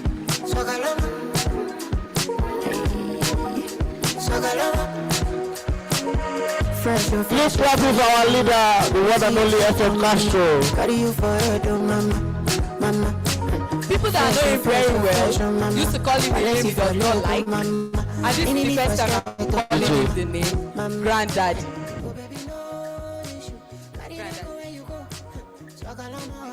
Yeah. So we have up next our wonderful lecturer.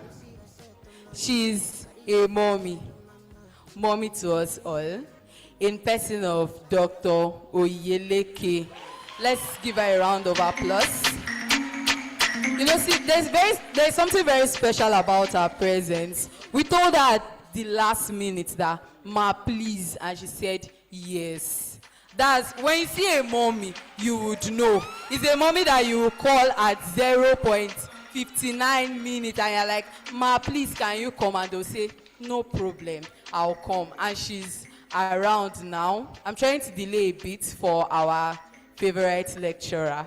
That's what I call him. Yeah, so we didn't tell them, but now they know.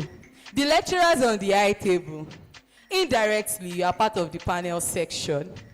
And we have two wonderful lecturers. They are alumnus of the department.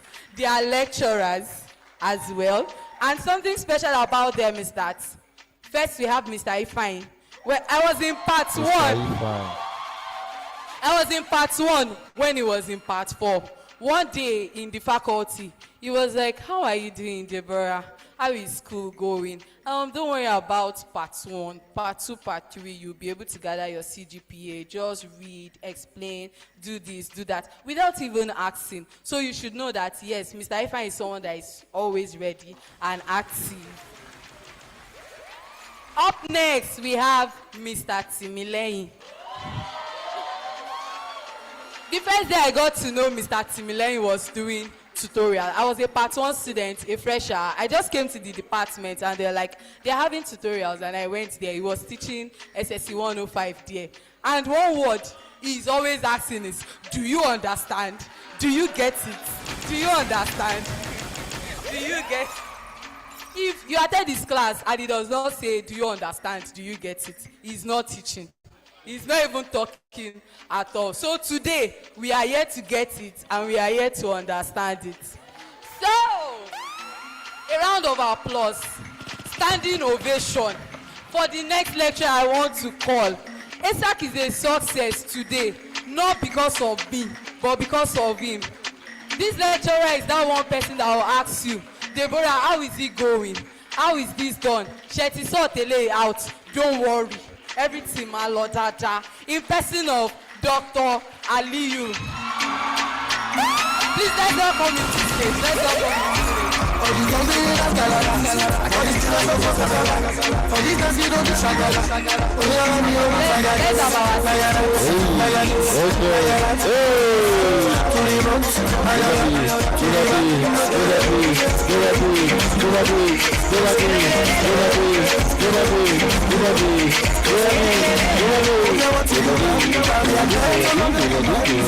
Please let's have our seats. Please let's have our seats. Don't worry, the vote of thanks is going to be long, but I'll do a part of it. Sad true story is that a number of speakers cancelled on us. They said at the last minute that they are not coming again. But that one person that ensured that we have speakers today, and even Mr. Ife's coming today, is because of Dr. Aliu. Please, let's clap for him again. So now, finally, we have our moderator in person of Philip Douglas. Let's clap for him. Philip Douglas, you have the mic. Let's clap for our moderator, please. Over to you. Of the greatest Ife, articulate Ife. All right. My name is Philip Douglas, and I'll be moderating this panelist section, or this panel session. And majorly, we'll be looking into sociology, anthropology, and some questions, right, that's brought about the discipline. Yes, communication department, and the last one, right? And politics, right, in general. So majorly we'll be looking at sociology, we'll be looking at anthropology, we'll be looking at media studies and communication as well. So let me just give a brief background. We understand sociology from its concept, why it was created, right, why it is in play today, and we see anthropology to going from the theories of Malinowski and all. We see how sociology and anthropology are in play today, right, because we need to understand the human culture and transition or change in general. So today, I'm sure a number of us in part one, you do not really understand anthropology, you do not really understand sociology. Do not be bothered, okay? Our lecturers are very capable. They have the criteria to ensure that you understand or you become a knowledgeable sociologist or mass communicator in the long run before. So on the other hand, we have communication and media. Let's come from the perspective of sociology. Sociology is the study of human interaction. And communication itself, on the other hand, is 1, 2, 3 people having conversation with each other. That's communication itself. You interact. Without interaction, that's without response, there is no communication. So when you ask, what's the relationship between sociology and communication? Sociology is studying the society, and a society cannot exist if there is no communication. So both parties, they are together. So in every question we are asking today, it is a balance of both sociology and communication. So please, everyone, let's do well to pay attention. And if you have questions in the course of the panel section, kindly write it out. The protocol members will be going round. You can hand it over to them so that the questions will be addressed. Please, we'll be taking few questions. So the earlier, the better. Thank you. So I'll hand over to Philip Douglas to take over the panel section. Thank you very much. Thank you very much, Madam President. Yeah. Our first questions will be addressed to Dr. Oyeleke, right? And the first question is media, reformation, and identity, right? How has the media influenced the Nigerian... How has the media influenced the way Nigerians perceive their identity and culture? Thank you very much. Let me stand up, and then standing on existing protocol.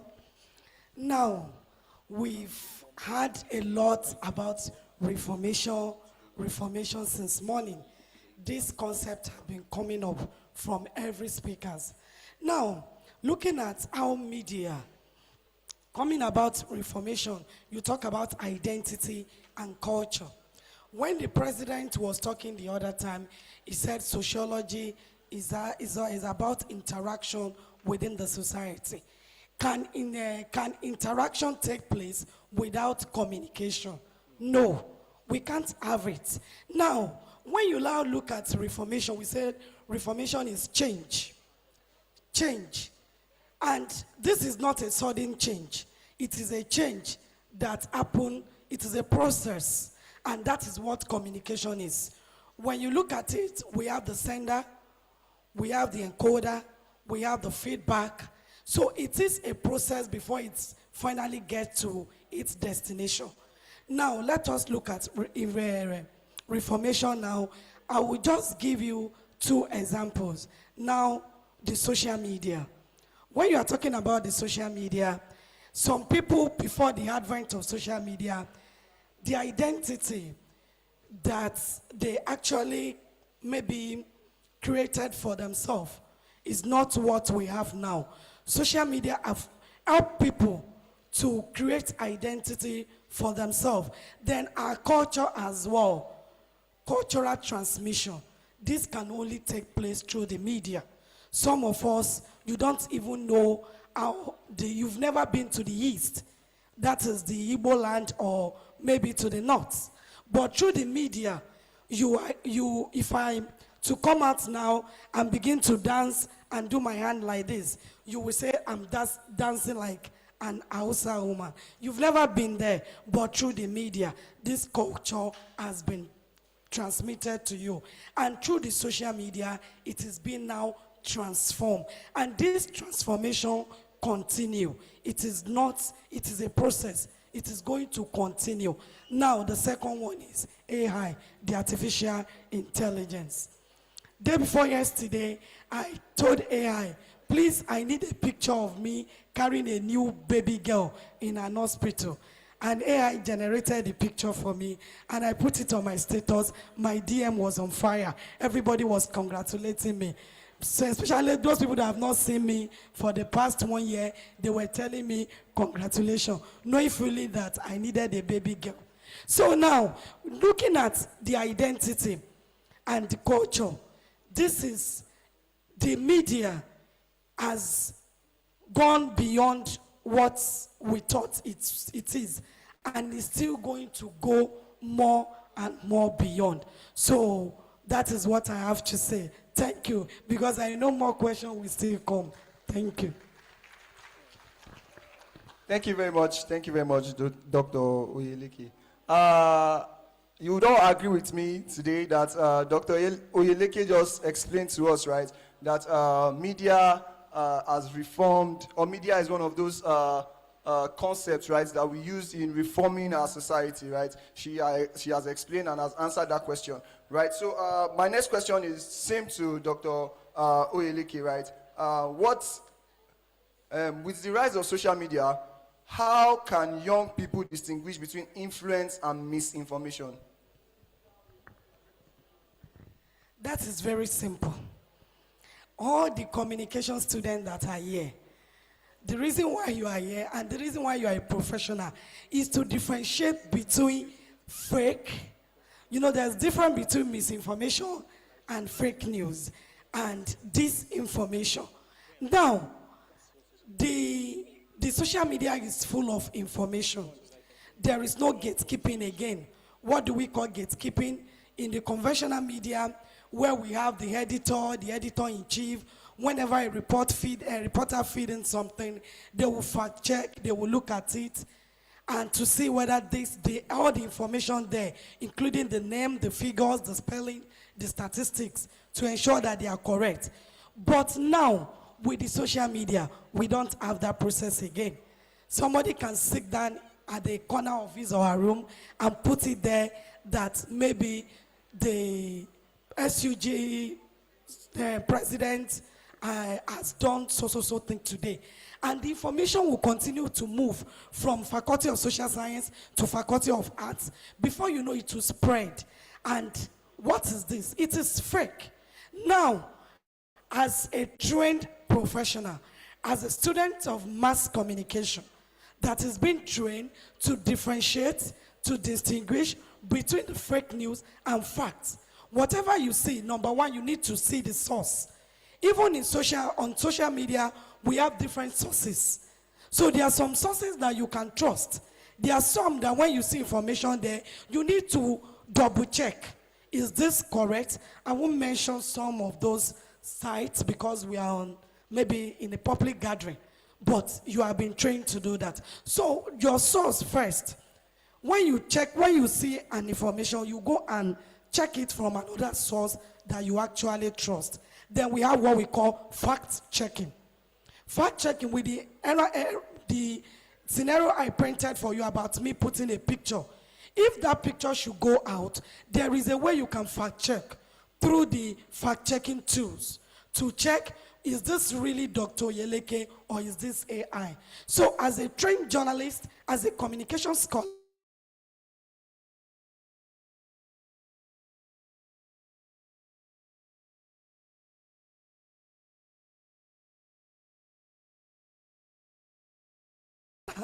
all this, you don't just go ahead to fact check. Is this real? And you have a lot of tools, and we have media fact check a video for you to check the dates, to check the actual visuals that are there. So please, whatever you do, then fake news, before you join to spread any news, confirm. If not, you are also going to be guilty of spreading fake news. And when you spread a fake news, it results to misinformation. What does misinformation result to? Disinformation. And when you disinform disinformation, you are disinforming the society. Thank you. Let's do better. Let's do better. Clap for her, please. Yes. Thank you very much, Ma. Please, you can tell me from the audience just two things she mentions that are crucial to influence and misinformation. Say again. Please clap for her. Thank you. Who again? Who again? Just one. Yes, you need to know the source. So please and please and please, as students of our Bafemi Awolowo University, we should ensure to check, fact check, and also verify sources before we spread information and that about that. So our next questions, right, is on politics and governance, right? And we will be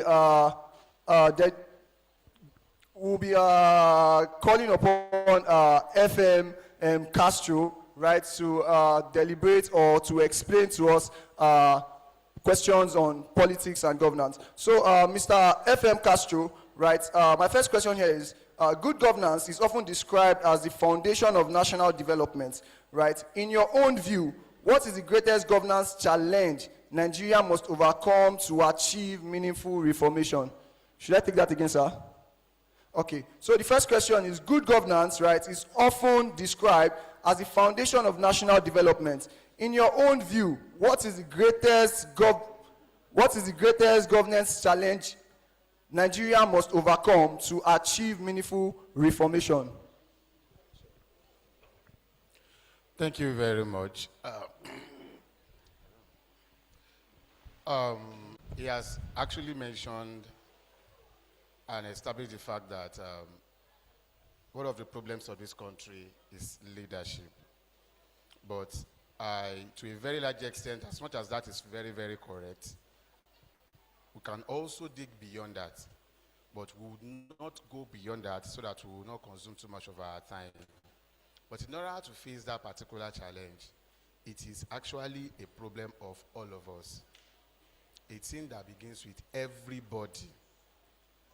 Let us bring it back to our immediate community here, this campus. Recently, there was the student union election, and you all saw how everything went, what transpired, the results, and everything. Now, before we even transcend into looking for solution for a Nigeria that is bigger than this community, what role are we actually playing in all of these things? Solving the problem of Nigeria, the number one thing that we are going to look about is the problem of leadership. After we are talking about leadership, and leadership that we are talking about at that particular stage starts actually here within us. The process, what we are doing here, what we are learning, beyond academics, beyond sociology and anthropology, beyond communication studies, beyond media studies and whatever you are studying. what exactly are you picking when it comes to politics and leadership too? Are you picking the right knowledge that will also contribute to national development, or a problem, or you are picking a knowledge that will also add to the existing problem for this country? Immediately we are done talking about leadership, then we will talk about policies. To have a better education, we need a proper infusion of policies that will actually change the whole thing. So don't let me take it too much. The main problem, according to the question, is the problem of leadership. And we are talking about problem of leadership. Everyone seated here today is either picking the right lesson to contribute positively, or picking the lessons that will remain the status quo that is creating the problem that we have. Thank you very much. Please appreciate him. Thank you. Thank you very much, sir. Before I let you go, I have another question for you. My next question is, how can citizens hold leaders accountable beyond elections? Thank you very much. Holding leaders accountable beyond elections.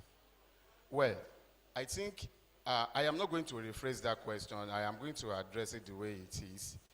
But I will just try and make a small modification. It's the fact that immediately there is an adage in Yoruba that says, "Ati tojebolo shalowo okuba baene to mabo." So we should focus more on pre-election. I will come back to this campus. I am not going to use a case study that will be very, very difficult for you to understand. When you elect leaders, when there is an election and you elect leaders, the moment that election is concluded, you citizens, we citizens, we are faced with the problem of whatever that leader does is we are to bear the brunt. So that question of last election, not this recent concluded student union election, the election before this last one happened, leaders emerged. The administration is not for me to judge, you are to judge. Maybe you enjoy or you suffer for that 1 year. Now, there is another one. So when we are talking about holding leaders accountable before election, that is the damage that has been done already. The first step is be conscious of what you are doing before election and during election. Because to a very large extent, reality is there is little to what we can do after election. You know, I started this statement with a reality from Yoruba, Ati tojebolo shalowo.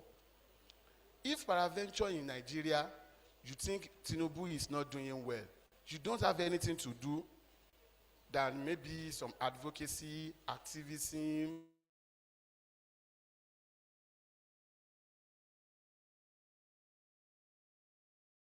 conscious engagement, and the likes. But yes, if peradventure the election that happened on this campus is not something you are pleased with, and you are still a student on this campus, you have to wait for another 1 year.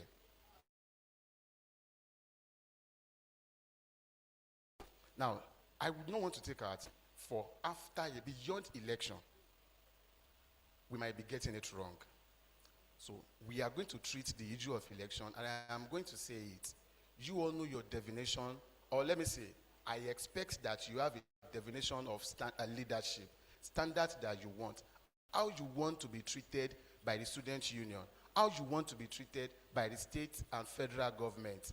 So if there is anybody, any person in any of those categories, any of those situations that preach correctly to you what they have to offer you in person, either the person would emerge or not, cast your vote and go back. That's number one. Number two, if I ask now, we are treating issues post-election, beyond election. The truth is, how many of you even have your PVCs? How many of you have your PVC? If you have your PVC, raise up your hand. Sharon, one agent of change without PVC. Agent of change without PVC. You are 18 plus and you don't have PVC, and we are talking about change, reformation, and you don't even have your PVC. Other speakers are still going to do justice to, but that particular question is a particular one that affects every one of us. But we seem so careless nonchalant about things that affect us. If my memories are correct, I think PVC registration closed already. Am I correct? So that means if you don't have your PVC, people that have PVC, either smarter than you or not, either intelligent than you or not, either brilliant than you or not, they will make decisions that will affect you. So please, there is not even begging about that. I cannot beg you to go and get your PVC because it's closed already. But please, to the best of your ability, there is little to what we can do after election. But there is more that we can do before election. Although I am not writing off the fact that immediately we elect a bad governance, the next thing after maybe peradventure, it is not your doing, you are not in agreement with the process that produced that leader. The next thing you can do beyond election is to be conscious and engage constructively.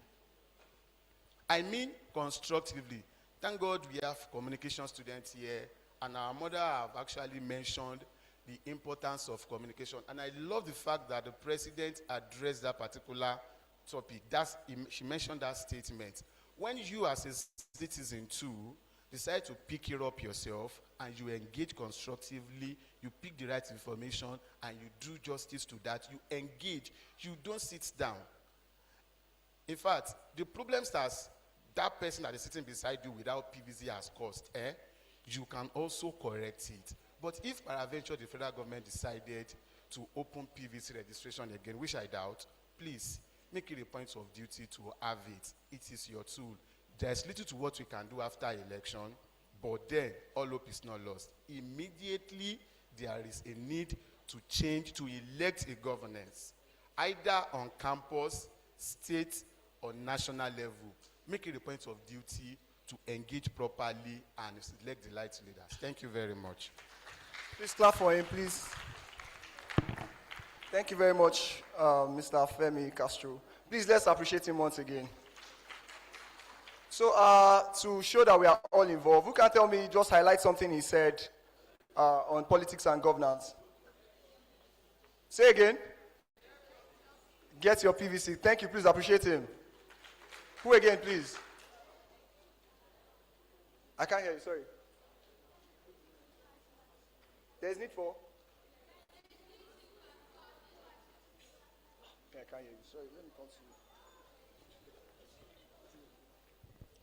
He said there is little. Yeah. He said there is little we can do as citizens after election, and we should make good decisions before the election. Thank you very much. Please help me appreciate her. So there's little to what we can do after elections. It is now, and it is now that we need to act. So let me preach this. If you've not gotten your PVC, please go. I don't think it's possible again, but please just try and engage and be involved, as Mr. Femi Castro has just explained to us. He also talked about leadership, right? Not just in the school, not just anywhere. As you are growing, as you are developing as a student, please pick the right aspect of leadership. It extends or it transcends to your person, right, in the nearest future. So once again, please help me appreciate Mr. Femi Castro. All right, so our next question is on youth in politics, right? Youth in politics. And this question will be directed to Mr. Adekunle. So, sorry, Mr. Adekunle. All right, so Mr. Adekunle, the question is, many young people are interested in politics but hesitate to participate, right? So what particular steps can they take to become involved without necessarily contesting elections? All right. I think it is high time we move from observatory level to participatory level. And while I was saying the other time, I said I joined partisan politics in my undergraduate days. And how did I go about it? Mine is a very peculiar issue because from my local government, I did not grow up there. And I have a parent that were always shielding me from, oh, don't go to that place, don't go there. But because I am determined to do those things, one of the first things I did was, it is not, now let me say this, it is not important that it has to be from where you come from. You can also participate where you are born. Do we understand?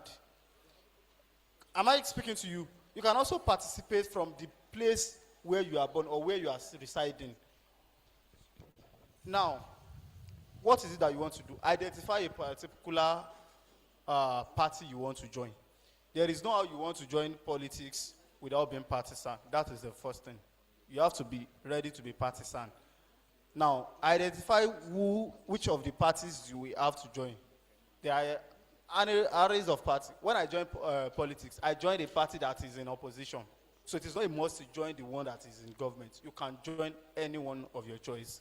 Now, what do you do? The funniest thing is, many of those you will be having interaction with at first are going to be largely uneducated people. And that is where your intuition will come from. That is where your, how do I put it? You have to be very smart in dealing with these people. Because smart in the sense that you might be perceived as, because of the fact that you are coming from, you are informed already. They know this person is educated and all. They may want to see you as a threat. You have to come down to their level at all times. Even if you do not understand English, first make them to identify with them. Do whatever they are doing. Oh, they are going to ward meeting. It is not a must that you do most of those things that if they want to share rice or every other thing, it is not a must you start from there. But that is where the real politics takes place, at the grassroots level. I have always been telling people, it takes place at the grassroots level. Now look for people of like minds who are in it. Exchange contacts, do all sorts of things, and most importantly, get a mentor. Identify someone in the political field that can mentor you. So such person can help you to navigate some fields that may seem difficult for you. As a young person, there are some places you will not be able to enter by yourself. It will be very difficult for you to enter. That is why if you have a mentor, the person will be able to teach you and help you navigate all those gray areas that you may not be able to identify by yourself. In politics, they say, is it important for you to have leaders? Yes. Is it important for you to have leaders? Yes. I am saying it again. If you know you do not want to submit to anyone's leadership, you are not ready to join partisan politics. Thank you. All right, please help me appreciate him. Thank you. Thank you, sir. So, I have another question here for Mr. Adekunle. Yes, sir. So, my next question is, how can young politicians balance idealism and the realities of Nigerian political environment? Should I take that again? So, how can young politicians balance idealism and the realities of Nigerian's political environment? Now, one thing is, as much as you have your own ideas that you are bringing, there are some of it that you are going to purge out. Do you get what I mean? There are some of it that you are going to purge out. If you are bringing that your own idea into the political system, the people you have there, the people you are going to meet there, they have their own way of doing things. Now, you want to also bring a change, but you cannot bring a change if you do not first behave like them.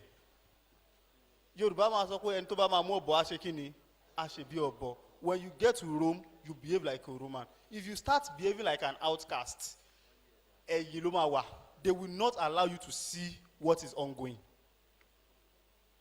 Do you understand? They will not allow you to see what is ongoing. When I started, people say, you cannot be a politician without drinking.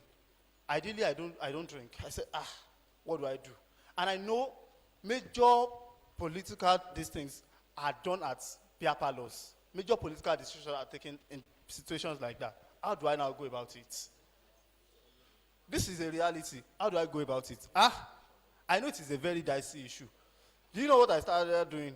I will go to join them. Even if you are leaving by 1 a.m., I will join them. Do you know what I will now take? I will now order for bottled water. You know, if I order for soft drink, you will know that, and they will not trust you with the fact that they know you are not drinking, they may not want to trust you. So I will just order for bottled water. So I may take one water for 5 hours. We are on the same table. I will be learning. I will be listening to whatever they are saying. But I did not really fully join in what they are doing. You just have to play along first. Before that idea you have in you, before you can later exhibit it, you first have to behave like them. Upon behaving like them, then when they start entrusting you with things, then that is when you can now start saying, oh, I want to bring in this change, I want to bring in that change. But if you are showing it from the first time, from the first day, they will not allow you to get to that top. That's the truth. Please appreciate him. Yes. Mr. FM Castro wants to add to what Mr. Adekunle has said. So please, let's listen. Thank you very much. We cannot exhaust this particular discussion because it is something that affects all of us and we are not taking it seriously. While we were discussing here, my Oga and Dr. Aliu and I had a conversation. He's going to mention that in the process because I was actually saying that youth don't even involve. But from what he was saying, he mentioned one point that is very important. He said he was able to maintain his own person. I would not take alcohol, me only moti, and he did not. That is not compromising your own person and still being part of the process. Still properly engaged. Some of you might decide to lose it completely. And if you do, the moment you compromise your own person, in fact, you would no longer even, you would derail completely from the process. What you don't take, you cannot compare, you cannot carry it. In summary, it is just like elaborating more on what he mentioned. You can actually decide not to compromise your own person and be engaged in that particular process. See, you are missing a lot. But if they call ward meeting now, in your ward that you are from, how many of you, Loman Losibe, ward meeting, you don't even have PVC. What are you going to do at ward meeting? So please, be engaged in politics like he has rightly mentioned, and please don't compromise your standard. But don't go there. There is a particular discussion that we had maybe years back, and the question was, why do we have union leaders on this campus that will graduate and in the political space, they will find one thing, they will disappear completely. And it is that particular question of idea and reality. What you have in your head, how this society, this community, let me say the former way this community was, not the election you people are having now, Sha. The way things were on this campus, the ideology, how it was, and how reality is outside. When you carry the ideology on this campus, this community is an unbelievable community. A community that if you think how things operate here is how it is at campus gate, you are going to miss it. So, that perception of how this community is, immediately you get outside, you will realize that, no, some of them get thrown away. They miss it completely, and they decide to find another niche aside from politics. So, and that is because they are unable to blend the idea in their head with the reality that is outside. So, please, while growing and you want to be engaged, try as much as possible. Don't compromise yourself, be involved, and at the same time, face the reality. You can be involved, not compromise yourself, and still face the reality and achieve the change, the better Nigeria that all of us are advocating for. Thank you. Thank you very much, sir. Thank you very much, sir. There's more questions still on youth politics, and I'll... Okay. Please, Dr. Aliu also wants to contribute to the same topic we're discussing on. Thank you. All right. Thank you. I'll say I'm privileged to be here. Well, while the question was thrown to the original speaker, I was trying to look at the findings of a study I was involved in March. It was a study done by University of Birmingham in the United Kingdom. And the title of that study was Youth Participation in Politics. And we conducted data from Kano State, we collected data from Enugu State, and we collected data from Osun State. Now, why we analyzed the data, and that was what I was discussing with FM Castro, we discovered that it's not as if youth are not participating in politics. And that is, Castro was telling me that they are not participating. I disagree totally. I mean, with the data I'm speaking from, the youth are participating in politics. But unfortunately, because there are different levels of participation, youth are actively participating on the social media platform while having political discussions. Youth are participating, they are actively participating when discussing political issues on social media. They are actively participating. But where the real game is, they are not participating, which is the physical space. And do you know why they are not participating? Some of the things that came out of our data is the fact that the political elites, they have different mechanisms to scare youths away from participating in politics. They've designed the climate in such a way that, of course, there will be talks. They know you are going to run away from talks.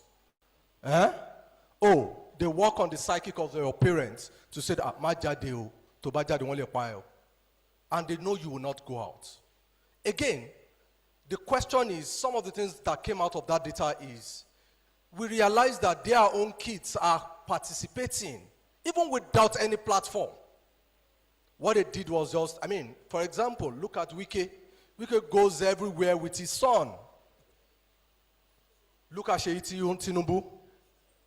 And look at us, in Osun State, of course, B-Red is doing his own. The dad is also doing his own. Again, the climates, they are participating. But those that they want to participate are the ones participating. But for you, you have to, if you are not participating, you will only end up complaining on social media, and nothing is going to happen on social media. Thank you. Thank you very much, sir. Thank you very much, sir. From what they've all said, you would agree with me, yeah, that we have not been participating, or we are not fully participants in elections. And what they are saying is they are urging us, right, as individuals, as citizens of this nation, or as citizens of this school itself, to please be a major participant in elections and in politics in general, right? So, thank you very much, sirs. Thank you very much, Dr. Aliu. Thank you very much, Mr. Afemi Castro. So, moving forward, before we take questions, right? Okay, before that, I'm sure you would all agree with me that politics is an essential aspect of we individuals, right? And we are all encouraged, right, to please, right, be a part of it, because we'll see that these people that we continually elect into power, they bring their children, right, which is one of those issues we call favoritism, right? So please, in order for us to curb things like this, right, it is essential that we are fully participants, not just on social media, but in person, right, when it comes to politics and election. So before we take questions, or before we answer some questions, right, we'll be talking on sociology, right, and how as individuals, how as graduates of sociology, what can we do, right, with our certificates? So the question is, exploring beyond certificates. The question goes to Dr. Aliu, because we know he's one of the leading doctors in the department. So how can sociology graduates create opportunities for themselves instead of waiting for traditional jobs? Please, sir.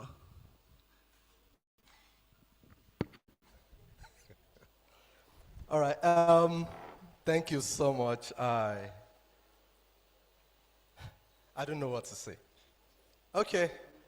To respond to your question, again, I will say that, well, I think I've said this in most of my classes, that for me, what you are carrying, what you are going to get at the end of the day, for me, is just a paper. You have come to school to just get, at the end of the day, a paper. Now, it now depends on the value you have placed on that paper. And what defines the value you place on that paper is what you have been able to garner over the course of that 4 years. Now, the whole essence of the 4 years is not, you took different courses. There's one thing I keep saying that the whole 4 years will give you, which is the critical thinking. That critical thinking in such a way that you are done and you are able to think outside of the regular box and be able to provide solution to your own life.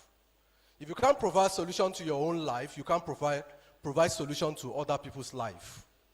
What do I mean? If I spoke here, if it happens to be my student, he spoke here excellently and he was able to, create a niche, carve a niche for himself out there. And that is the whole essence of the 4 years. Irrespective of what you are, irrespective of your discipline. For sociologists, I have done, let me just use myself as an example. At least I can speak for myself. When I was in, I think I discovered myself before I get into the university. I discover myself before I get into the university. Maybe because I finished my HND before I got into part 1. So I understand what I'm coming to the university to do. I understand why I'm in the university. And till I get to part 3, none of my classmates, none of them, then they will paste the results. Majority of them don't even know who I am. But I will see people, they will circle my results. I will be there, people will be circling my result. I don't give a fuck about that. I just move on. But at the end of the day, I graduated, and the next thing is, everybody will want to go for service. I decided I'm not going to for service. That I was not going to go for service. I came in back to the university for my master's. I know where I'm going. Last week I was checking my library and I saw my yearbook. Just to cut that story. I saw my yearbook and I look at, where do you want to be in the next 10 years? And I wrote consultant. And that is exactly what I'm doing today. In terms of course, you can take on different jobs and you will still not lose focus. For those that that have encountered me, that we have, spoken together, you remember that I do tell you this. Picture yourself in the next 5 years. Where will you be in the next 5 years? If you can get that clearer picture, look at it in 10 years. If you can get that picture, then start working towards it right from now. I keep telling people, I love to teach people. That's why I am in the academics. But the other component of what I do is what I also love to do, to consult for organizations. And I do that. And what gives me that opportunity is the fact that I have taken courses in research, and I love to do research. Aside the fact that research is interesting, it's going to give you largesse that you can never think of. It's going to give you largesse that you can never think of. And sorry to say, this is not going to be like it's bragging. I've been to countries without spending 1 naira of my money. And that is just it. And that is what research is going to give to you. So for me, I see myself as sociologists who will conduct research and prefer solutions to issues. So for sociologists, for communicators, there is the component of what you are doing now that will speak to your journey in the future. You need to identify that. And once you identify that, please stick to it. And at the end of the day, you realize that you will definitely get to where you said, where you have designed for yourself that you want to get to. Thank you. Thank you very much, sir. Thank you very much, sir. Yes, please, who would like to share with us what they understood or what they learned from what Dr. just said? All right, let me hear you.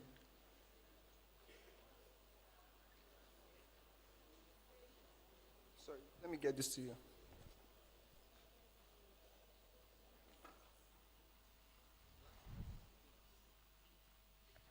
From what Mr. Aliyu has said, Dr. Aliyu has said, my bad.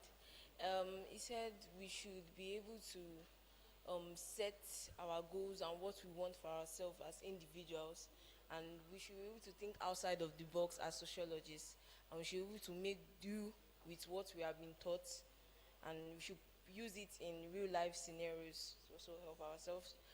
What from the man over there with the white cap has said, that we youth should engage more in politics, and we should not change ourselves because of we are engaging in politics. We should not be like those people in politics, but rather we should be ourselves, and at the same time we should also be productive while in politics. All right, thank you very much. Please clap for her. Okay. Okay, so what stood out for me from what Dr. Ali said is critical thinking. So we should be able to, as students, we're not just coming for the certificate alone.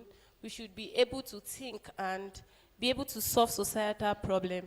And another thing is research. As a communicationist, we should be able to research about things that is going on in our environment.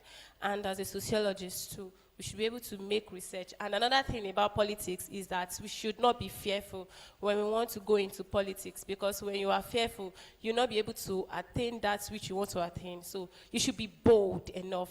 Just as, let me include this, a former president of Obafemi Awolowo University, Legacy, said it that if you want to be involved in politics, you must be very bold. Thank you. Thank you. Please appreciate them. So my next question is still going to Dr. Aliyu, right? And the question is, Doctor, what industries should sociologists or sociology students begin exploring while still in school? Okay, thank you. If I says something, and which is the regular answer to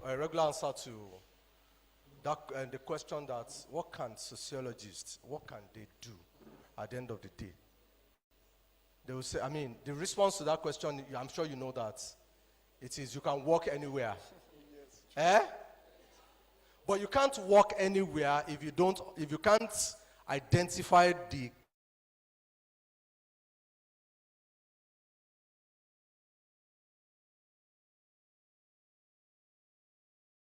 niche you want to cover. There's something in all of you, and that's why all unique about individual. And until you, while in school, what industries can you, of course we all know, like I said, for me, I like to set, like, this year, what do I want to achieve? I said that, and I follow through. In the next 2-3 years, what do I want to achieve? I said that, I follow through. 5 years, I said that and I followed. I can tell you, of course, even though I'm not going to disclose it, in the next 5 years, I know God, if God saves my life, keep my life, I know where I'm going to be. I am so certain about it. You get it? So now, while in school, you should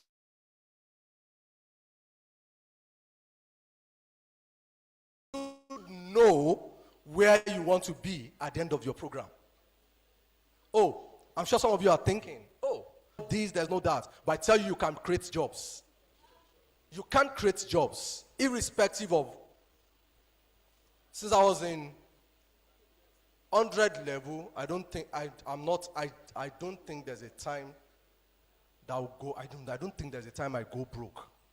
I will always have something that is bringing in money. Aside the fact that where I grew up from, I was born into business, and I do different kinds of business. I do that. And sometimes some people will say, "Báwo ni wọ́n ṣe mọ̀ ìwé náà?" So, again, and in your classes, you'll see different people that have gone into different kinds of entrepreneurial activities. Of course, that may be an industry they are exploring. There are other industries that people can explore. Of course, the department is also thinking about internship, connecting you guys, intern, in such a way that they connect you to industry directly, in such a way that at the end of maybe your part 3 or your holiday, during your holiday, you are able to go to somewhere to serve as an intern. Is good, but again, my response to that question again will be, what is it that you love doing?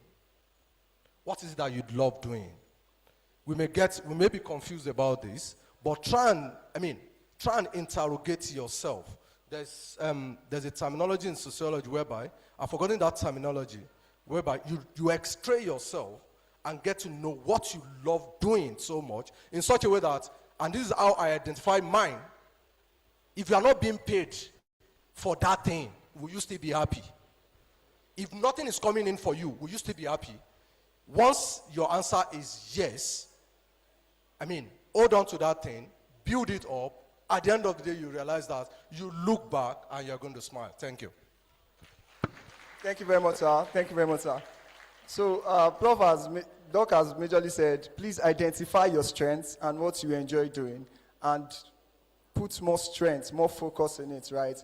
And you definitely do well. So for those who prefer businesses, you can start building your businesses now. You can start leveraging on friends who you think are this and that. Just identify your industry, identify your strengths, and you do very well, as Prof has said. And also, picture yourself, right? You can get a timeline, get a goal, and just tell yourself that, in the next 4 or 5 years, this is what I want to do. This is what I want to emerge as he did, and he's doing very, very well for himself. Sorry, Prof, I'll come and know some things too. All right.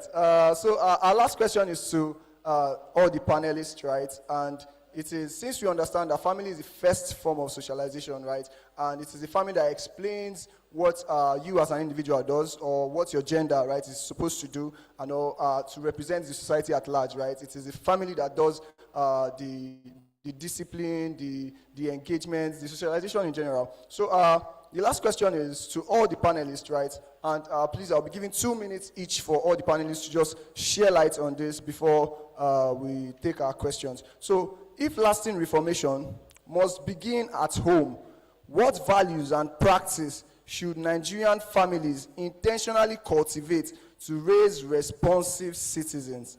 I'll take that question again. If lasting reformation must begin at home, what values and practices should Nigerian families intentionally cultivate to raise responsible citizens? Sorry, let me start from here.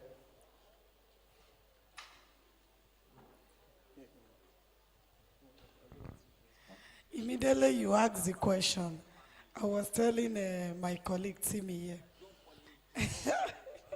I said that this question, it may be very difficult with this generation of Gen Z, or I don't know how to qualify us.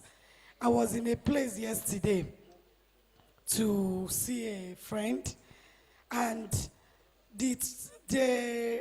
let me call it a club, because I was in the hotel and I was to go down to meet the person we came for the program together. And I saw the younger generation. That is normal. There's nothing bad in it. But what was bad in it that I saw was that a lady came with her baby girl of about 5 years. The girl was sitting down playing with the phone, and the mother was there taking scissors, what do you guys call it? And she was doing it with pleasure that we were sitting behind them. And my colleague was like, hope this smoke, let us not get back to the hotel, and we will be misbehaving, he will not be able to sleep. that we should stand up. 4 of us, we left the place and we went and take another seat. So that child of 5 years that the mother has started taking to club at that age, what do you think, what value do you think that such mother want to instill in that child? These and many more. We see them on social media where parents will be drinking beer and they will even put the bottle in the mouth of the child, indecent dressing. So, and when you see the indecent dressing, go and check their mothers at home. Go and check what their parents put on. So because what their parents put on, they can't even caution their children. So we have a lot of work to do if the value must begin in the family. Thank you. Thank you very much, ma. Please appreciate. Thank you. Mr. Ifeanyi, please. Thank you for this opportunity. I've not raised a family, but I will just give my my own little take on that. So when it comes to correcting the moral decay that is happening in our current Nigeria, raising a family that can fit to what we want, what we are expecting. It's important for us to understand what is obtainable outside of the Nigeria that we are seeing today. Mommy has already made a key point when she was discussing, and she was saying something about gatekeeping. The truth is, the traditional way we raise children in Nigeria, we know the father and mother, we have, I think most of our senior colleagues that are here, there is a way they were raised at home. But today we have some instruments that are replacing traditional fathers and traditional mothers, and which is the media. Everything you need to learn as a child today, you can get it from the media. If you want to live a life of an average black American, you can learn that in the media. If you want to live like a Sweden, you can learn that from the media. And this is contributing to a conflict in the family system in Nigeria. So what I will advise parents is pay attention to the media that your children consume. So for me, if I get a family of mine, I will always pay attention to the media. So to help my child serve as the gatekeeper for the kind of contents they consume. Thank you very much. Thank you very much, sir. Thank you very much, sir. Yes. Thank you. Let's go to Mr. Timmy, please. Sorry, before I give this to Mr. Timmy, if you still have the IBCT form with you, the bank form, please, they are about to leave. You can just quickly give it to one of their agents, I know, right? And I think they've been looking for Mr. Adeshino Abioye, rather. Your attention is needed outside, right? Just head to them and resolve it. Let me give this to Mr. Timmy. Okay, so thank you so much for that. So, again, speaking like an accidental panelist about family and how to retain values. And like my colleague said, Ifeanyi said, right, we have not raised family yet. But again, I have an ideal way I want my family to be. And I still believe that we can still have values that are conventional in families. I still believe that, because one thing we'll say is people in 1950s, I remember when they're in maybe 2000, 2001, they will say that the world is spoiling. But again, they were still able to retain the values. So like my colleague said about gatekeeping, there are many channels where children of nowadays can learn information. But as parents, we have to serve as gatekeeping. So to make sure that we sieve out information that your children take in. I mean, we see that in Nigeria now people are now practice gayism, lesbianism, and that's because of what they learn on social media. But as parents, you can again serve as a gatekeeper, be close, and people doing sociology, we have type of parenting style that you can adopt, right? That can help you to again, sieve out those things. But again, the kind of parenting style you adopt must again be relating with what we have in current time. The way we're being parented cannot work for now. So to really gatekeep or to serve as a gatekeeper, we must be able to adopt the new or the parenting style that can really work with this age? Thank you. Please appreciate him, please. You're not doing enough now, please. Thank you. So hi once again. Well, we are getting to the end of the conference. The panel session is close to the end here, but we have to pause for like few minutes so we can present an award to our partners, Stanbic IBTC. Let's clap for them. Appreciate them now, Eh? Yeah, so Stanbic IBTC, they are meant to come with souvenirs today. It is my fault due to an interruption in our communication, but all souvenirs will be brought later after the conference. I'll be the one in charge of distributing it to the students, those that opened their accounts, those that funded their account, and your debit card as well. I'll be the one in charge of distributing it. So once it is ready, a call will be put through, and I'll just inform you all as well. A WhatsApp group would be created so that every student that created an account will be added to the platform, and information will be passed across through the platform. There's still something big, something amazing that Stanbic IBTC will be giving us. I'm not going to disclose it now, but those on the group will get the information. So, for the award, I call to the stage Dr. Aliu. Let's give him a round of applause, please.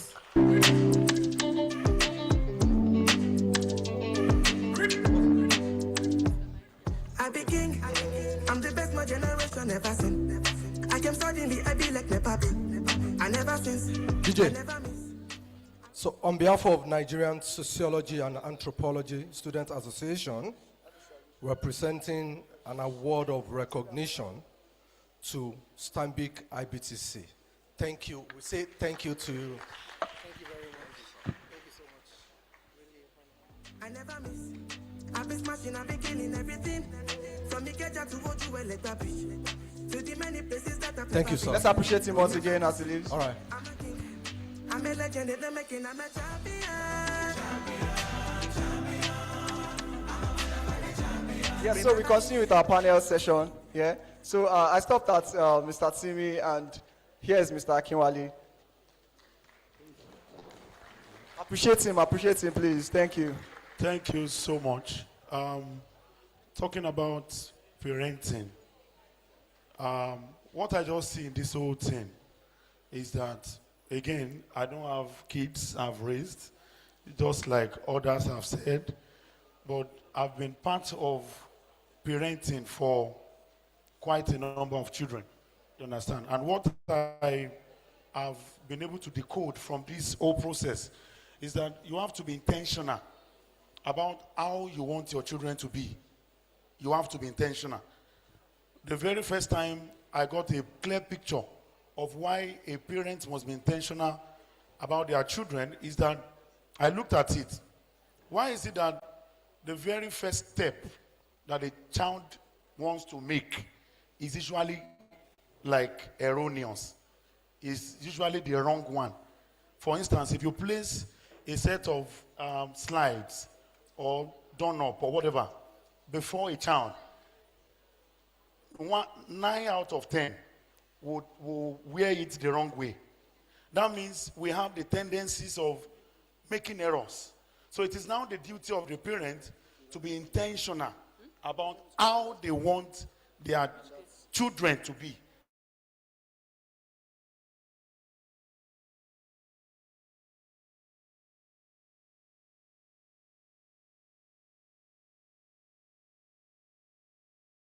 This is not an accidental thing. For instance, our hands, to be the last on my body, they beat you, you will be the last person to beat you. I won't take it like with them. I continue to beat because I know there's something in them that makes them do that thing. And that is this adamant nature. They want to be willful. One lagidi, you know. So as a parent, I want to show a greater agility to them so that I will be able to like take control of their actions. So if you must instill, something in your children, then it has to be intentional. And again, I wanted to contribute when they were talking about idealism and reality. And I came in with a concept. You see, there's no how you want to function in the political space or in any space without native knowledge. There's no how. So a parent must be intentional about ensuring that he or she instills native knowledge. How can you say you want to function in politics? You don't understand your local language. How does it work? You say you can't eat amala and you are a Yoruba person. How can they trust you with leadership role? So a parent must be intentional about instilling native knowledge. That's Omoluabi, right? With Yorubas. And that applies to other, climes as well. So thank you. God bless you. So thank you very much, sir. So we've heard a whole lot about reformation today, from politics, academics, and all round. And I like the angle Dr. Kinwale came from. That leads us to the last two questions for the panel section. It will be directed to Mr. Oluwafemi Toby. So the first question is, what do you consider the greatest threat to Nigeria's cultural identity today, and what practical steps can be taken to address them? I'll take it again. What do you consider the greatest threat to Nigerian cultural identity today, and what practical steps can be taken to address them? Okay. Just a few minutes, sir. Yeah, no problem. Thank you, sir. So thank you for the privilege to be here today. So before I proceed, I would like to appreciate everyone for staying to this time, and then also to appreciate Mr. Dotun for the privilege to represent him. So basically, what I feel is the challenge we are facing culturally and in the form of reforming our cultural values is one thing that I would call storytelling. A lot of our stories are dying, a lot of stories are evolving, and we have the Westerners now telling more of our stories than ourselves. So a lot of people here, if you are being asked, or if I'm to ask some of us to tell us stories about our culture, about our tradition, a lot of us have little or no knowledge about it. So one thing I would say is one of our challenges is knowing how to tell our own stories and preserving our own culture. And then we have different folklores, we have different folk tales in Yoruba culture, for example, and just a bit, I think, let me say maybe 10% or 20% of us have these true stories to tell or to share with our world. So to preserve our culture and then to preserve this tradition, we need to know ourselves, we need to learn more about ourselves, our stories, and then to associate with our identity culturally. So that's what I have to say. So thank you very much, sir. You know, the truth is, it is what you know that you can tell, and it is what you've seen that you can tell. And Scrub Art has done a great job, to be sincere, to preserve some of these things, because they have different artifacts that have been put in place with not just modern stuff. They use scrap to preserve our culture. So that's a two-in-one achievement. That brings us to the second question and the final section for the panel section. So the question is, what role can scrap arts and other creative innovations play in changing perception of culture, waste, and sustainability in Nigeria? I'll take it again. What role can Scrap Arts Museum and other creative innovations play in creating perceptions of culture, waste, and sustainability in Nigeria? Okay, thank you very much for that question. So I will start with by saying that it's not just about what we see around us, in the sense that what we do at Scrap Art Museum is that we turn waste into meaningful statements, a cultural statement. We transform waste into wealth, and we transform rubbish into beauty, in the sense that basically most of the things we see that a lot of people appreciate as beauty, when it comes to sculptures, painting, and when it comes to art generally, is an idea. For instance, Mr. Dotun is known as the #1 welder of the Federal Republic of Nigeria. He's a metal synergetic sculptor. So most of the things he does is that he goes round, around our environments to pick up scrap, discarded materials, and turn them into meaningful pieces, things that culturally we can tell stories about. So in a way, we've contributed at least, let me say, 30% in changing a lot of narrations about our society. I for one, for someone, I can testify to the fact that Mr. Dotun is changing, not let me say Mr. Dotun, Scrap Art Museum is changing the narrative in the aspect of art. So we currently still have an exhibition going on in Abuja. I just came back from Abuja representing the museum to talk about the fact that we shouldn't just see what we are doing generally as a person, as an individual, as something we are not contributing to our society, but we all can all create an effective impact in such a way that you would be remembered for what you've done. You'll be remembered for the things you've done, the things you are contributing to your society. So in the aspect of collaboration, we've had several organizations that we've collaborated with. Currently, just like I said, we collaborated with Tikera Africa, and then we are exhibiting one of the biggest exhibition currently happening in Nigeria, in such a way that we are letting people see that waste is not just things that we should discard, but things that we should treasure and find a way of recycling or upcycling these things to promote sustainability in our environment. Thank you very much. Thank you very much, sir. Yeah, so you can also check Scrap Art Museum on Instagram. You can also follow them. If you check through their page, you'll see more of what he talked about. Even the exhibition, I think I saw it on the page. Yeah, the whole event and the likes. So beyond the museum, we have books, storytelling, and God has blessed the department. We have the film production, broadcast journalism, mass communication, sociology, information science, and media studies, working all together, centered around it. So we've almost come to the end of the panel section. So we give Mr. Femi or FM Kasho, Mr. Femi, just 2 minutes, strictly 2 minutes for your contribution, sir. Thank you very much. My contribution will be on the parenting. My contribution will be on the parenting aspect, and it's very brief.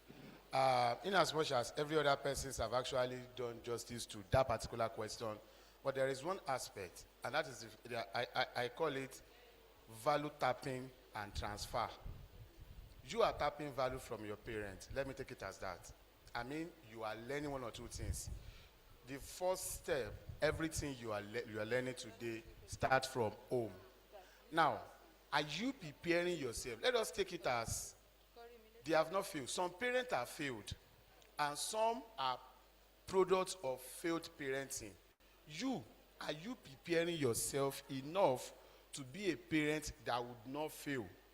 You are not too young. You might be saying, maybe I will not get married between now and the next 5 years. Yes, even if you are getting married in the next 20 years, are you adding value enough to make sure that you are going to transfer value to your children? Because that is the bedrock of a working society. So the justice to that question is, who you are a product of your parents, and you should also make sure you are taking so much value to yourself now, so that you also be a responsible parent beyond social media standard of what parenting is. Thank you. Thank you very much, sir. Please appreciate him. So take home, right? We are all individuals, right, who would become parents in the long run. So please start working on yourself now, and don't worry, everything will fall in place when you start working on yourself now to become a good parent. Thank you very much. So before we take the questions we have, there is an amazing offer from Scrap Art, and it is call for interns. Scrap Art is currently looking out for interns in administrative support. So there's a link, their Gmail is there where you have to send your CV. Check Scrap Art Museum on Instagram. Please, let's type it now. Go to Instagram, Scrap Art Museum. You would see, I think, yes, that's the first post you'll see on their page. Call for interns, administrative roles. So send your CV to them, and good luck. You're from sociology. You're from the Department of Sociology generally. Who knows? I mean, don't allow your second semester holiday to waste too. At least you can go there and learn a whole lot. Trust me, Scrap Art Museum is a beautiful place to go to. So before I take these few questions, let's recognize the lecturers we have in the hall. With a round of applause, we have Dr. Shidro Ade.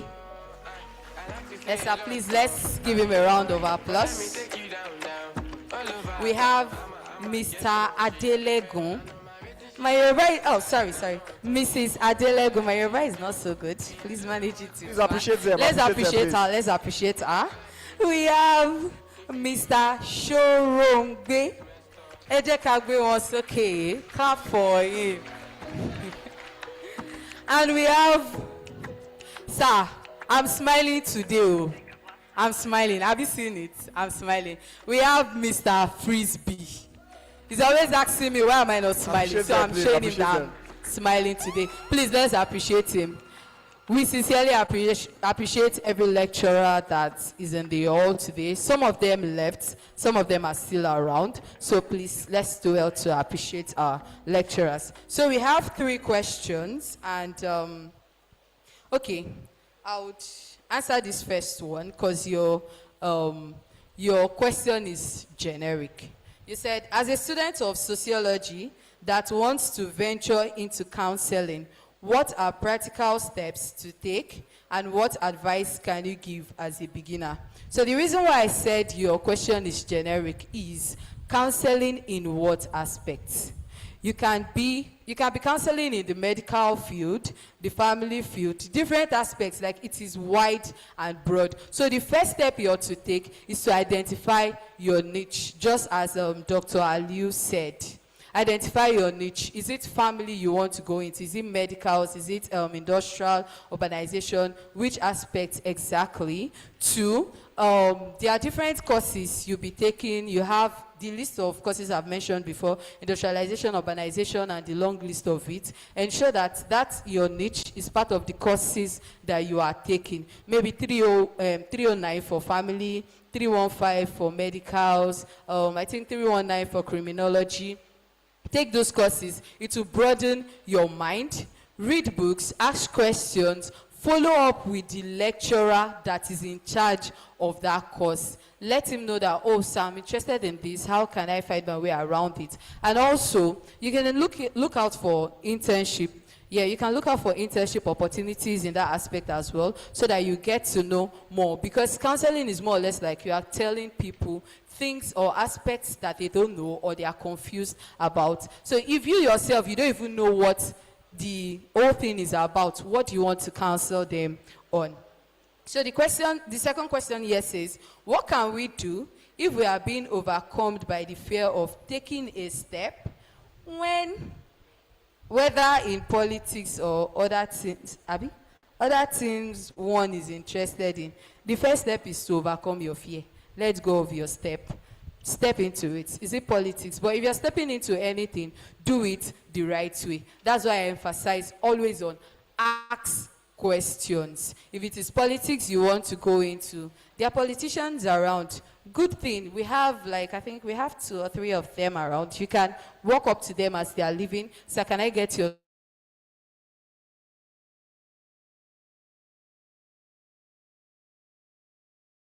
number, have a conversation with them and follow up with them. So ask questions, look out for people that are already in this field, follow up with them. How can I go about this? And yeah. So the last question we have here is an amazing question, and I'm sure the person is in part 1.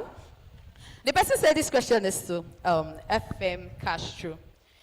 He or she said, FM Castro mentioned that we should hold our politicians accountable before election. When they came to us to preach their campaign, we can vote them based on what they want to deliver. What about the case where they tell us on this campus, Nigeria number 2, there is a faculty interest, structure, or alignment, and the moment you go against this, you become a betrayer. What can we do in such case? The answer is already in the question. Thank you very much. Yes, I said take politicians before election. Listen to what they have to offer. And at that point, when you vote them in and they enter and do against what they mentioned to you, that means you have taken a terrible gamble. Yes. You take people by their words. They will come and tell you, I will do this, I will do that. It is better than voting for people that you are not even convinced at all. If I come and tell you, if I campaign to you that I will build places, I will build road, I will do this, another person did not even do that, and you voted for the person, that is what we are talking about. And it is even critical that some people do not even listen to anybody, you just follow the crowd. So, voting an election is gamble. You can take the right gamble, you can take a terrible gamble. Whatever it is, the result of your gamble is, you are still not making the right choice. So far, you conduct a research on what the person is coming to tell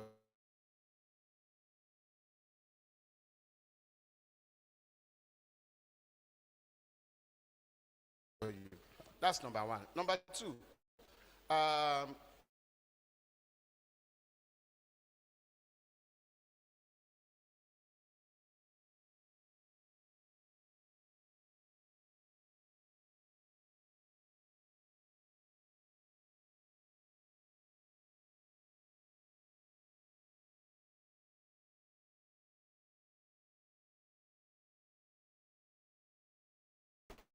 the question was about the second part of the question. Yes, where the person mentioned. Like the major question. What about the case where they tell us all alignment?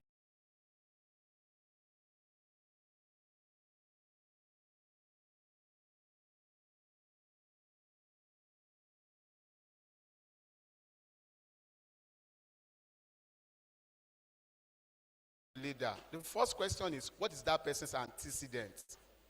What has that person contributed to knowledge, politics, leadership, the community, and the likes? Are you not following money alone? Are you not following resources alone? Now, about going against faculty's interest, according to your question, it is more or less like saying there is a perception. Okay, your family has an image, an interest. You are an APC. You want to go and support PDP. Oh yeah, now.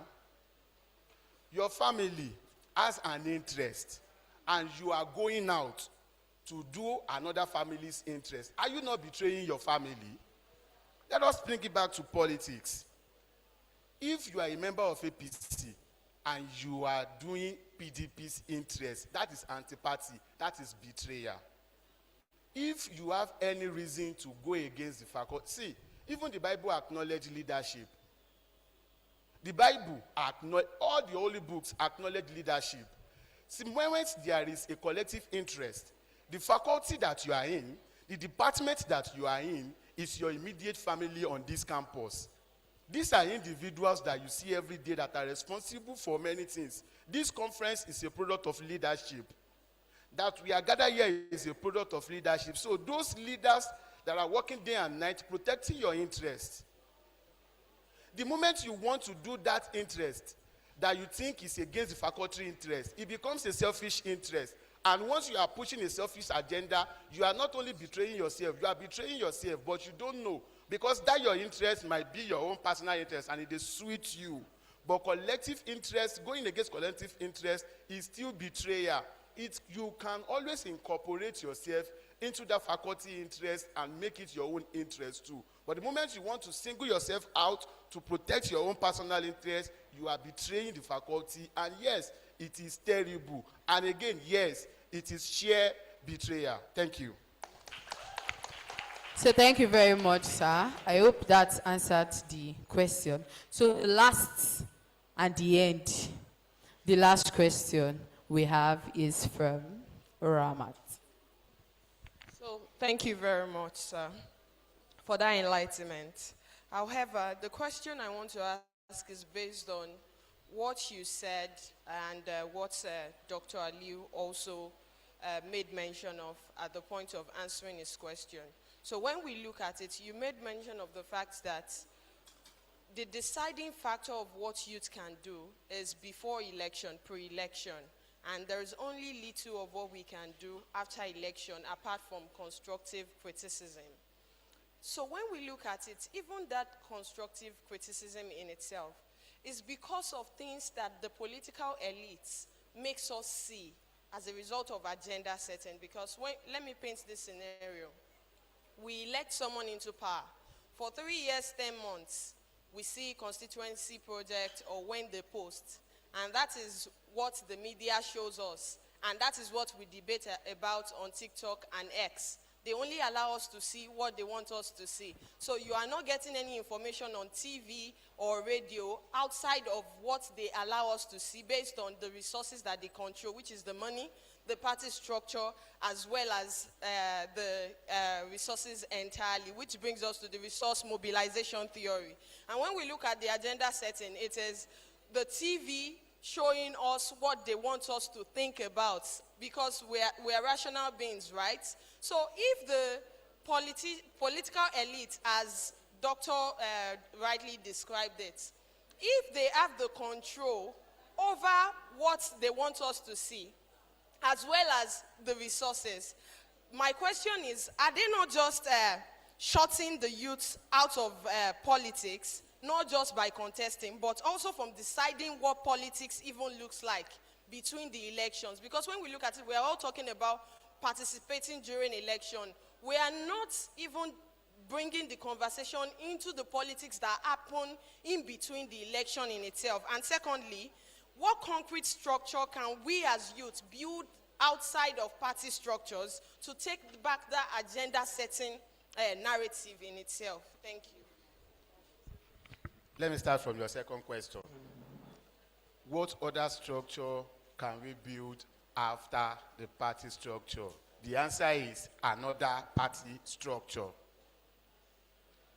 Did you get that? The answer to that question is another party structure. AAC was not comfortable with PDP and APC pattern of operation. There comes an AAC with a different agenda. PDP was not comfortable with APC was a product of coalition, different parties coming together. NNPP, UNPP, ACN. They were not comfortable with PDP, so they mad. So to challenge the structure, you need another structure, another party structure. Because in Nigeria, for you to present yourself to contest in any position, you have to be a member of a particular party. So if you're talking about the structure, it is another party structure. Now, to your first question, they control everything we see. Now, let me take it from what our mommy said the other time. You are still going to see. Our problem is we are doing just the basics.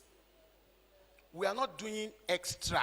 If you are doing extra, you are going to see beyond what the TV, what the radio, whatever they see.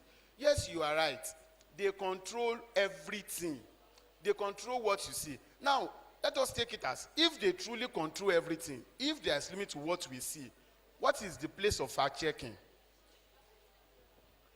If they control everything, there are some informations that leaks. Who are those leaking those information? Those that have access to information that was naturally not meant for the public. Those are individuals that do extra. So the moment we limit it to they control everything, we are shutting ourselves out, not them shutting us out. We are shutting ourselves out of the fact that we can see beyond all of these things. When they tell you that, when the media tells you that there is a particular road construction going on along Ibadan Expressway, and you are passing there, you did not take your time to even observe, is this thing true? They say it is also kilometer. You are checking there. Did you even know how to check kilometers off? Let us take it as you know. Some don't even know. If you know, you can observe, are these things correct? By that, you are properly informed as against that information that is on the outside. So now, not to waste time, if we need information beyond what they are telling us or what they are portraying, then we have to do extra. And one of the ways we can do extra is to properly engage. See, APC as a party would expose PDP. APC would expose Accord. Accord would go to, see, our old mommy, our Yagbalagba, all those old women, they have more information than some of you. Confirm information, because they are always with people that have the information. They are at party meetings, ward meeting, where the commissioner of Kenyekon that has a friend that is close to somebody would have exposed himself. There was a time that illegal mining was happening on this campus. We were the first set of people with the information, even before the media. We gave the information to the media to expose. How did we get to know? One person on this campus said to his girlfriend, he said, I can never be poor again in my life. Please ask him, what does he mean by that? He's a university official. He's not supposed to say something like that. The girl digged further, and he said that this person is involved in illegal mining on this campus. That was how we were able to get that information. We digged further, and we confirmed every other thing and other stakeholders in that thing. Now look at it. Be available to tap and get information. If they are trying to shut you out, be more proactive and you get the information. Thank you. All right, please appreciate him. Appreciate him. Yes, this is the end of our panel section. I want you to appreciate yourself because you've been here since. Please appreciate yourself and appreciate the panelists as well. So if you've not learned anything today, please just know that you need to be inclusive in politics. You need to be engaged in everything that goes around you, right? As you go about your day, please be involved, know what is up, know your movement, or even say to someone else, right? Or pick someone along. So as I said earlier, this is the end of the panel section, and I'll give to the MC to continue. Thank you. Please, a round of applause for the moderator, please. We can do better, Let's join my hands together. Please, and once again, a round of applause for our panelists, our mommy, our uncles. Please, a round of applause for them. Let's clap for them now. Thank you so much. They said a lot of things. They mentioned parenthood. They mentioned politics. A lot of things. And I'm very sure that we have learned a lot of things. At least if we did not learn anything, FM Castro said something. How did they get legal mining? The lady did what? The guy did what? Told the girlfriend. You don't see like that. Now woman, they spoil everything. Look at Gigi now. Gigi did there, don't marry. God go help us. Okay, so now, ladies and gentlemen, please a round of applause for yourself for staying behind. Thank you so much. We have a lot of giveaways for us. So now we'll be moving to the award session. But before the award, I have some giveaways to give out. Where's Elijah? Elijah that answered question that time. Come on, sir. Come and take. Please a round of applause for her, please.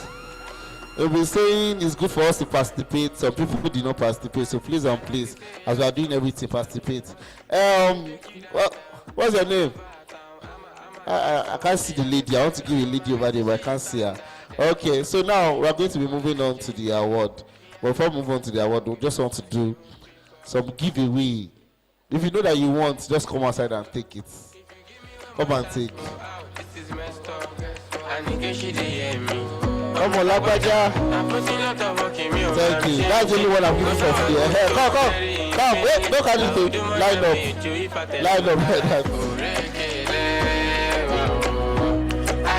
You know you my fantasy. And when my friends see me see you, they say yo, yeah. I prefer that they doing magic in a cool pen. Okay, so now I need, don't fall down. I need us to just don't worry, don't like it's from this place shifts. Shift. Don't worry. You are doing your own. Just shift. Shift to that side, that far side. Stay there. So from this, from this place, please help to shift too. Don't worry, we are doing. Trust me. But shift. So I can take it one after the other. So please, a straight line, then face the audience. Straight line, face the audience. So don't worry.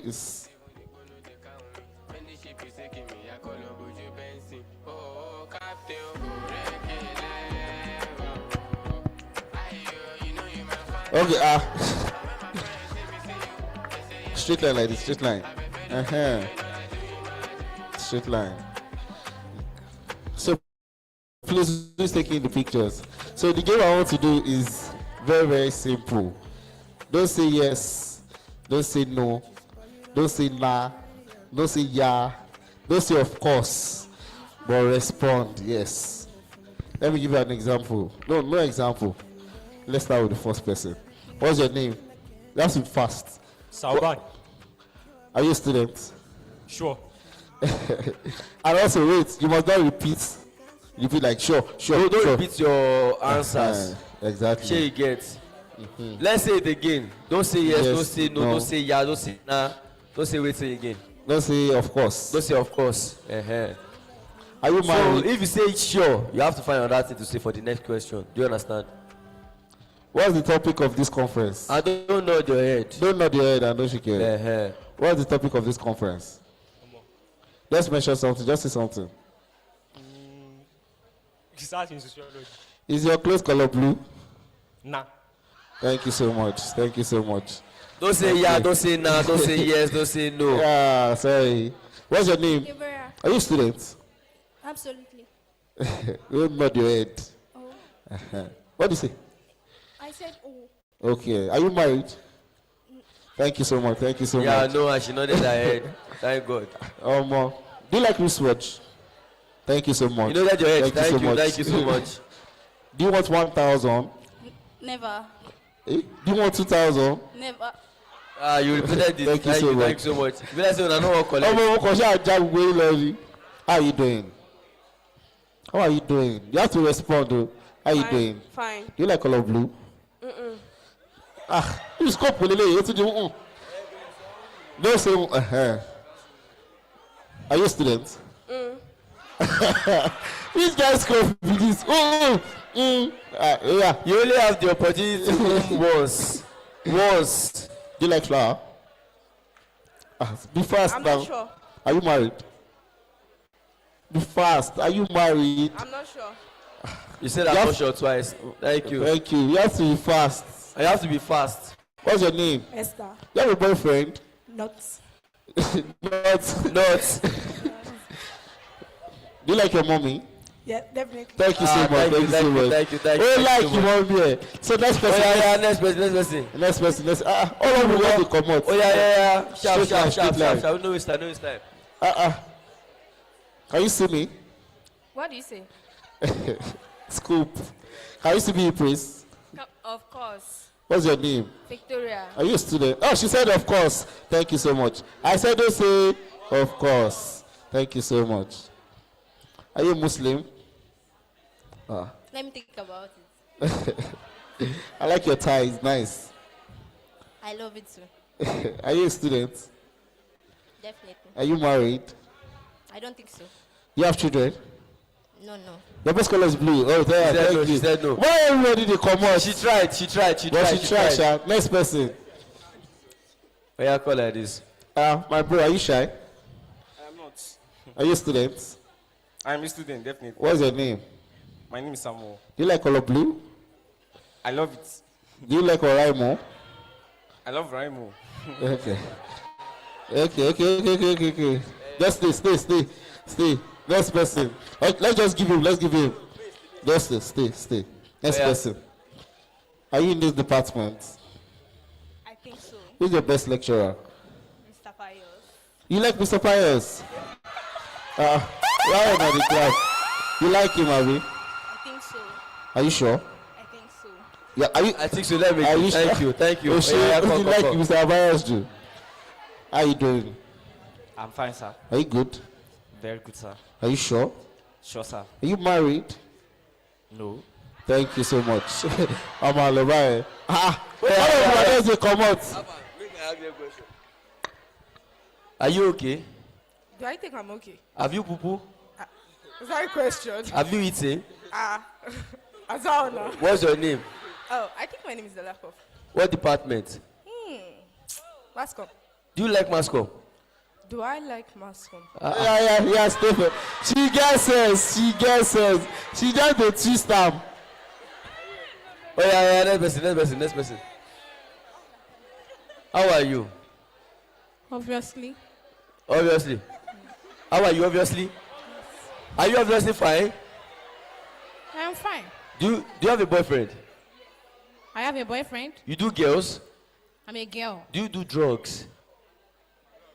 I don't do drugs. Why are you stalling? I'm not strolling. Are you sure? I am not sure. Thank you. Don't try. How are you? I'm great. Are you in this place? I think so. Do you believe in rapture?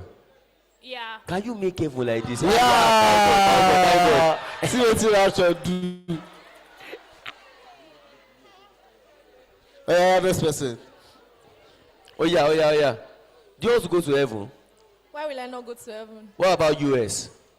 Yes, I want to. Thank you. US. Yes, I want to. You said yes, I want to. Next Sorry. person. She won't go US. Oh yeah, next person. How are you? I'm great. Are you okay? Why am I not okay? Why should you be okay? I'm good. Do I think I'm okay? Why won't I be okay? Do I think I am okay? You are not okay. You said I am not okay? Thank you. Yeah, let's go. You're like, you are not okay. Are you scared? I'm not. Are you shy? I'm not. Sharp. Thank you. Don't you pretend it. Are you shy? Never. Why shall I shy? I shall never shy. Are you not a people? Certainly. Are you not a person? Certainly. Certainly. Sexy Thank lady, you. I wait here. Certainly, 2 times. Sorry. Oh, yeah, come. What's your name? Sophia. School fees? Sophia. Oh, Sophia. Have you paid your school fees? Not really. Not really. Why? You don't have money? I have. You have money. What about your daddy? Your daddy have money? He does. You want to go to US? Definitely. Remain one more question. Okay.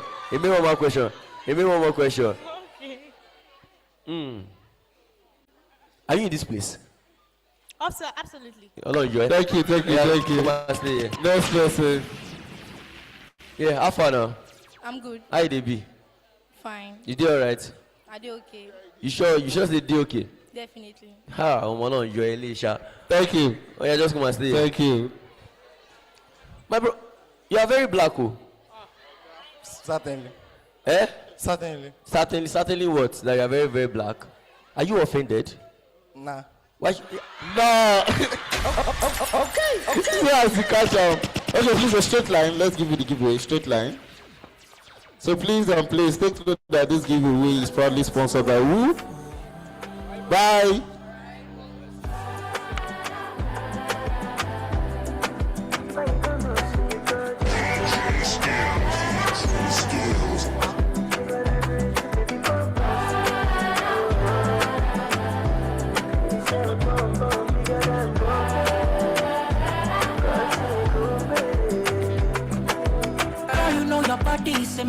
Okay, please. So yeah, bring it out and bring it out so that they can take a picture, please.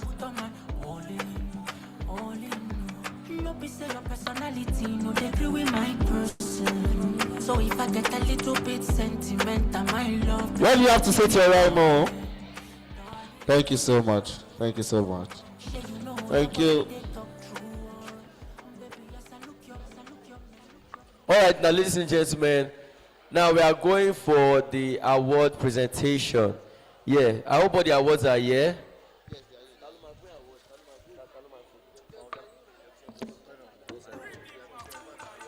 Can I tell you what it is? Every day on cruise, bad days are gone.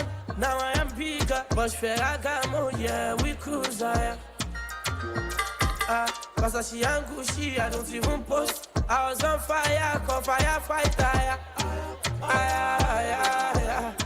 I wear used to this lifestyle. Every Wednesday, ladies' night. I need no lighter, better smother, I be the fire. Every day me ganja, what does it kill me, make me stronger. Bella smother, fight boy, Bella me a fighter. Man, I try and fight. Okay, so now, ladies and gentlemen, thank you, Mr. DJ. So now we are going to be starting the award giving. And ladies and gentlemen, to present the award, I'll be calling on Mr. Ali. Please, a round of applause for him, please. Doctor, hey. Dr. Ali. Please, a round of applause for him, please. Thank you very much, sir. So now the award, please.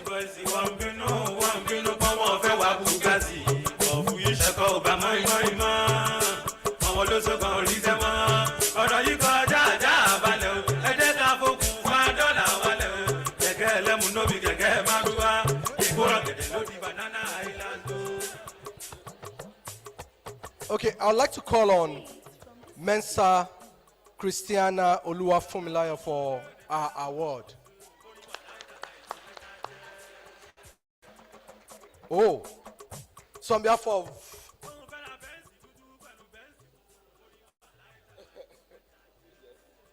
I thought she's on. Okay. So this is an award of excellence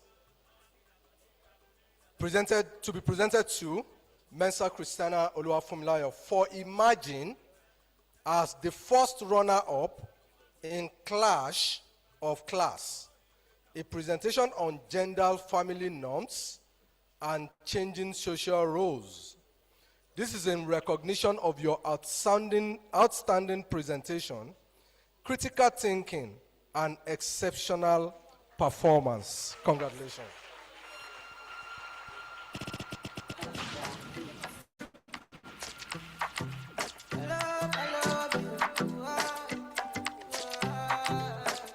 Girl, you know I had to go to work for the words, for these words for you. If I have to put on my health in the posting enough for you. Ain't nobody know the cause of my matter, is in my shawty. Anybody underestimated the matter, tell them I sing on your my shawty. If you need a fire, I'll be a ladder, please be judging. Put me on track. Success, Omolara. Success. Miss Success, Omolara. Okay. Keep clapping for her, it is not easy.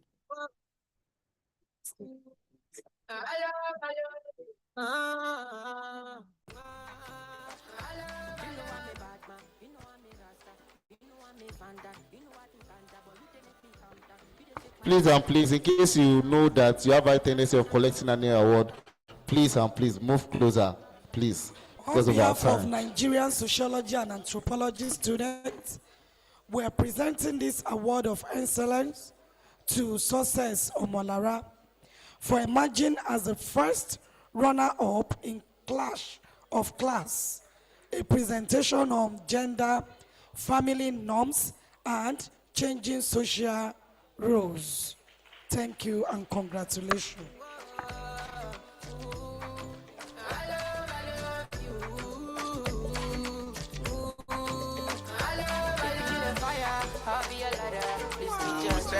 Every day one jail, but man on deck, she know me I did joy Deborah Okpayemi. Oh, the president. So this award of excellence will be presenting this award of excellence to Adejoye Deborah Okpayemi for emerging as the first runner-up in Clash of Class, which is a presentation on gender, family norms, and changing social roles. This is in recognition of your outstanding presentation.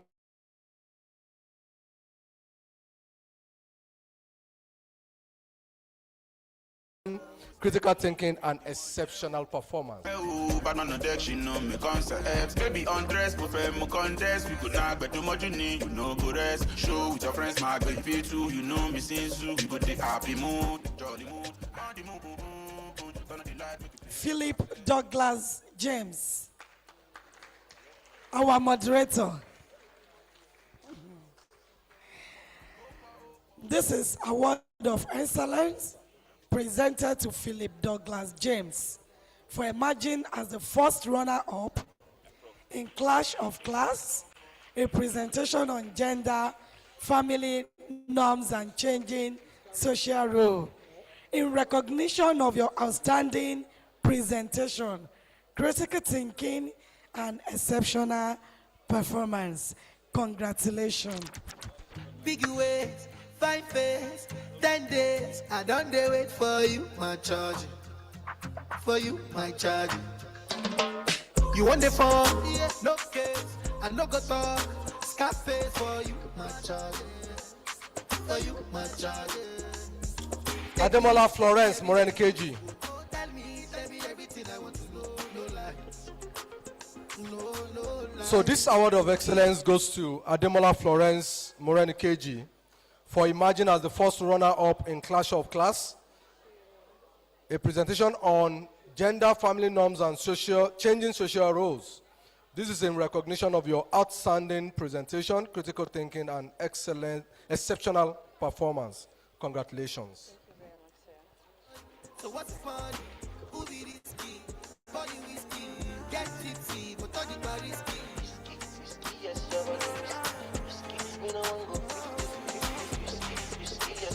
Faleke Michael A. Faleke Michael A. Is he here? He's like Faleke is a pop. Nobody perfect, oh. No be by who drive Benz, oh. It's how you got me high like Colorado. I be like Polo. Roll up on my mindset, oh. Never play you Nintendo. It's how you got me high like Colorado. This award of recognition is presented to Faleke Michael for exceptional commitment and meritorious service as honorable representative of this noble association. Congratulations.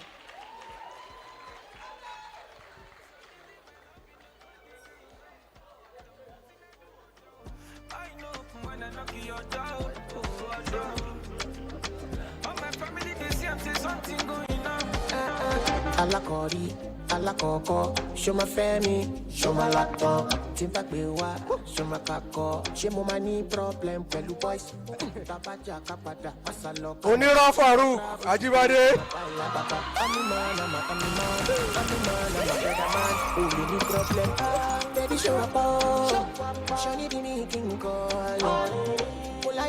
So this award of excellence, award of recognition, goes to Onira Farouk.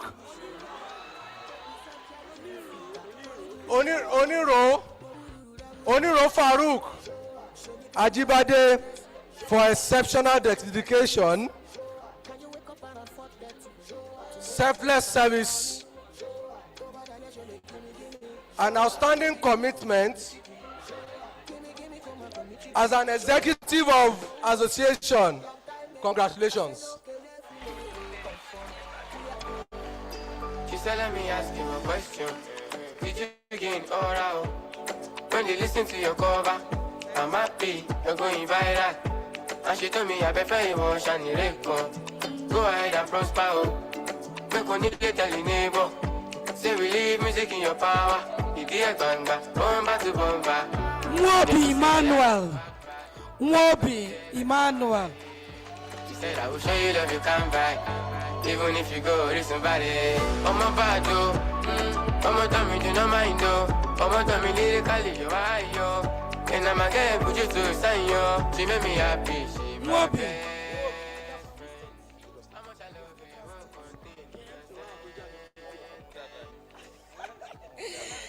continue. This award of recognition is presented to Nwobi Emmanuel for exceptional dedication, selfless service, outstanding commitment as executive of this noble association. Congratulations.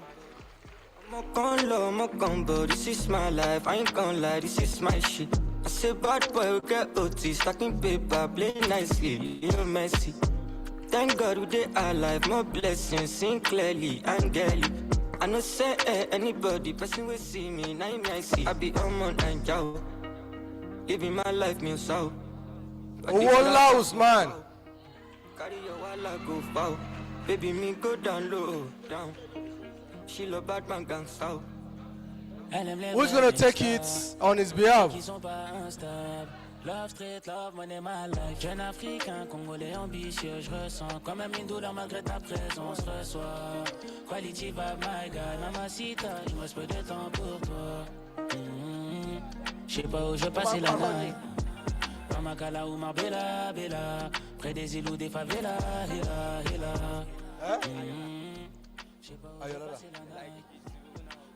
Okay, so award of recognition. This award of recognition is presented to Owola Usman Ayola for outstanding commitment to reformation and meaningful contributions to the growth and development of the association. Congratulations. Bad man looking good in the air. Bad man drip to the car. Sports cars parked on the right spot. Bad man slick and you know. Bad man looking good in the air. Now, the Nigerian Sociology and Anthropology Student Association is giving this award of recognition to Honorable Akinrinade Adekunle for your outstanding contribution as today's guest speaker at the annual Sociology and Anthropology Conference. Put your hands together. Thank you for coming. Congratulations. Make you do me. Make you your own passport and Peter. Mona Lisa. Make I kneel it down, start to show me more. Make I see now. Me I no carry Japanese. So make you show me something we could do me strong thing. No, make you do me things we could make it bad and shark with me baby. You dey do the things we could make a lava. Don't be like Drift. Oh girl, you do me things we could make you miss out there, baby. She don't need the visa to carry me dry by you. She wants a gangster in her bed tonight. She wants me, I know. And man, a full ground me a day tonight. She a calling my phone. Oh, she say when it's so unruly. Tell me the main reason you want me. The man with a ED. Curious girl, she got questions for Siri. We got that booty and wine for me. So crazy, you driving me. Girl, you put it on me nicely. She riding it, I'm sliding it. Spread your two legs slightly. Yeah, won't die for me. She have to die for me, yeah. Bounce your body out, we bounce you out. Girl, go down, not to south. Sure you agree, I know Okay for now, sure. DJ, hold it. So this award of recognition goes to Gross Idea Company Limited in recognition of your generous support and invaluable partnership towards the success of our ASTAC 7.0. Thank you so much. Who is coming for this?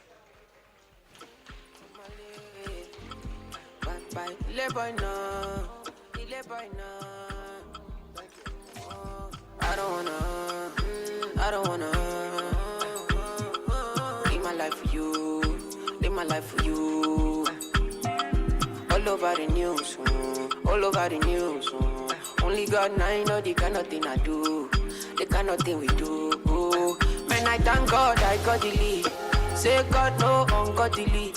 Oluwa na ain't comforting me. When these people they come body me, man I thank God I got the lead. Say God no got the lead. Oluwa ain't comforting me. When these people they come body me, it's why I die sometimes. From Nigerian Sociology and Anthropology Student Association, award of recognition presented to Dr. T.K. Aliyu for your outstanding contribution as a panelist at the annual Sociology and Anthropology Conference, ESAC 7.0.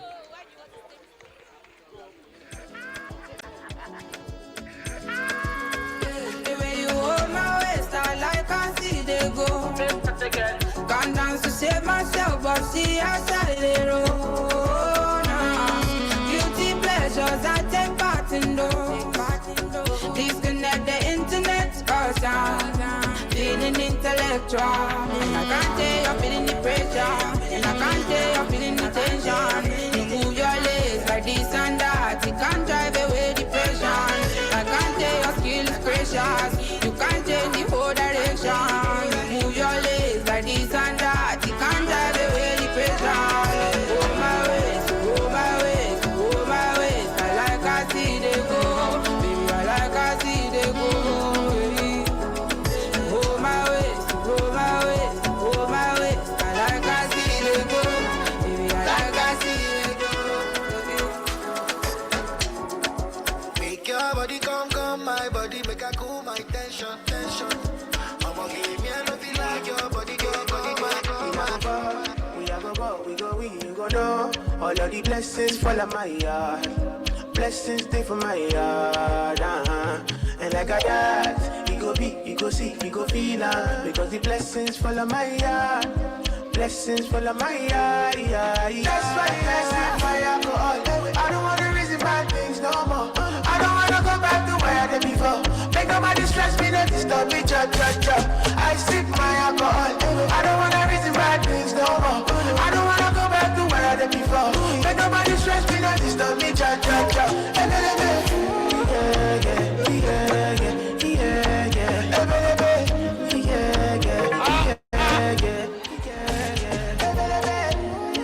DJ!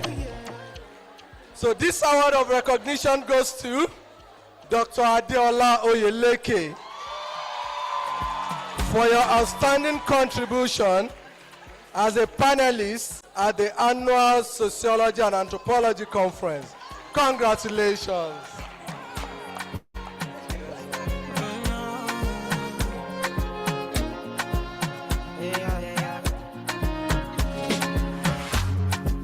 Now which kind life where I never see? I carry God so I fear nothing. Steady increase in the commas. Original no be parody. You know feel clear for your memory. Whether now winter or summer, I did Barbados, Savannah, living life, see my fire burning bright within the inside me. Small leeway, they mighty, they never know I color. To the move fine, check and balance everything inside my mind daily. Trust me, you can't fool me. Energy don't got logo, who are friendly and conscious. I'm allergic to so I'm not ready for confusion. They're telling me make I show love. Stability on bono. Everything a connection. I'm not ready for confusion. Things will happen, things I like. All right, thank you.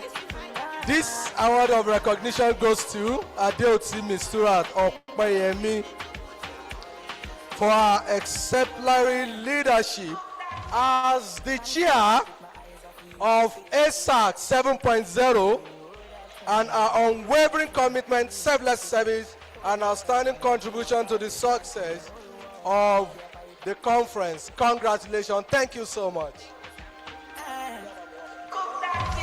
Can't seem to take my eyes off of you, especially your bite and move. The way you roll that thing, you wanna roll that thing. Baby, let me take a look. Oh Lord, me want all the girls in the whole world. I know what I'm doing is so wrong, but since no man can focus, we definitely don't give a fuck. She said she know me got a girlfriend, and so what? What if I do? she said, she know me got a woman on me bed. What if I, oh la what if I do? Listen to me quick, so me girlfriend says she wants me back. Everybody say, Madam President. Madam President. Madam President. Put your hands together for Adejoye Deborah Opeyemi. Girls in my crib, 0 Snapchat, 0 Instagram. The association is presenting this award of recognition to Adejoye Deborah Opeyemi in recognition of her historic service as the first female president. And for your leadership, selfless service, unwavering commitment, and invaluable contribution to the growth, progress, and enduring success of this association. Okay. All right, thank you. Beyond the fact that she's the first female president, I can tell you that I joined the service of this university in 2014, and beside the fact that I joined in 2014, I started my journey here in 2003. Castro is here, of course. Timmy is here, Dami is here, Ifeanyi is here. I can tell you that she's the only president so far, as of now, that has transformed the entire department, I can tell you. Thank you. You don't need to be told. You've been to the departmental library. You've seen so many things that this young lady, this beautiful lady here, that she has done. Congratulations. Girls in my crib, 0 Snapchat, 0 Instagram. Sting, fuck up the vibe, my dick. Start falling like London Bridge. I don't care if I saw you in a magazine or if you're on TV. That one don't mean nothing to me. Don't need a shower, oh baby, I need a free. Lick it like ice cream, as if you mean to be disgusting. My banana, one side I not, there's no stopping up. Go shopping up, fuck that.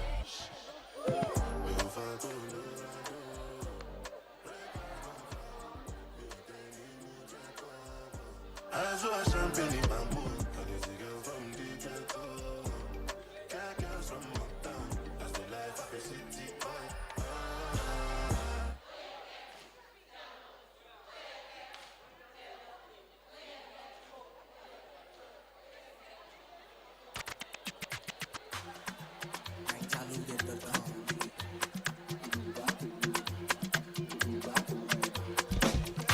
I know you know who they want it. I go to the room. Feel it. About that all day. You need lossy because about that all day. I don't care what they say. Koloba, torí mo fẹ́ fọ́mọ yín. Orí ti wára ń tọ́ fi sá, torí mo fẹ́ fọ́mọ yín. Wọ́n bí mi mo túra bí èmi gangan la bí sọ́lá mo bọ́lá bí mo jí bọ́lá mo fẹ́ sọ̀kọ̀ bọ́lá ti tó. Sílẹ̀, bàbá wọn ká tọ́ lè yà ó.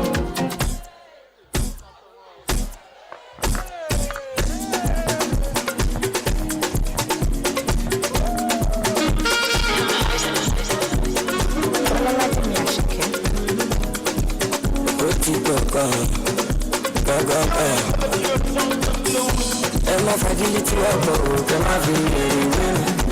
Ẹni bá lò ó lè mọ̀ àbó lè ṣàlàyé.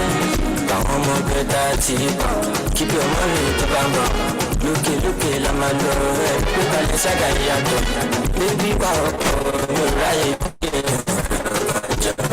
Kò jẹ́ ló jẹ́ ọkọ̀ ṣé wọ́n ní ẹgbẹ̀rún àgbà. Àdẹ́sà ẹgbẹ̀rún mú kẹ́gbójú yé ìsè mẹ́ta. Olówó lọ́lọ́yọ̀ aṣọ kéríkéríké bàbá mẹ́tẹ̀ máa tó lọ́wọ́. Super, nice one. Okay. This award of recognition goes to someone I would describe as a troublemaker. Well, troublemaker right from undergraduate. This guy gave me serious headache. But right now I'm happy that he's giving troubles. He's giving people troubles. So it's okay. So this award goes to Ajayi Oluwafemi, aka Castro, for your outstanding contribution as a panelist at the annual Sociology and Anthropology Conference. Thank you. DJ YK Mule. Oblé, oblé, oblé, oblé, oblé, oblé, oblé, oblé, oblé, oblé, oblé, oblé, oblé, oblé, DJ YK Mule. Oblé, oblé, oblé, oblé, oblé,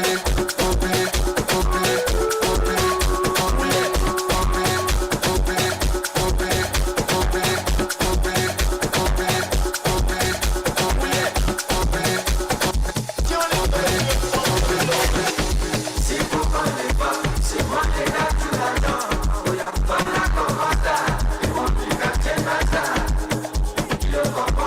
oblé, oblé, oblé, oblé, Okay.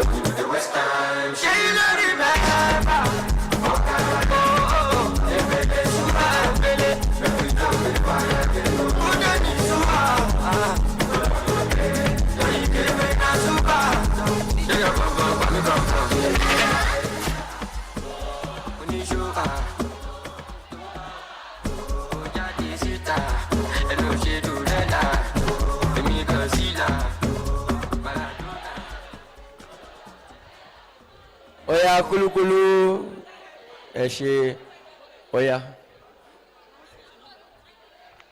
Okay, now ladies and gentlemen, please another applause for the president. Thank you so much. You guys do not go. She wants to do a vote of thanks, like she wants to spell out our gratitude. Who will be that? She wants to spell out our grateful heart to you guys. She wants to give gratitude. So yeah, please another applause for her. Please do not go home because we are about to do one more thing. So, hi everybody. Good afternoon once again. Before I give my vote of thanks, if you paid for registration, please go to this other side of the hall. Officers, where you are, arrange yourself there. Like, yeah, where you are. Then if you got the ticket from 1 to 150, move to this other side of the hall. Officers, paid registration, 1 to 150 as we promised. Okay, sorry, registration. Meet them outside. Meet them outside. Sorry, wait, so please, I need them to stay before they go out, before they stay. I need them to. Okay. So you're going to get your package. You'll not be able to get your certificate today because the HOD is not around to sign it. The date for the certificate collection would be announced. So meet them outside. Identify with Moyo, sorry. So to my vote of thanks. First, I want to give all thanks to... Please, guys, hold on. Please, nobody should go out yet. Just hold on, hold on, hold on, hold on. Hold on, let's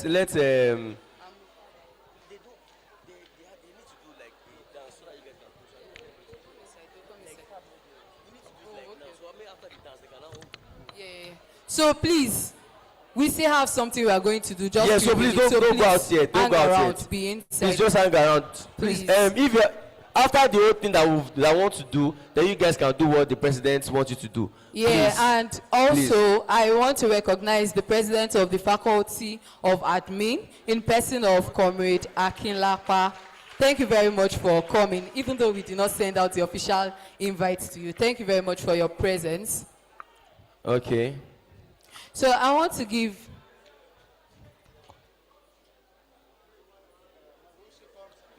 So I want to give thanks first to God Almighty. I want to say thank you for strength, for His mercy and His grace. Please, nobody should go out to... I want to say thank you to all of our lecturers, Dr. Aliu. Thank you very much for your support, how you came through for us. I also want to say thank you to Dr. Oyeleke, Mr. Timi, Mr. Ifeanyi, all the lecturers generally. I want to say a special, Miss Dami, thank you very much, ma. Thank you, ma, for your support. I want to say a special thank you to Honorable Adekunle Akinrinade. He's not meant to be in Ife today, but because of everything, like, he just had to come today and he delivered the speech. Mr. Ife is not around. Trust me, Mr. Ife was not meant to be here today.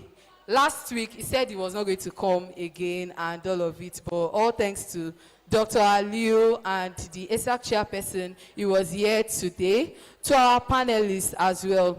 ESAC planning process was a whole lot because speakers cancelling at the last minute, things not going well, but today we are all here. ESAC 7.0 is a success. It is not by my effort, it is by your presence, your contribution. To the volunteers, they've been working like since yesterday. They were here as early as possible to ensure everything is in place. To my officers, even the ones that I did not tell them do this, they did it. Your support, thank you very much. And to everybody generally, the ESAC chairperson, even though we 1 to 3, 1 to 3, everything is a success. And I also want to say thank you to myself for standing strong, even when it was not looking like it. Here we are, ESAC 7.0 is finally over. To all students, please, ESAC 7.0 is over. But ESAC is not yet over. 8.0 is coming, bigger, larger, more better than this. ESAC 8.0 is coming. Please look forward to it. Thank you. Okay, thank you very much. Ladies and gentlemen, thank you so much. I want us to do one beautiful thing. Now, this is a shutdown, yes or no?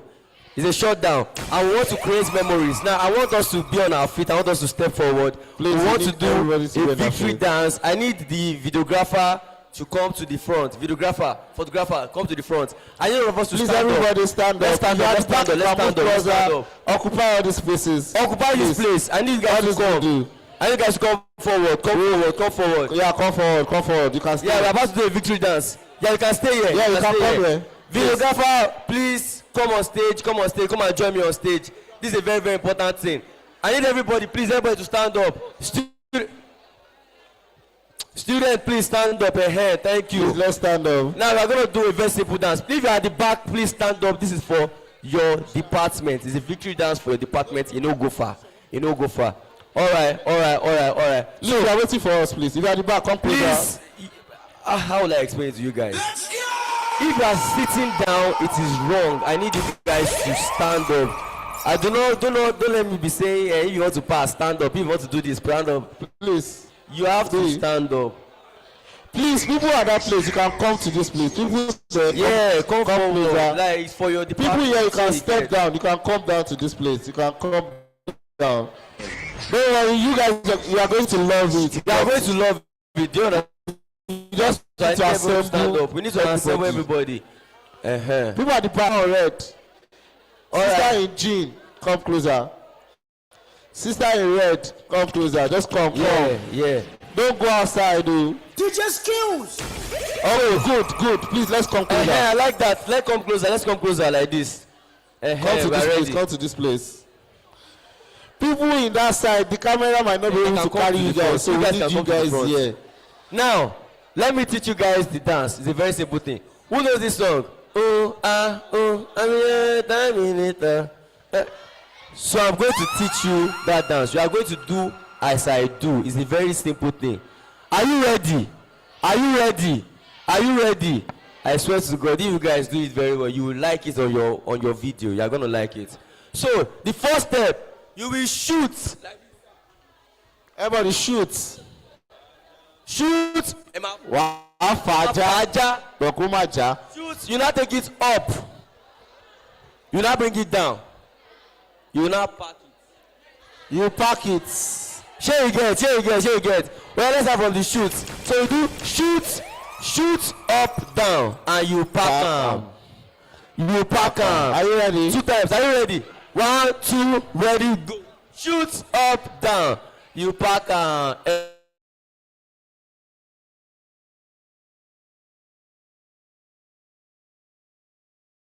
You pack them. They will now give us 1, 2.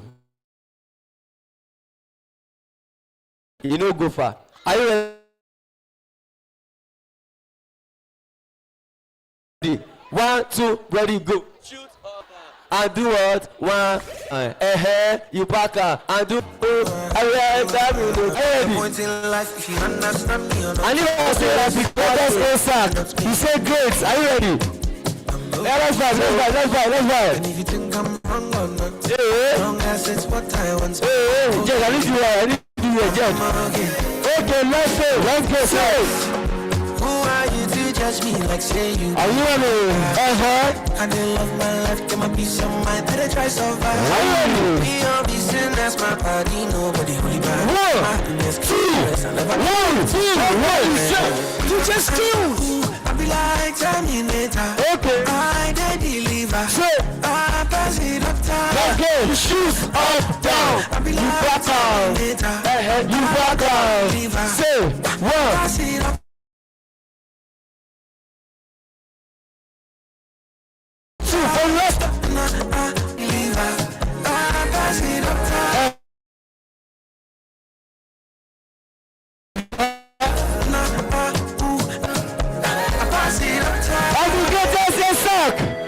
Articulate sack.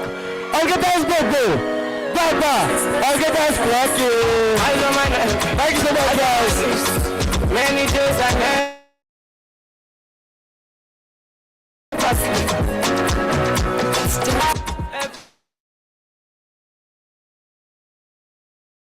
Yeah, they say we should not beg you the food. So sit down and collect your food. If you are rushing, you will not get food. You go, let's go. Center, you wish me back.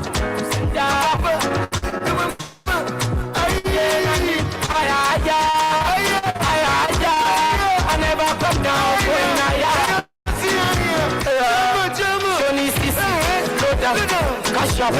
cash out, only maga, villa, small money, ball out, who's them both?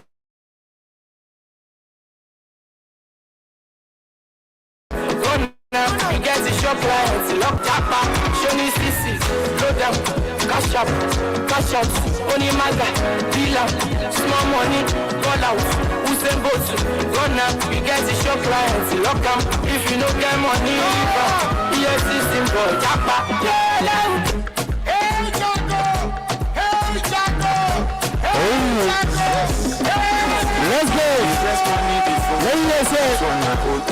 Okay. Progress for sure. Okay. I believe you take what it is on me. I love this on me. I'm not me, no is on me. I fashion Jaco. People making shit was so. Okay, let's go. Jaco. You mean Jaco. Let's go, sir. In your past. People making shit was so. Hey, Jaco, so.